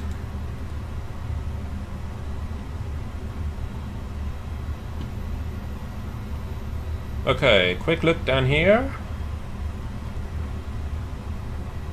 But look at that, there is a bug in the brake temperature system. They are not cooling anymore. Even though the brake fan is on the entire time. That's really not correct. I don't know why, because technically speaking we cannot depart like that. Whenever the brake fan has operated, you need to cool the brakes below 150 degrees. So this is technically speaking not acceptable. But okay, so be it. Engine 2 start.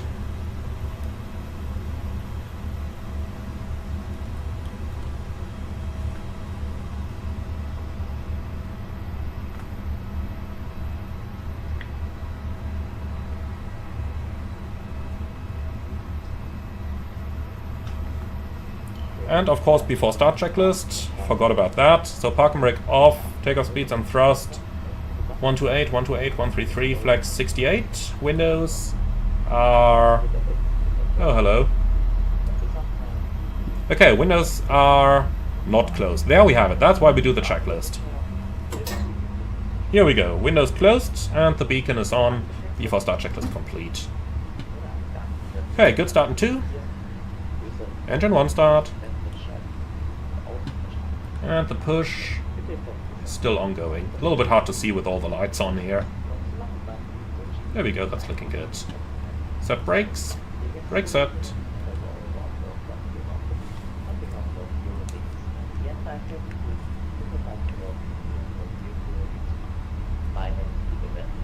And we do have a company message. Let's see what that is. I'm not expecting any at this time. Ops. ADC must equal 7 minutes. Yeah. In flight, my friends. In flight. Not now.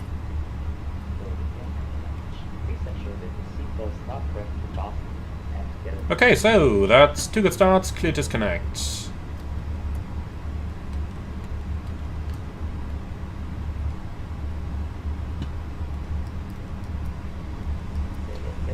And then quick check of the status page. Only the pack, that's okay. After start checklist. Anti-ice, off, ecom status, checked, pitch trim 27.7%, rudder trim, neutral, after start checklist complete. Okay, so the tuck is gone. What's that down there? Aircraft loaded. Why does that come up now? Her loading must have been complete long ago. Huh. Looks like everything is a little bit confused right now. We'll keep it at that. We'll see about it. And of course you guys are right in the comments. If we do this as an observer, we gotta remove that traffic up here. You're absolutely right. So remove traffic. Very good call. I didn't think about that. Well, and then clear left side, clear right side. The handling agent is going. Park and brake released. Lights off. To be honest, in the real world I turn them off. In the sim, I think keeping them on low is somewhat of the better option here. So, one last look at our brake temperatures. That's not realistic. They should have cooled a lot further. Okay, then we ignore the brake temperature for now. Though I have to admit I'm kinda tempted to try and reject the takeoff with the brakes too hot. Maybe we try that towards the end of the stream. Just maybe. We'll see about it.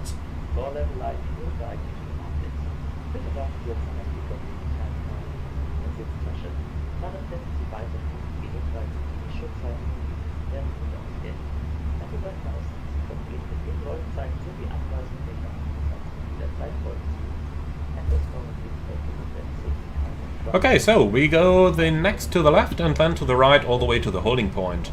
Gonna be interesting to see how much Watson traffic there actually is at the holding point. Cause something I didn't really understand was when I asked the controller about the delay, he told me that they make the departure delay because of the arrival aircraft. And that doesn't make sense to me. Like, why would you delay departures because of the arrivals? Of course, they don't have independent runways here in Düsseldorf, but you know, they can still use them to a certain degree. Like, you can line somebody up on 2-3 left, as soon as the guy touches down on 2-3 right, you give them takeoff clearance, and then the next guy lines up. You know, that makes things a little bit easier.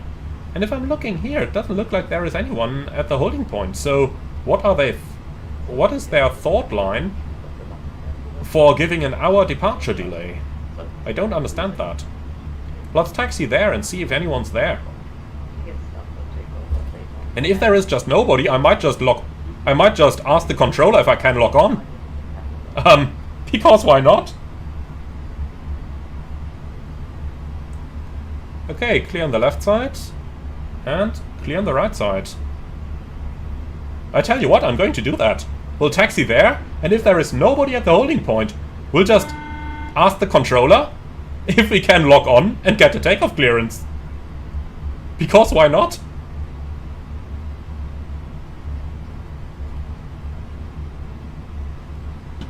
So that's going to be 118305. In the meantime, hi, Emmanuel here. Thank you. Ciao. So someone just got a takeoff clearance. Get a 578, good day, tower. We're on ILS, approach 23 right at 3,000 feet. Lufthansa 64 Yankee, wind variable to north, runway 23 right, clear to land. 23 right, clear to land, Lufthansa 64 Yankee. KLM 578, tower, good evening. So is there anyone standing there? I can't see it in the dark. Let's just make it daylight for a moment. 181, thank you. No, there's no one. 905, goodbye. 121-905. I tell you what, I'm going to call him and ask if he can log on. Düsseldorf Tower, Germanwings 3 Golf Echo. Germanwings 3 Golf Echo, tower. 3 Golf Echo. No surprises you can't see us. We are currently logged in as an observer, as ground gave us a slot of about 1 hour. And we basically wanted to do the flight offline, now taxied here as an observer and noticed nobody's here. Can we log on and depart as a normal pilot? Your position? Holding point 23 left, Lima 1. Ja, dann go for it. Roger. Okay, we're connected. Here we are. 8 Alpha Juliet on this. So, cabin is ready. Wings 8 Mike Victor, course 23 left, left Let's 9, do this. Lima 8. 8 Mike Victor, course 23 left and... Okay, taxi checklist. No changes to the departure briefing. Oh, we didn't do the flight controls. Okay, full up, full down, neutral. Full left, full right, neutral. Full left, full right, neutral. Line up 23 left, Germanwings 3 Golf Echo. So, taxi checklist, flight controls, checked, flap setting, conf 1 plus F, radar predictive wind shear, on and auto, engine mode selector norm, ICA memo takeoff no blue, taxi checklist complete. After 578, negative, there is 1 arrival ahead. Berlin 4 Charlie Golf, variable to not. Okay, cabin crew, prepare for departure. Jo, indicate via Kilo 3 bitte. Kilo 3, 4 Charlie. And KLM 578, reduce final pole speed.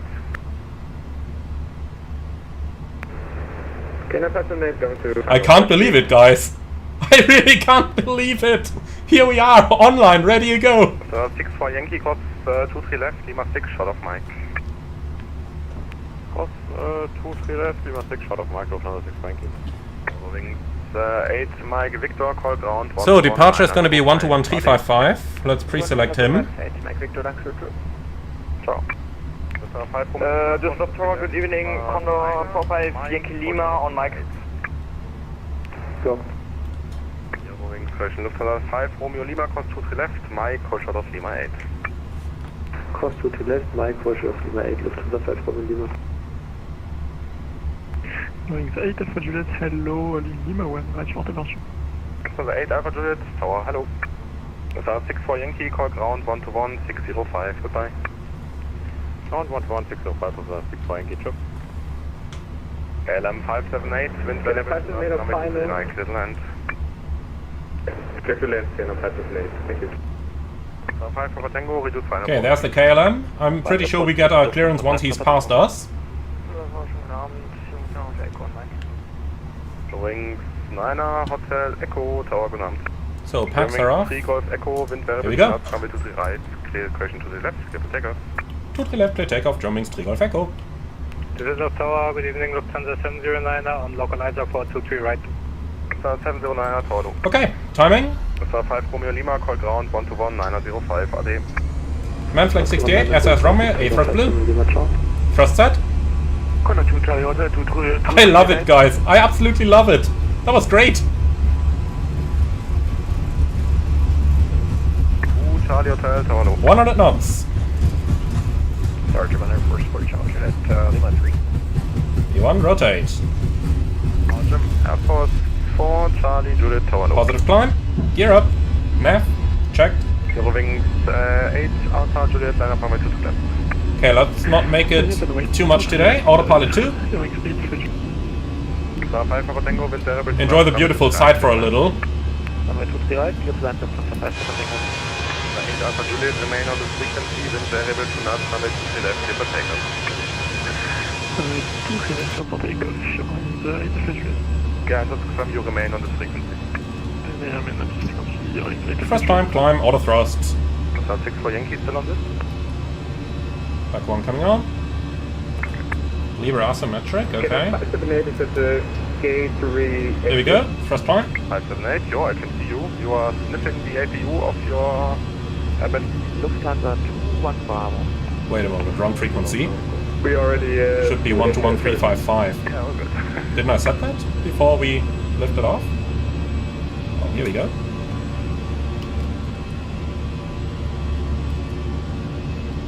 Again, lever asymmetric. Okay, well, first of all, flaps up.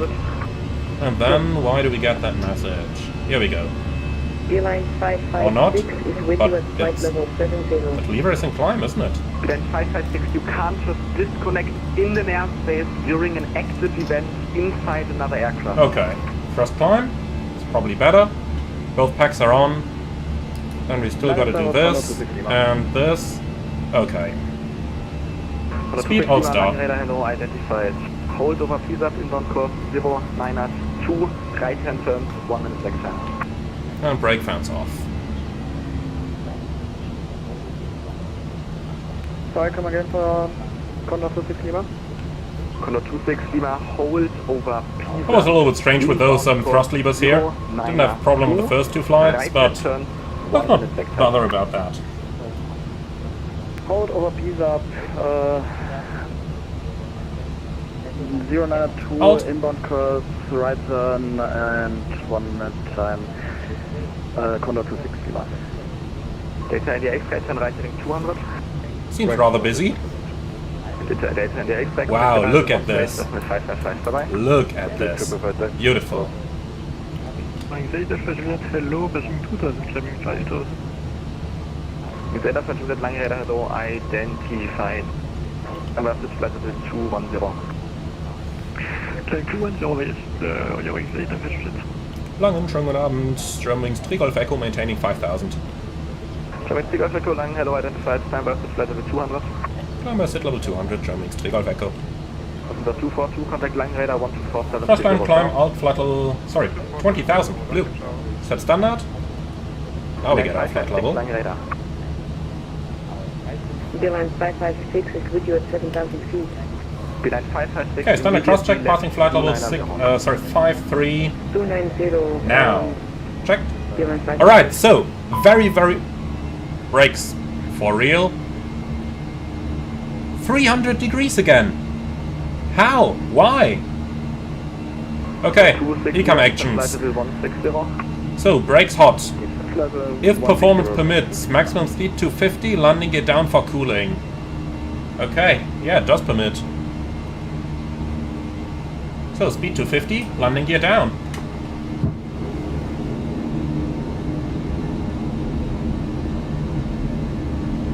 Something is really wrong with the brake temperature simulation here. Okay, so maximum speed 250 knots or Mach decimal 6. Landing gear down for cooling, and for retraction maximum speed 220. Okay, so we're gonna keep this. Of course, this is really gonna burn through our fuel now. We'll have to check with ATC if they can give us any estimate as for arrival delays in Nuremberg. Because we are really burning fuel now, but it's better to burn the fuel now than to risk getting a fire in the gear bay.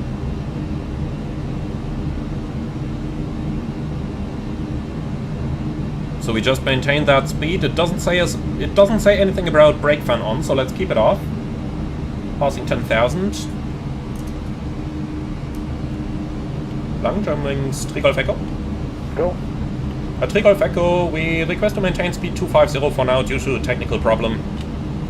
3 Golf Echo, Corsair, inform Langräder 124730, bye. 124730, Eurowings 3 Golf Echo. Danke, tschüss.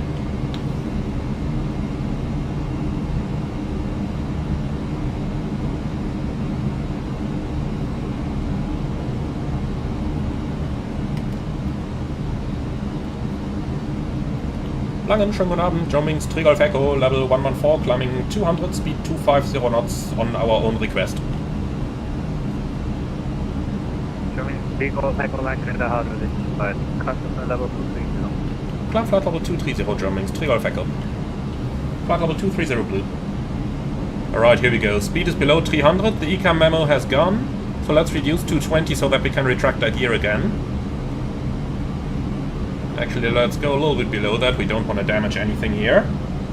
71913, continue, descend by star, flight level 100. Continue descending by star, flight level 100. Okay, 290, that looks correct. The rate at which it cools with the landing gear down in flight, that definitely seems correct here. Okay, speed is below 220 now, gear up.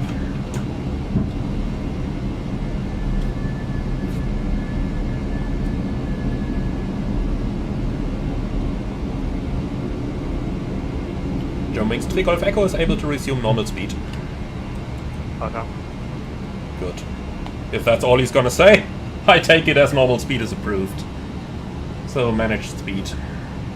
And with the gear now up, let's release our passengers.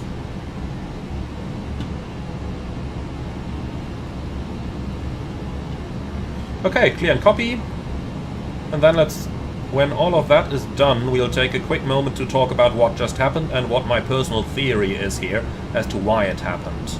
Okay, so cruise 230, optimum 390, max 390. No problem. Okay, so, what do I think just happened? I think we had a problem with the brake temperature on the ground. It just did not cool correctly. For this reason, we pushed back with the brakes at, well, it indicated 210. What it was internally, I don't know. I can't judge that. But I think it might just have been stuck at 210 degrees. Now, we taxied out with, and we had to use the brakes every now and then to get our speed to 10 knots for the turns. That has the potential to heat the brakes up by about 100 degrees or something. So, 315 degrees... Well, it would have had a little bit of a cooling effect during the takeoff run and initial climb, so I think the brakes might have been at about 320 degrees. About 320 degrees when we raised the landing gear. Now, to be totally fair with you, since I thought the brake temperature was bugged since it didn't cool anymore on the ground, I didn't even look at it for the takeoff. I just thought like, okay, this is not gonna show us something correct anyway. So... that's the reason why we did this, and why we took off like this.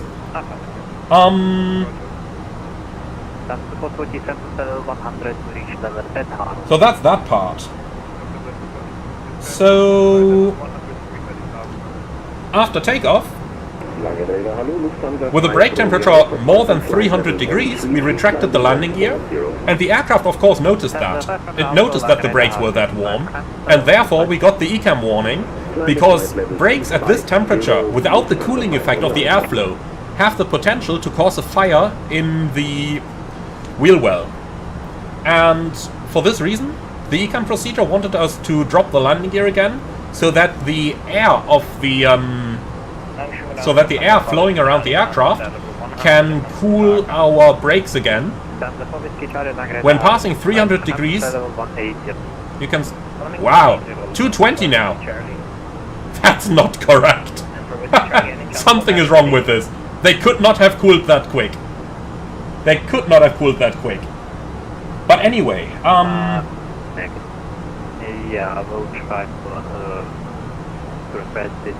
anyway, when the brakes cooled below 300 degrees, the ECAM warning went away because the conditions triggering the warning were no longer active. If you have an ECAM warning in an Airbus and the warning goes away, that means procedure complete. Nothing more you need to do. So of course we still retracted the landing gear. I wouldn't land the plane with the gear extended. Or, well, I would land it with the gear extended, but I wouldn't fly it with the gear extended. Makes more sense, doesn't it? And of course, because I wanted to conserve a little fuel, because we basically took minimum fuel. Okay, speed out star, reaching 230. And, well, that is basically what just happened. Now, 7 Ilmas in the comments is absolutely correct. You shouldn't have started the takeoff with a temperature more than 150 degrees after you used the brake fan. That's completely correct, but we had a bug where the temperature got stuck at 210. Even though the brake fan was on for like 10 minutes, the temperature just would not go below 210. So that is a bug. And for that reason I decided to ignore it. Of course, in the real world you have that limit. Without brake fans, your maximum brake temperature on takeoff is 300 degrees. With brake fans, it's 150 degrees. But yeah, I ignored it since we basically had that bug. Okay, so, Thomas Silva. Hello guys and Captain. Do you consider the A319 or 21 performance equal to the previous release A320?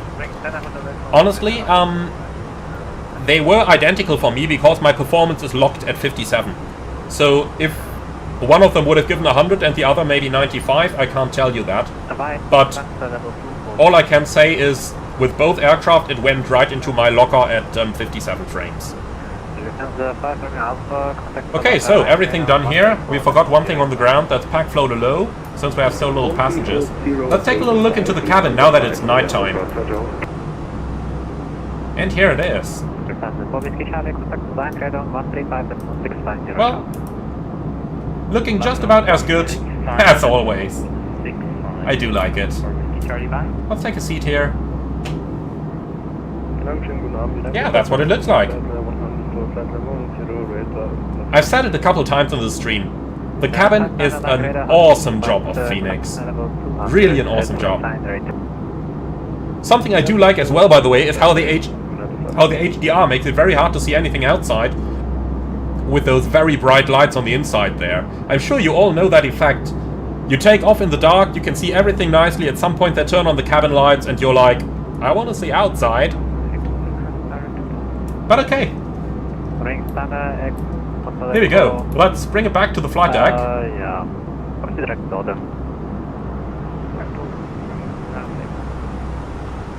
And Mark S, how do I move in the plane? I use the translate view function in Microsoft Flight Simulator. That's the default function of the sim, and I assigned that to the arrow keys on my keyboard. And that way I can easily move around. Man, very nice view here. Flying right into the moon. Looking into the dark. Let's just turn those lights off here for a second. Look at that. Look at that. Beautiful. Really beautiful. Frankfurt over there. And Wiesbaden on the right. Mainz, I think over here. Don't quote me on it. Might be that one in the distance there. Really, really nice.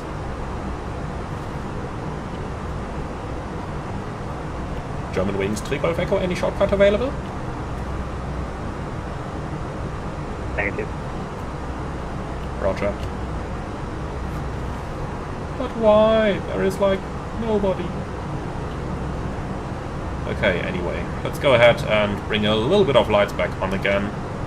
Something like that. I think that looks good.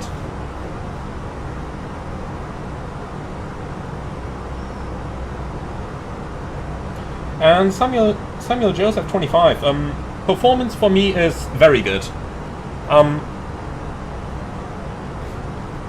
That's that. And Gen X Vegeta. Well, nice username that is. A challenge. If you do a perfect centerline landing, I'll do a hefty super chat. Okay, I don't want to make you poor, okay? I'll do a normal one. Just joking. Just joking, of course. Anything is appreciated, and I'll do my best on the landing, as on any other, unless I expressively state that I don't. Okay, no, just joking, of course. We'll do the best on the landing, just like on any other. Okay, Nürnberg arrival, Romeo 10, and yeah, the rest is standard. QNH, what's that? 1018.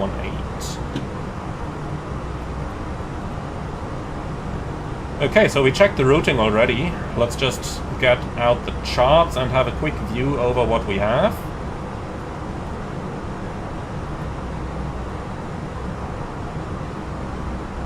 So, Dodas 1 Tango is going to be our arrival, and the approach is going to be an ILS runway 10.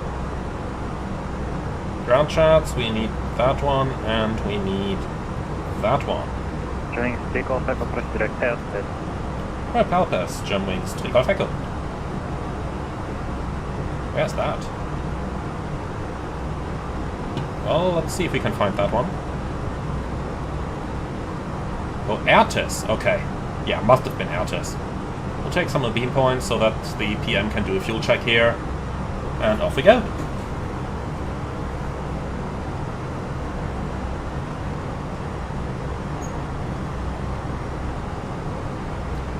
Samuel Joseph, they are going to add the winglets, or sharklets as Airbus calls them, at a later point.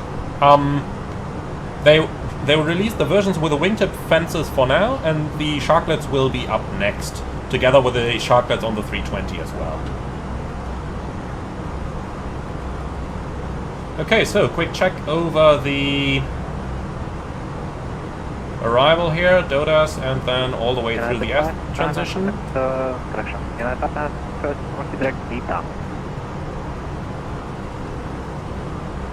And that looks good.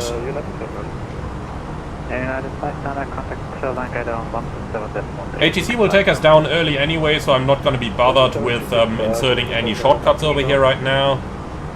I'm happy with that. Okay, so ILS runway 10, let's go ahead and have a look into the chart. Starting out at Venop 4,200 feet, and Venop 42 is what we have, 3-degree glide slope, and we have a 3-degree glide slope down here as well. Minimum Scat Charlie, 1225. We'll insert that later, and the missed approach straight at Delta November 490, right turn to Nürnberg, climbing 5,000. And that's what we have. Okay. So we can enter Nürnberg over here. Nürnberg runway 10 going into the progress page, then performance page. Speed looks good, we'll keep it like that. Canate 1018, and temperature. I think they said 21, but let's just review that. Is 80, and the wind 090 at 3. Okay, so we have 18 and 090 at 3. Right, minimum. What did I say? 12 something, huh?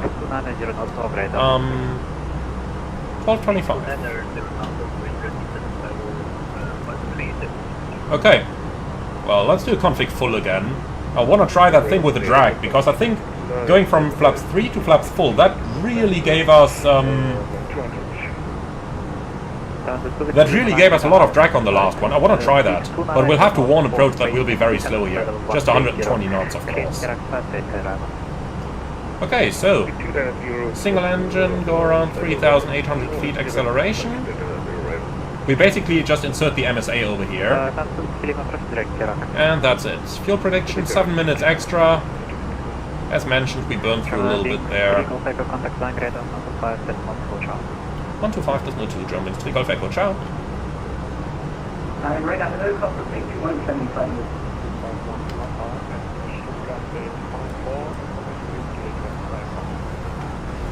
Then 251 Papa Lang, hello, clear Düsseldorf, Prokiba for hotel departure, flight at route, then 5,000 feet for control.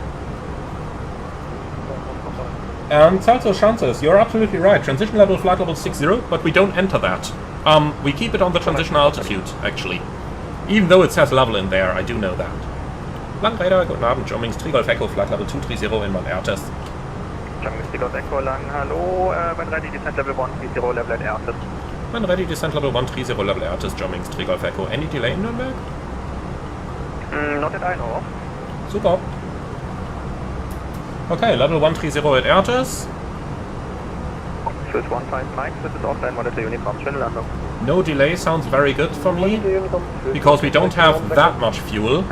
If they had like major delays at the moment, then I would consider diverting right now. I probably would actually. Okay, so he said when ready, so flight level 130 blue, but we'll only push it when we reach the actual top of descent there. So, excellent. So yeah, so Sanchez, as I mentioned, we don't enter the actual transition level in the FMS. Some pilots do, but the FCOM doesn't tell you to. So I'm going to keep it on the standard number here. Really just flying the aircraft out of the FCOM. Because honestly, if you ask 3 pilots, you're going to get 6 answers. Everyone will know at least 2 methods of doing things. And I don't want to get into that trap. I'll just fly my aircraft right out of the FCOM, and then I don't have to be worried about people saying, yeah, but you should do it that way and that way. Then I can always say, okay, can you show me where that's written, please? So that I can read the full thing. And normally they can't, so... Well. Okay, apart from that... Something... Yeah, there is something. The brake temperature, which is still pretty hot. And that's something that concerns me here, to be honest. Well, 09083. 18 degrees, 1018, yeah. Landing weight, yeah. Let's calculate 51 tons. Should be conservative enough. Flaps full, auto thrust off. Idle reverse. It's a pity that we can only calculate low auto brake here, but what we are going to do, because of that brake temperature, you can see it seems to be stuck at 170 degrees now. So it is going to get really hot after landing. What I will do here is I will keep the auto brake completely off, and I will simply use the reverse. In the AIP they say don't use reverse unless required for safety reasons. I consider this a safety reason, since I don't know what my actual brake temperature is. I only know that we had the ECAM warning, and now it's showing us something that doesn't make sense again, so we have no idea what the actual brake temperature is. For that reason we'll use as little brake as possible, and we will use maximum reverse to stop the aircraft. That's just to be on the safe side here. So yeah, if you ever wondered what falls under that don't use maximum reverse, or don't use more than idle reverse unless required for safety reasons, which you find in almost any AIP for any airport, this is one of those cases. And honestly, I think it is the very first time that I actually have to do this now. In, what's that, 13, 14 years of flight simming, something like that. And in my entire real-world career, I've never had a reason to use more than idle unless needed, but right now I think it's the first time that we actually have to do this. And Jamie, can we still use the brake fans with the landing gear up? Probably, but I wouldn't do it. Think of it this way. If the brakes are still really hot, let's assume that the brakes are still at, I don't know, say 300 degrees. Now I turn on the brake fan, then I spread that entire heat throughout the entire gear bay. And, you know, in case there is a fire that's just not been detected yet, I would actually spread that fire through the gear bay as well. So for that reason, I'm a little bit careful there, and not even going to use them. Now, Daft Duck, do you enter your call sign or the flight number in the flight number field? You enter the call sign. This goes back to the 1960s, the 1980s, where the plane was constructed, where flight number was usually equal to the call sign. But that is not the case anymore nowadays, so you always enter the call sign. Because this data goes to the transponder, and that is how ATC sees you on their screen in the real world. In VATSIM, of course, they see you with however you log on using vPilot, but in the real world, this is the call sign that ATC sees from you. So this goes right from the FMS to the transponder. Okay, 6 miles to the top of descent. Let's go ahead and go down. Descent, alt blue. Speed. Okay then, let's go ahead and do the approach briefing there.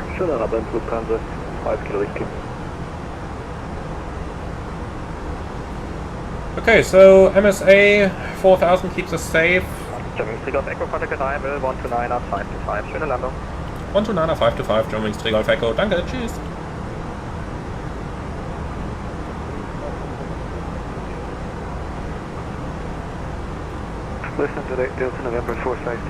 What's our radius again? Swiss 1 Kilo Echo, descent to flight level 90. Yeah, that's still the wrong airport. Level 9. Okay, I don't care. Nürnberg, schönen guten Abend. Germanwings 3 Golf Echo, level 222, descending 130. Germanwings 3 Golf Echo with radar, good evening, identified. Information Foxtrot, expect ILS, runway 10. Info Foxtrot, expect ILS, runway 10, Germanwings 3 Golf Echo. First idle. Alpha 17 November. Okay, so back to the briefing. 4,000 feet is safe. Dodos 1 Tango arrival for an ILS approach runway 10. Minimum's 1225 and the go around straight at for a couple of miles, then a right turn to the VOR, climb to 5,000. Extra fuel is about 5 minutes. Okay, it will be an automatic approach onto the final, then we'll do manual flight here. Localizer glide slope guidance with the flight director on and manual thrust. Landing flaps full. Stop margin is unknown, since we can't calculate that. Germanwings 3 Golf Echo descent, flight level 90, cleared Dodas 1 Tango arrival.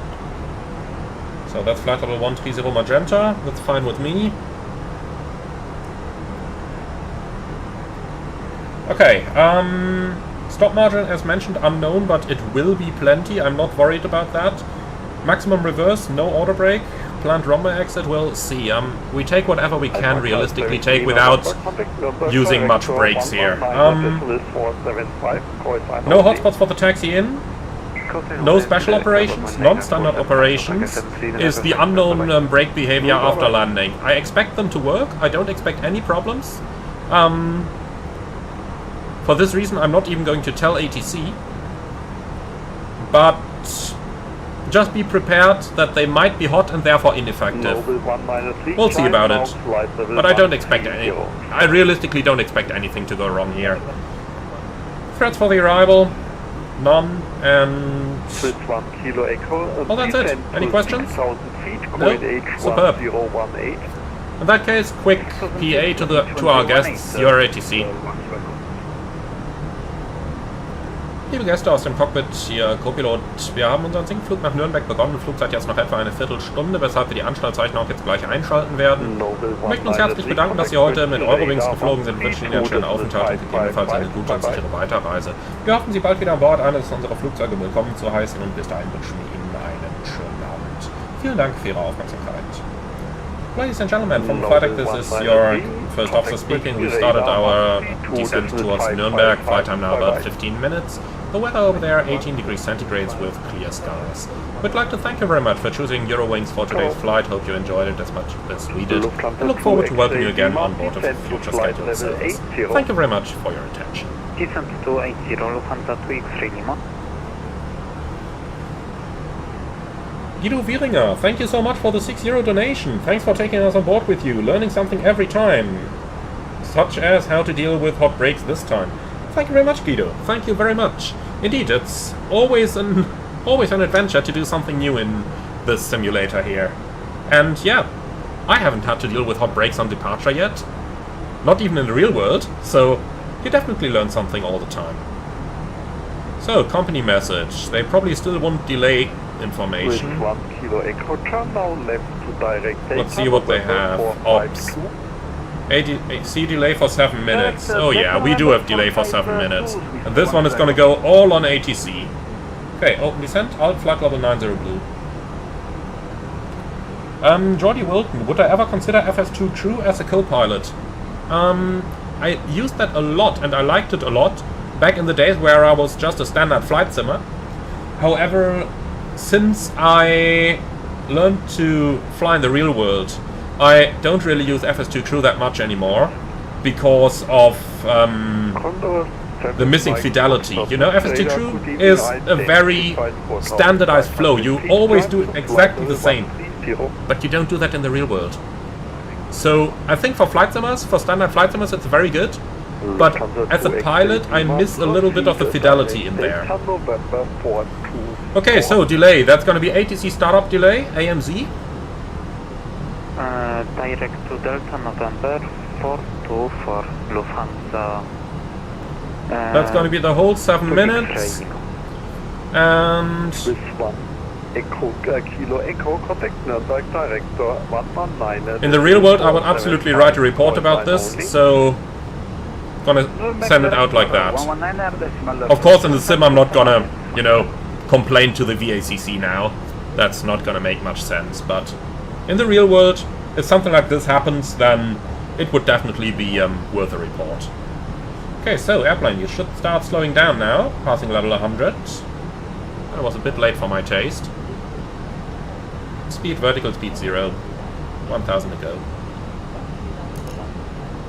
Okay, that stuff comes on, that stuff comes on. Another message from Ops, ADC received, thanks. Cheapest primary, high accuracy, speed limit exceeded, yep. That's known. And the cabin is doing a PA right now, so in this case I'd ask my PM to do the prepare for landing announcement once they are done with their passenger announcement.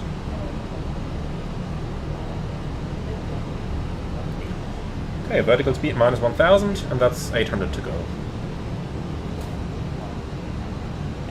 Lufthansa 2 X-ray Lima, descend to 6,000 feet. And Jamie, how long would the report be? Not very long, a couple lines. I would just write something down like, initially ATC gave us a slot of 1 hour. When looking at the airport, there was nothing around, and after we called the ATC supervisor, I mean, you can't just lock off and taxi to the holding point in the real world. So something like after we called the supervisor, the slot was cancelled and we departed without delay. You know, something like that. And then, alt star, and then the company can work out with ATC what happened there. And that's it. Of course, the situation could develop like that in the real world, since you can't just lock off and taxi to a holding point. Alt.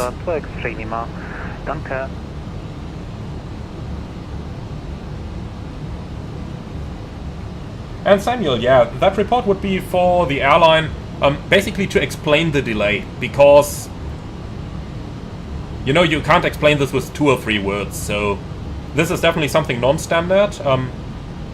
I have to say, I'm very, very positively surprised, though, that they let us log in again, so that was really great of the tower controller. He saw the situation, he saw he had the space, so he gave the go-ahead. So that was really cool. Echo descend to flight level 80.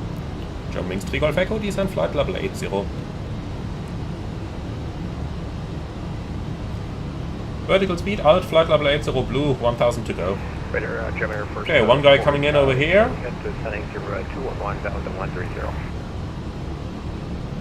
German Air Force for Charlie Juliet, Mexican radar leaving identified information Golf, expect ILS approach runway 10.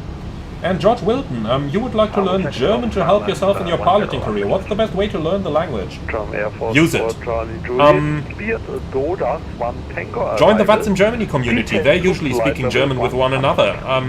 The best way to learn the language is to practice it. And if you can't travel to Germany, then do the next best thing.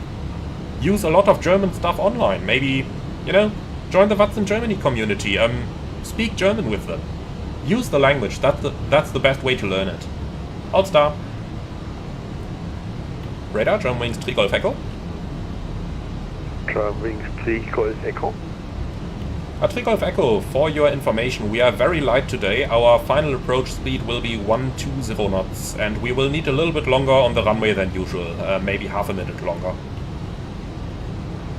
Eurowings 3 Golf Echo, that's covered. I will inform the director. Danke.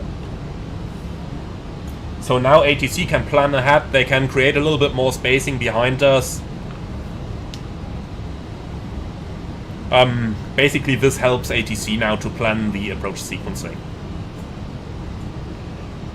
Eurowings 3 Golf Echo, turn right direct Delta November 423 and descend to altitude 7,000 feet, QNH 1018. Eurowings 3 Golf Echo, turn right, Delta November 243, descend 7,000 feet, QNH 1018. Okay, Delta November 243, vertical speed, alt, flight level 70 blue, set QNH. Eurowings 3 Golf Echo, waypoint Delta November 423.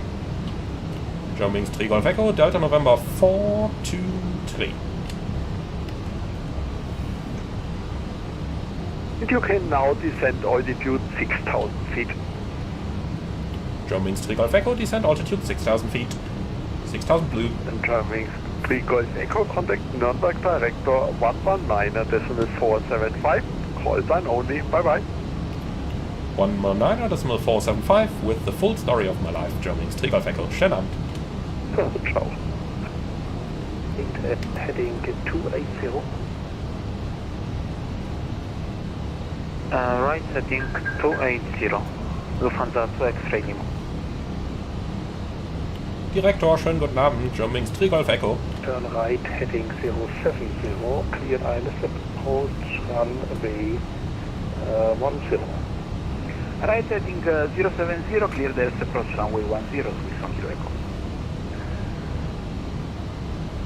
Direktor, schönen guten Abend. Germanwings 3 Golf Echo. 1,000 to go. Echo, good evening. Descent altitude 5,000 feet. QNH is 1018. Descend 5,000 feet, QNH 1018, Germanwings 3 Golf Echo. 5,000 blue. Okay, so the brakes indicate 160 degrees now. Continue 300. But we don't know if that's the real value. The gauge has been a little bit unreliable at the moment. So maybe I said it already. Who knows? Who knows? Yes, already cleared for ILS runway 10, ILS established. Fly Coco 737, guten Morgen. Hey, guten Morgen. Good morning. And Beluga XL Captain, does Lufthansa Group require pilots to speak German fluently? Yes.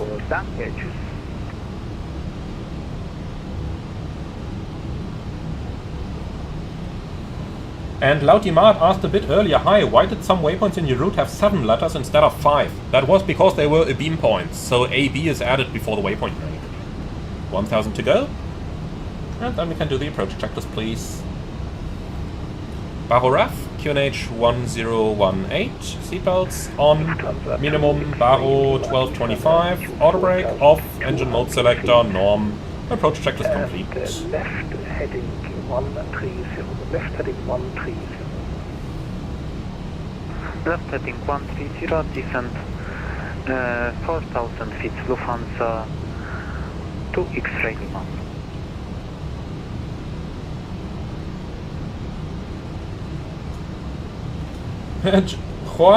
Joao, sorry for not being able to pronounce that better. Best place to find low-hour jobs, honestly, everywhere. Check every possible opportunity you have. All star. With low hours, you just have no choice. Check any possibility you have. And Beluga, no fixed rings in the Airbus. That was Boeing SOP in my old operator, but in the bus we don't do it. Alright, and I tell you what, guys. Come on, autopilot. Here we go. Manual flight. I'm just in for it. I get to do so little hand flying on long haul nowadays, and I'm a really huge fan of manual flying. So, flight director's off, bird on. Let's go ahead and do a bit of flying, shall we?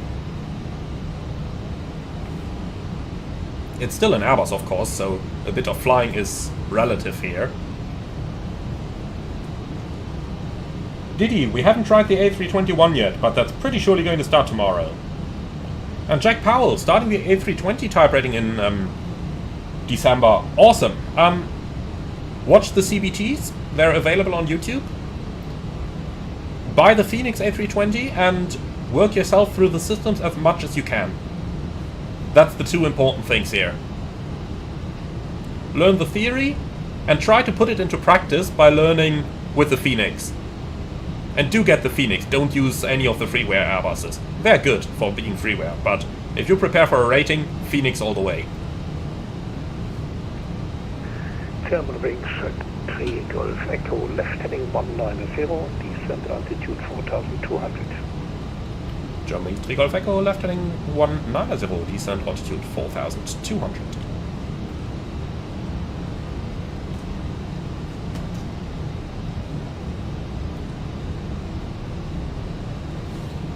Okay. Sequence the flight plan. In to Vena. 16 miles out, tell you what, activate approach phase and then speed to 20 or so. Lufthansa 2X ready, mark contact. It's not easy to do all of these things on your own. 305, ciao. 118-305, Lufthansa 2X ready, mark junction, ciao. Germanwings 3 Golf Echo, reduce speed to 100 knots indicated. Speed 200, Germanwings 3 Golf Echo.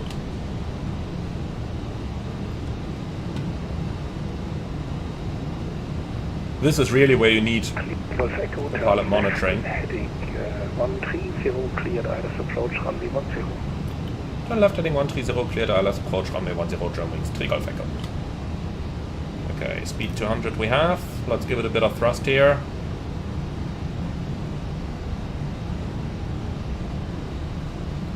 Also, let's dim those displays a bit further. I think they are really bright still.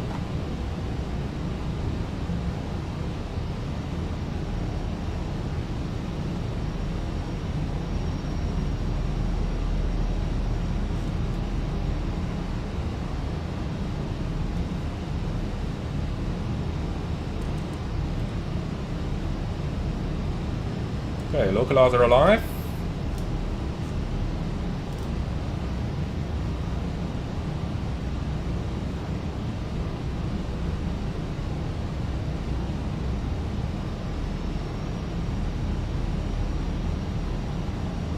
Director German Air Force 4. Live local alive.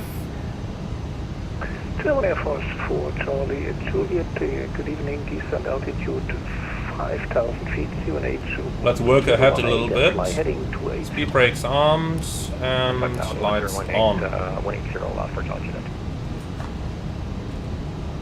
Okay, runway is at our 12 o'clock. From heading 180 for Charlie. Negative 280. Heading 280 for Charlie. So set runway heading. Germanwings 3 Golf Echo over to tower 118.305. 118.305, Germanwings 3 Golf Echo. Tschüss. Okay, manage speed.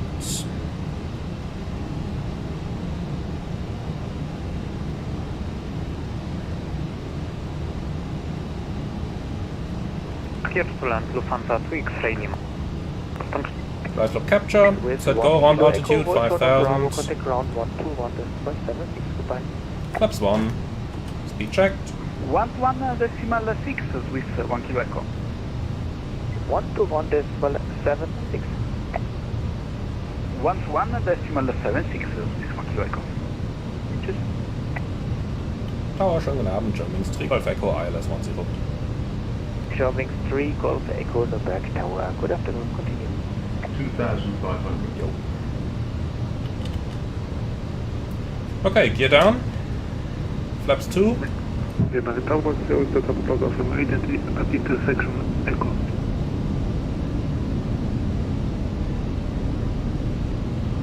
Delta Papa Golf Romeo 8 Nürnberg Tower. Good So this time it's decelerating a little bit better than it did last time. But we have 10 knots of headwind now though. Better topography made.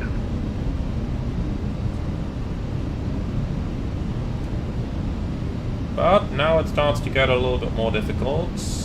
But I did increase the rate of descent a bit here. Okay, flaps 3. Okay, so let's watch the drag now. This is the drag with flaps 3 and gear down. Now let's go flaps full.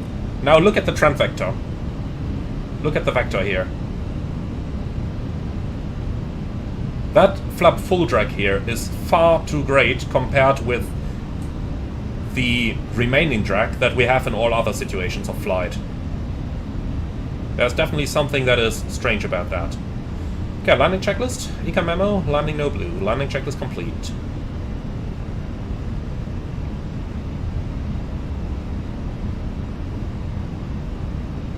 Okay, let's get it back onto the localizer now. A lot of things to do at the same time here. In the real world it's a little bit easier to fly like that. So, very light aircraft. And the target is the center line. Delta Papa Golf Romeo 8 behind next landing traffic Airbus 319 on German wings, line up runway 10 behind. Line up and wait Delta Papa Golf Romeo 8.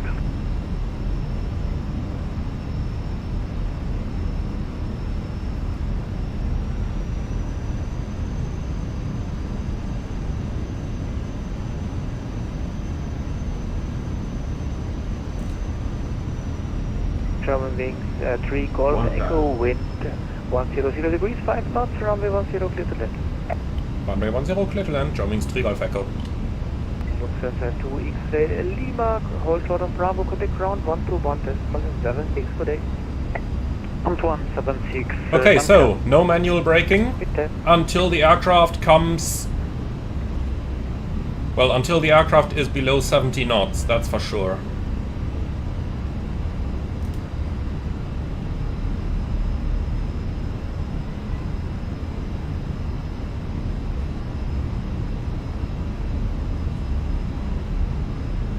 Flies very nicely at the moment.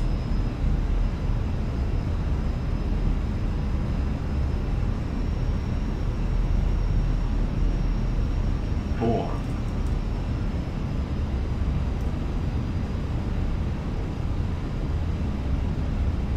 300. 100 above. Checked.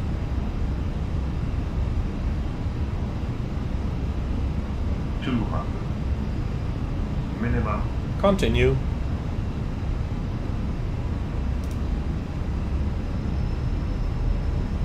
$100. 50, 40, 30, 20. Retard. 5. Okay, onto the markers. Speed brake up, thrust was normal, decel.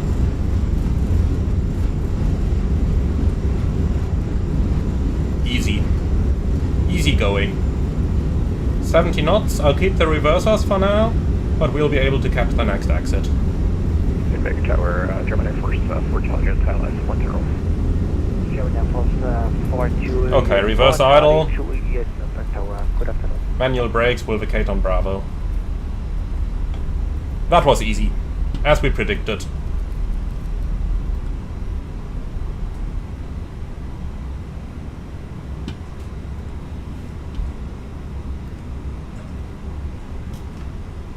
Okay, easy going.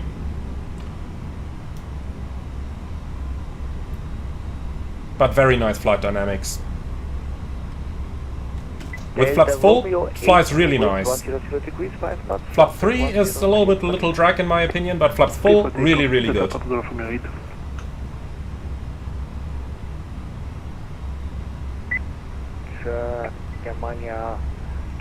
Okay, the whole short line was behind us already, so let's go ahead and stop it here. 121.6 German 3 Golf Echo, tschüss. 121.76. 121.76 German 3 Golf Echo, das machen wir auch gerne. Tschüssi. Ja, schön Feierabend, ciao. Danke, es ist spät. Okay, 121.6, and before we call him, let's clean the plane up real quick. Christoph 27 am account. Christoph 27 rescue on helipad 3. We have a rescue mission 2. Christoph 27, Roger, QNH 1018, active runway 10, air taxi 2, taxiway Foxtrot Flight Village. Alright guys, that was enjoyable. That was really enjoyable.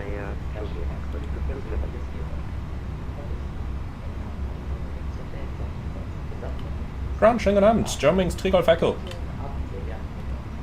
Germanwings 3 Golf Echo in the ground. Hello, taxi to stand 10 via Mike 2. Stand 10, Mike 2, Germanwings 3 Golf Echo. Schönen Feierabend nachher. Danke fürs Fliegen, ciao. And funny aviation moments. No, it doesn't fly shite anymore. Echo, thanks for flying, bye bye. They fixed most of that stuff. They really did. Okay, after landing checklist. Ryanair 76, Roger, I call back for push. Radar and predictive wind shear off after landing checklist complete.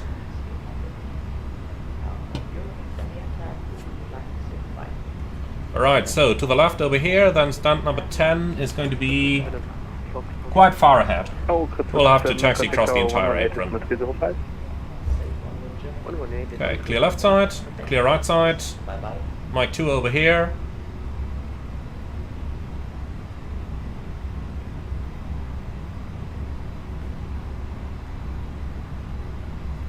Okay, APU avail.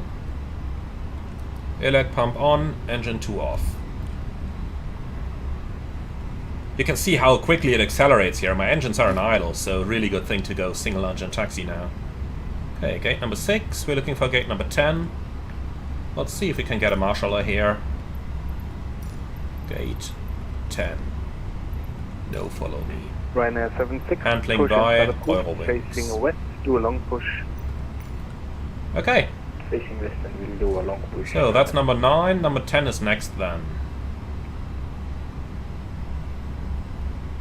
Okay, lights off. Wow, those were some really bright lights here.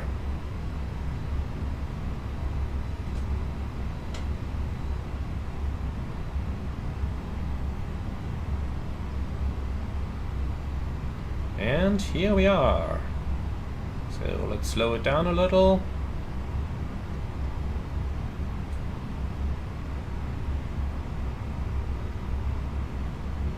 And a little bit more, a little bit more, a little bit more.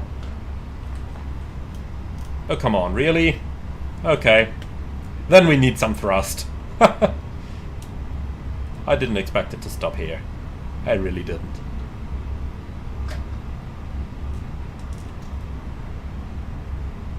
And here we are. Thanks. Okay, we made it. So, park and brake, APU bleed, and shut down.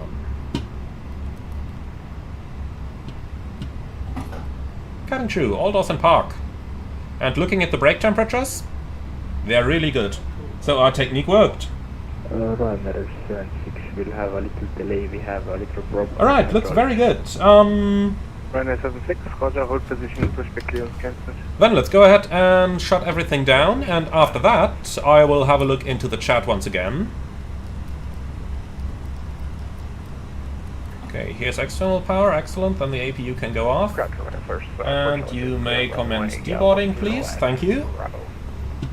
German FR4, Charlie, Juliet, Nuremberg, ground, headable taxi to stand 1-4 via Mike 2. Okay, so, parking checklist please. Park and brake hot shocks, brake set, engines, off, wing light, off, fuel pumps, off, parking checklist complete. And we have it, my friends. That's it, the Fenix Airbus A319.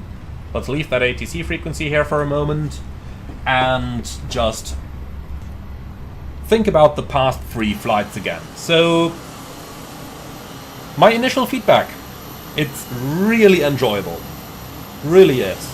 Now, of course it is an A319, which means it is almost an A320.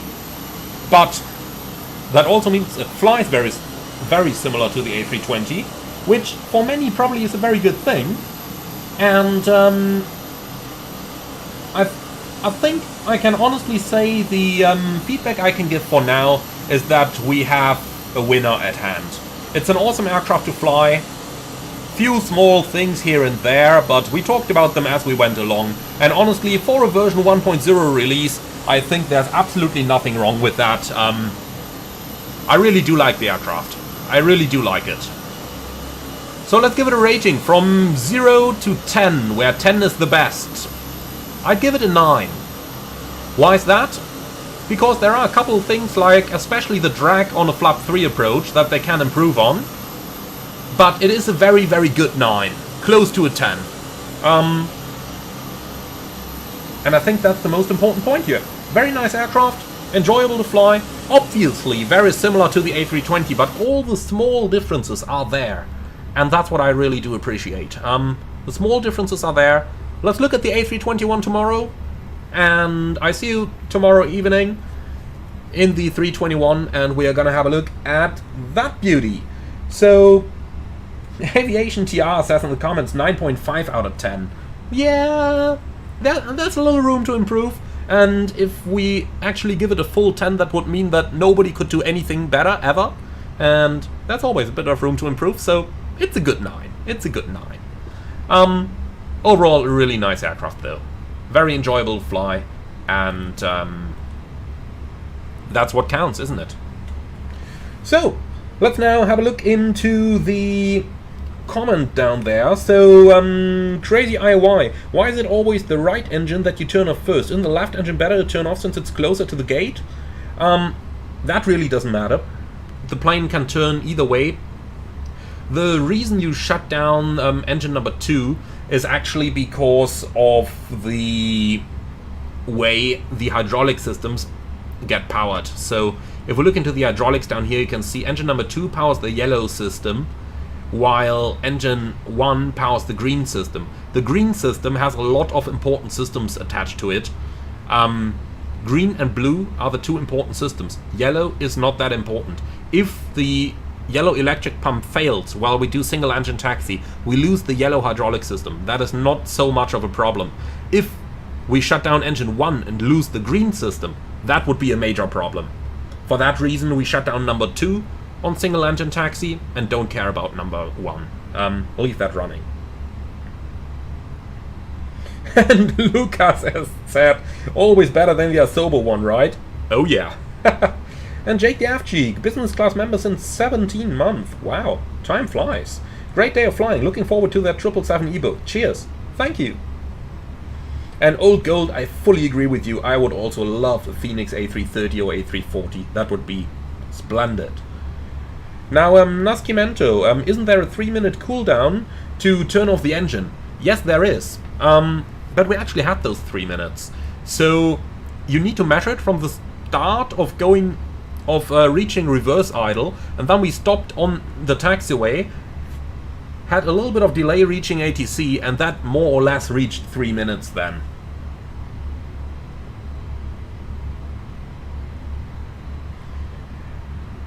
Okay, Lucas Greslin, by the way, who in Airbus UI design team thought it's a good idea to have green text with grey background? It's so unreadable at higher brightness. Honestly, in the Fenix it is, in the real world it really isn't. You know, a level of brightness like this is impossible in the real aircraft. In the real aircraft, when you turn it all the way up, even in daylight, it's something like this. And on here you can read it really nicely. In the real world it's not as hard to see as it is in the simulator. Okay, so going a little bit further up then. Yannick, full shutdown. Yeah, definitely. Our passengers are off now. That's basically what I'm waiting for. So IRS is going off, oxygen off, lights off, signs off, and batteries off. Okay, so obviously maintenance. We'd have a good chat with maintenance in regards to the brake issue, and that's something they need to work on overnight. They would probably exchange the brake temperature sensor on this plane, but who knows. Okay, securing the aircraft checklist. Oxygen off, emergency exit light off, EFBs both off, batteries off, securing the aircraft checklist complete. Now if you're wondering, EFBs off, even though we read the checklist from the EFBs, that does not actually mean to turn the EFB off. What it means is you have a power switch next to where you plug the EFB in at the aircraft. That power switch needs to be turned off. And the EFBs are our own, or rather the company hands them to the pilots, so we take them with us when we leave the aircraft. Alright, and that's the story. So, well, here we are, guys. We made it. All the way. Now, we would leave the aircraft like this and hand it over to engineering. Unless there is really nobody there, then just turn the external power off. But I tell you what, we gotta try something. Here's the ground service bus. Let's turn that on. So, ground service bus is on. And now, if we shut off the power, The cockpit goes dark, but the cabin should stay bright. So the lights in here should have kept on. That's the reason for the ground service bus up here. Okay, well, that doesn't seem to work, it seems, but when that one's on, we should have kept power in the cabin, even if we turned everything off in the cockpit. Oh well. I guess that's it really, but beautiful aircraft. I really enjoyed flying it. I really did. Okay.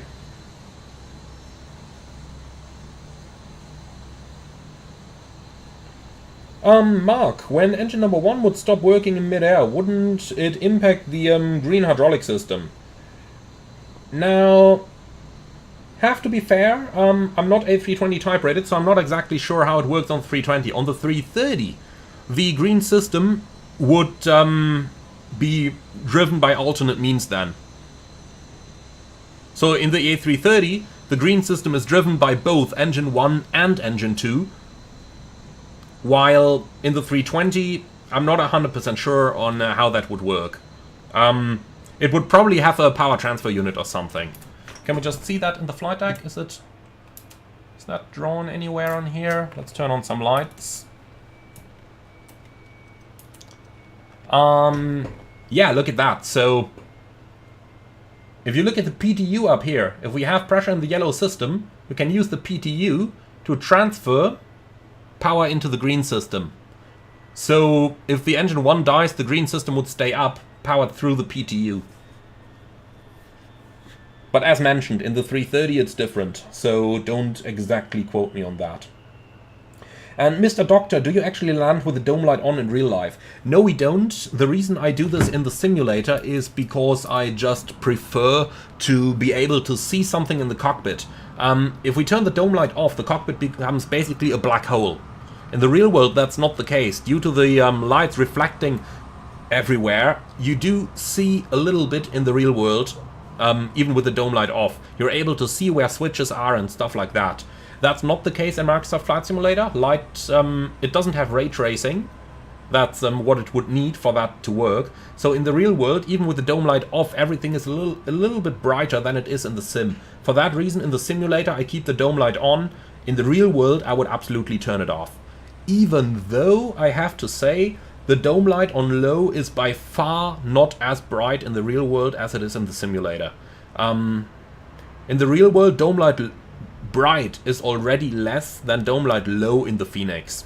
On the A330, I have to add. It's been a long time since I flew on an A320 at night, so I can't really tell you that, but I don't think the 320 is much different there. I still remember when I worked for Aerosoft like 10 years ago on their Airbus, and I worked with a couple of great A320 pilots back there, and they also said that the dome light should be really dim. So